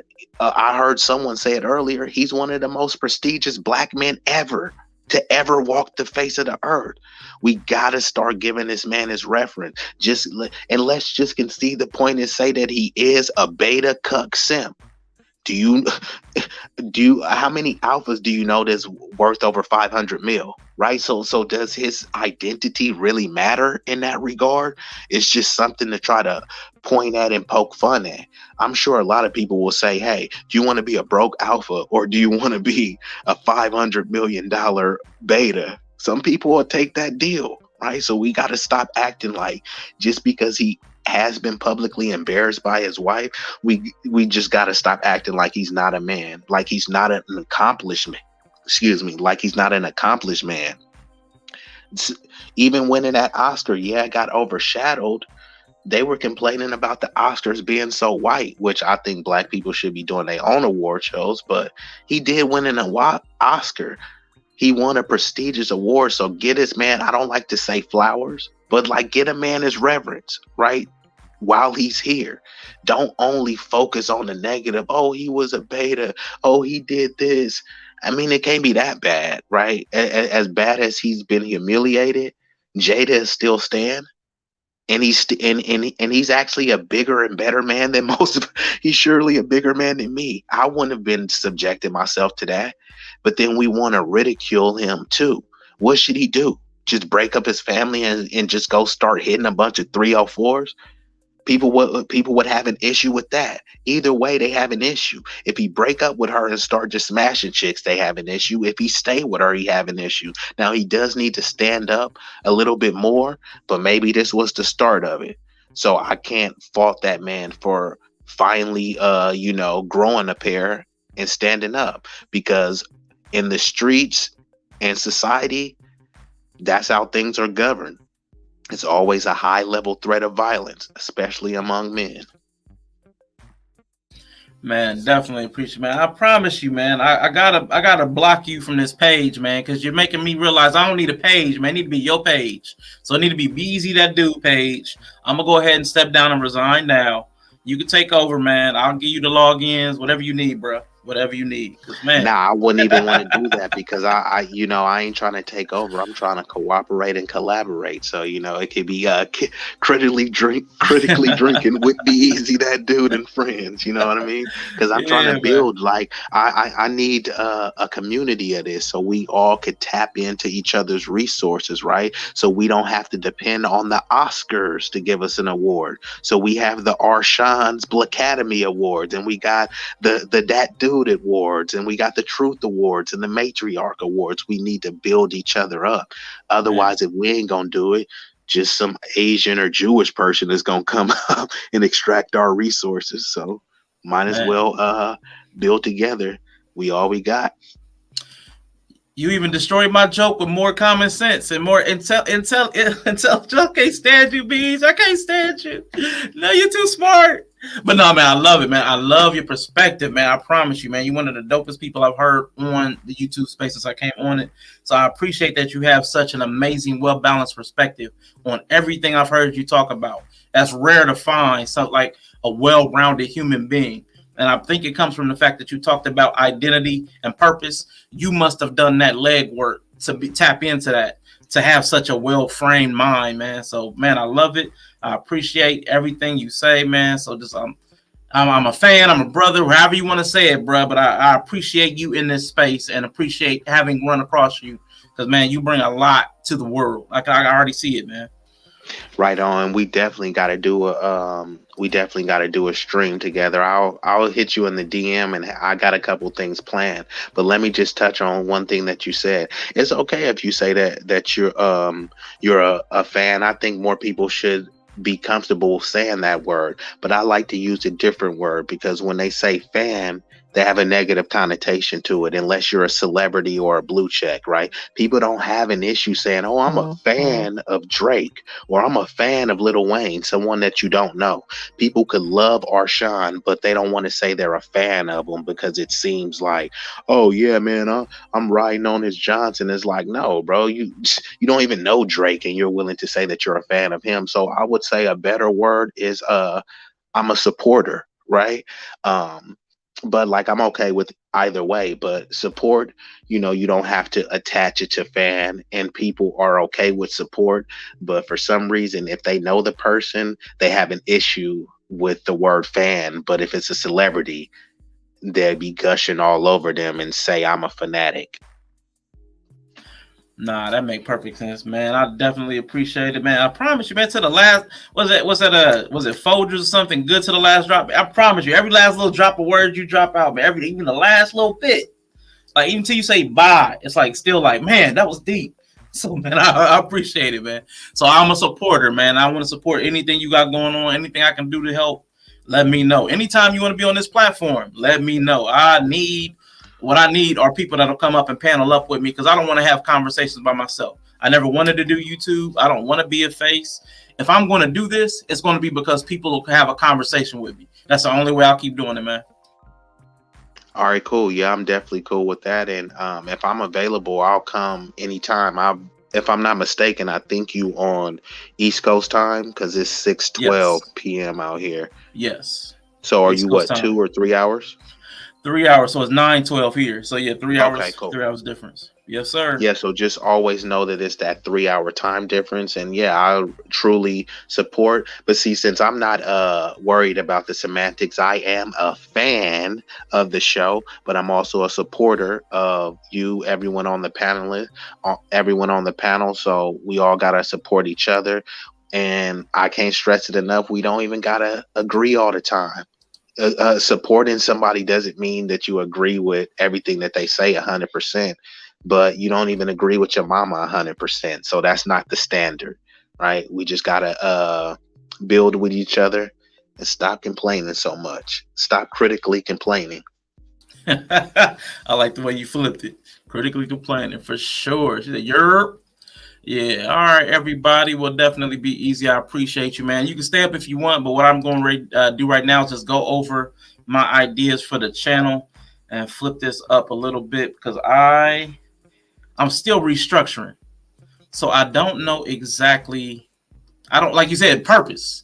I haven't I haven't gotten my purpose locked in, even for the channel, because we had a little bit of a hiccup in these YouTube streets. So I am restructuring, but I still want to have conversations. And I don't want to be up here by myself ever. Like, I don't want to just be up here blurbing, because if it's just me and my thoughts, I can do that by myself. I don't need a YouTube channel. I don't need to pay StreamYard, none of that. So it's got to be with people, man. So to the people who are still here, the people that'll be watching on replay, I am definitely trying to do something new here and to pressure test myself, to see if I have the stamina for this, to see if I can get up here no matter what and get up and talk about something and have the conversations. I have a pretty booked schedule for the rest of the month. I'm going to pull it up now. Hopefully you can see it. It may be a little, let me get rid of that banner. Give me a second, folks. Boom. So for the remainder of the month, I am going to be trying to go live every Monday, Tuesday, and Wednesday with a different topic. Now this week, because the topic today switched, we were going to talk about the AR's theory of baby mama terrorism, but the slap thing came up and I wanted to talk about it. And in a weird way, this Jada Pinkett and Will Smith are going to play a small role in the next two conversations. They're going to be different topics, but I'm going to tie them together in a way. So the theme for this week is going to be centered around different aspects of what I've seen in that relationship dynamic. So tomorrow is talking about living single, as you see there, but that's really talking about people who are married. Should they maintain single friends and relationships in their family? And where it says playing telephone, that's talking about talking outside of the relationship. So how I'm going to tie that in is because Jada, being a married woman, was having, and I know they may have an open relationship, but again, I'm using them as a point of entry to broaden it to everybody. There are people that have friendships like August Alsina, male or female friends that are single, and they get in those entanglements. It gets a little messy. And then on the playing telephone part, that part is a lot of people have a lot of conversation that slips out of their relationship. So me and so are going through something. They start talking to friends and family. And so people start getting a negative opinion of the spouse. So we're going to talk about that aspect as well. And that really isn't how it went down with them, but they lived their lives publicly. So their relationship stuff still kind of leaked out into the streets for judgment from other people, even though it didn't happen the way it would happen for us. You know, that's not being celebrities. We would be talking to our brother, our sister, our mama, our daddy, and, you know, and that's how it would get out there and people start casting judgment on the relationship. So that's what we're doing tomorrow. And forget where it says drink tank and open bar. What that was, my concept was going to have like a closed panel where I knew who was going to be coming up, and an open bar, you know, playing on the critically drinking thing. So drink tank, like a think tank, was the people that were going to be curated. And that's not working out because nobody emailed me. So everything's going to be open panel going forward. And open bar, that's just open panel. So that's what that was for tomorrow. Wednesday is going to be choosing sides in a war for control. So that's actually going to be the play on the which wolf do you feed or which bear do you feed? Which aspect of yourself do you let have control in your mind, in the battleground for your mind? The good angel, the bad angel. You know, so the golden mean, if you ever heard that term. So like cowardice, I can't remember the term in the middle, or bravery, courage on the opposite side. So everybody has a spectrum within them, and they're fighting for control. What opportunity costs as well. So whatever you pour into in one side, the other side of yourself is being neglected, and there's no way around that. If I'm diving into my mental, I'm neglecting my physical. If I'm reading a book, I'm not running. You know what I'm saying? So everything has a cost, and something's going to win out, and that's the conversation we're going to have on Wednesday. And throughout the rest of the month, I want to have conversations Monday, Tuesday, and Wednesday. I'm trying to avoid Thursdays and Fridays because I have people because I want to be a content consumer. Thursdays and Fridays are people I want to watch. So I'm not doing anything on Thursdays and Fridays as much as I can help it. But I have so many conversations that I wanted to have that I couldn't wait, like do the once a week. It was killing me. So if you're a content creator and you want to take some of these off of my wait, no disrespect, that's the worst channel. I can't stand you, Danny K. That's my guy. I like him, man. Love him. I love the concept. Appreciate that. But if you are a YouTube content creator and you want to take some of these topics off my hands, we can have a conversation. I can explain them to you, and I can just watch you and some other people have the conversation. I don't even have to be a part of it. I don't even need credit. I love ideas. Ideas are like number one for me. So if I hear other people have it, that's why I like this channel, because other people come up and they unpack these ideas. I just help guide it. So if you want to do some of this stuff on your channel, I can take it off of my schedule and I can replace it with the other stuff I want to talk about, because I've got too many ideas in my head. I don't have time for them all. So again, reach out to me. I would love for somebody else to take some of these off my plate. but if you don't, I'll be here Monday, Tuesday, Wednesday until some of these things are out of my head and I've got some pushback and challenge from other people, because my ideas need to go, they need to be tested, because you can't trust any idea that has not been tested. And I don't believe everything I think because people haven't pushed back on them. So that's my idea, folks. That's what I want to do with this channel. Have ideas and anything that pops up like the slap. Anything that pops up like the slap, I want to be able to talk about it and like take it from a specific to a general. That way we all can apply the principles and see how it plays out in our lives.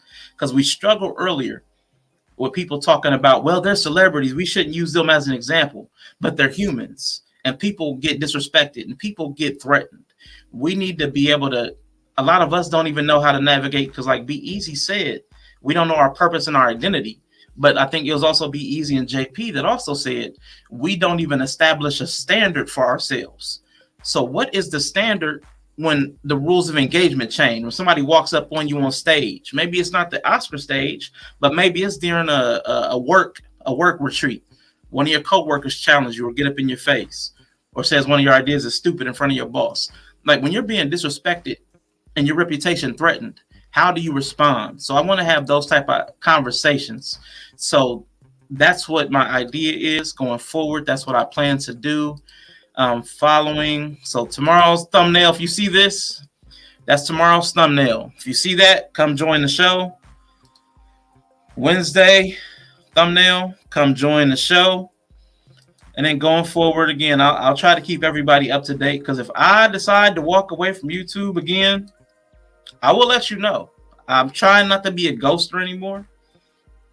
I'll let you know, guys. But that's what I intend to do on this channel. And man, I really love the concepts and the ideas that other people touch on. But I want to go a little deeper, because I think we need to be better thinkers in our community. We have a lot of reactors, but we don't have a lot of responders, man. Thought out, well-reasoned responses. Everybody's ready to jump up and slap somebody. But man, sometimes we need to sit back and chill and examine, like, man, what's the best course of action? And that's what I know, man. Twitch gang for sure. Twitch is a really nice place. It has a learning curve, but I promise you gotta put me up on a Twitch. I got a Discord, and I'm still not up to speed on even how to use the Discord, but that's something that we could do as well, because we need to connect offline as well, so that way even if Arshawn does retire, it will be somebody else to assume the position, right? So then you can come in and out of retirement. But also what I see too is that people will connect in the YouTube streets, right? It's all buddy and kumbaya, but then in the real streets it's like, oh, we don't exist. Nah, this is real people with real families and real things. If we're really trying to unite and build like we say we are, the internet is a virtual landscape. We need to be building on actual soil and actual landscape. Sometimes we be chatting with people that's in our same state, same vicinity. Now we should have these discussions and be able to either meet in person or talk offline, to where we can have a uncensored, unfiltered conversation and further go that. Because at any time we always want to say, oh, the white man this, the white man that. Okay, cool. Do you think YouTube is owned by blacks? So if they shut it down right now and you got 500 something loyal subscribers, but you have no information, you have no email contact list, you have no cell phones, you've never met them. So, and a lot of people have their stage names or certain monikers. So you may love a person like, man, this dude or this woman was so smart, but her name was user 22, and you have no way to contact user 22, who's giving you the best knowledge that you probably ever heard, but they're just only in the YouTube street. So we need to be more consistent and more committed to building a community outside of the YouTube streets. So collect emails, use other platforms too. Like I know he's on Twitch. I know people are on Twitter, other platforms, to where you can still connect, make other pages, make another YouTube page. So if they shut you down, you could pop right back up and it's like you never left. So we definitely need to be more better than that if we're talking about building. How could you build without no contacts? How could you build without communication to those contacts? Man, that's absolute facts right there. So yeah, the Twitch thing, That's why I did also want to stream, because I also didn't want filtered conversations. I didn't want to restrict what people said. So that's why I have it streaming to both Facebook and Twitch as well. That way, no matter, even if YouTube shut it down or Facebook shut it down, like it's redundant. So I didn't want the conversations to be dropped off of one and not nobody be able to find it anywhere else, because I want people to speak freely, man. I don't like all this restrictiveness. So I know eventually what it would have to be would be something. Here's the model I ascribe to. Was that CHICAGORilla earlier said something about Karen Hunter and Dr. Greg Carr. They built their own platform offline. They have their own website and an app. So that would be the model I would want to. But that's why I said I'm pressure testing myself, because I need to see if I'm even cut for this long term. You know what I'm saying? If I can devote myself or commit myself to it.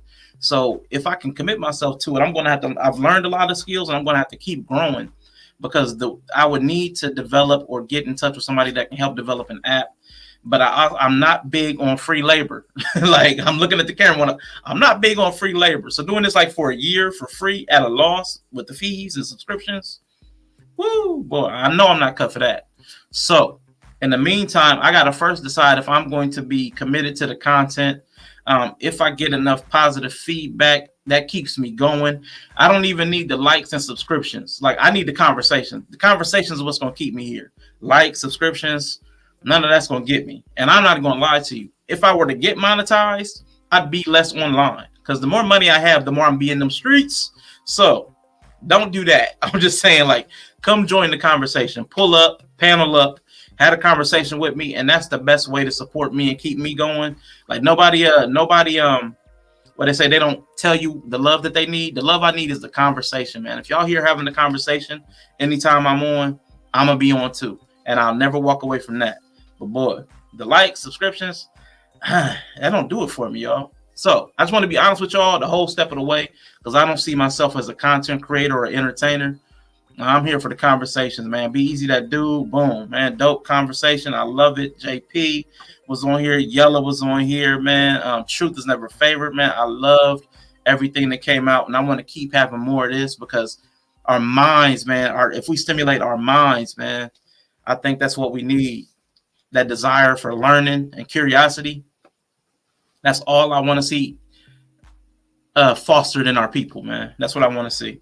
But that's it, y'all. I got y'all caught up on what I plan on doing this week and for the rest of the month. Hopefully y'all saw the calendar. If not, just rewind it, look at it, zoom in, pinch the zoom. Otherwise, man, I'm about to get up out of here. B-Eazy, anything you want to say before we head out? Any thoughts on that calendar? Anything that stood out to you? Feedback, pushback, anything? Nah, the calendar, you had it laid out really well. As long as the 3 hour difference, as long as it happened within my time frame, I'd be willing to come up. I know some of those days I might be already have prior engagements, but as long as you just correspond with me either in the DMs, I'll send you my personal line too. Whenever I could come up, I'll be there. If you happen to do something on some of those off days too, that you randomly don't normally do, then I'll be there. And I'm actually going to start because I have like some pre-recorded content that I'm gonna upload, but I'm gonna be doing live streams too, probably on the days that you're not streaming. So I'll be definitely willing to take over some of the discussions, because I'm operating at a loss too, right? I'm here to gain knowledge and bestow knowledge on others.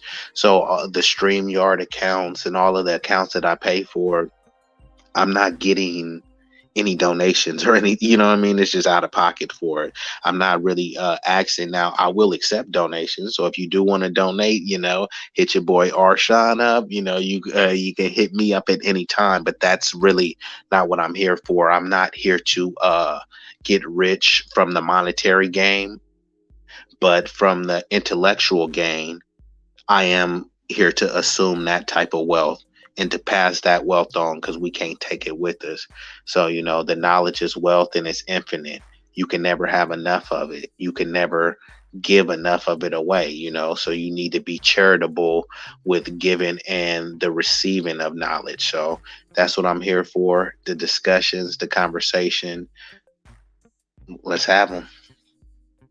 Shoot, man, I'm all the way with that, man. But with that, and man, I was trying not to pick up that term. With that being said, I'm trying not to pick up that term because so many people say it, but I guess it's in my head now.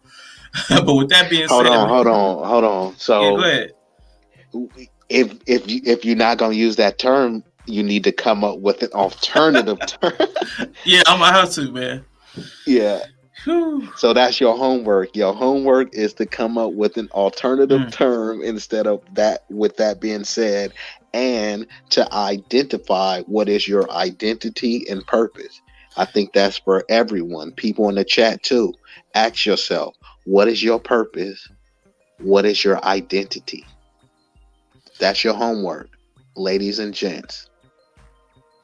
Writing it down now. Because identity, I have an amorphous identity, like concept. I don't have like clear language for that. Like I know who I am, but it's an amalgamation of several different aspects of self. You know what I'm saying? All of that. But I'm gonna need to have to articulate it. Yeah. It's your identity, and that's the beauty of it. And everyone should do this, even if someone they know 100% what your identity is. Okay, ask yourself that question and then write it down. Mm-hmm. Because once you're writing it down, it becomes real, and then you'll say, hold on, there's a little bit of something missing from my identity, or you may be adding stuff that's a part of your identity on the way, and it's ever changing, right? It's changing due to your environment, the circumstances. Yes. So what your identity may be solidified in one specific standard or creed, but it could be changing due to the societal landscape. So that's the thing about evolution, right? Doesn't need to stay the same. Change is constant. Change is inevitable. And one thing about change, it can go whichever side on the spectrum. You could change for the worse, right? Because your health could diminish and you can do things that's detrimental to your health, or you could change for the better and you can be starting to ascend and, set yourself up for a better level of, basically setting yourself up to ascend, not descend. And if it don't challenge you, it don't change you. Right. And that's what that was my whole concept with this. I'm like, I see so many intelligent people, man. They say, if you're the smartest one in the room, find a bigger room. And I'm like, man, the internet is the biggest room I could find. So I'm like, the people in my real life, it's like, man, I never get the pushback. Everybody's afraid to challenge me on concepts. Or like, I ain't gonna say afraid. They just don't like that level of conversation. So that's why I like this, man. I like the battleground of ideas, man. So I love it, man. I'm enjoying this so far. But again, I need people to pull up. I'm going to let go of the rigid structure of I need to know who was going to be on the panel because that didn't work for everybody. Everybody can't commit to certain times unless you have an incentive. I ain't got nothing to offer but conversation and ideas. So it will be open forum going forward. I'm still going to try to do Monday through Wednesday. And I may pop up like last week with something else going on during the week. But B-Eazy, I'll definitely connect. And we'll try to get something going. I'll let you know which days or find out from you which days will work and which times. Because, I'm not trying to time commit, lock anybody in. But whatever support I can get, man, I'll take it. Take it.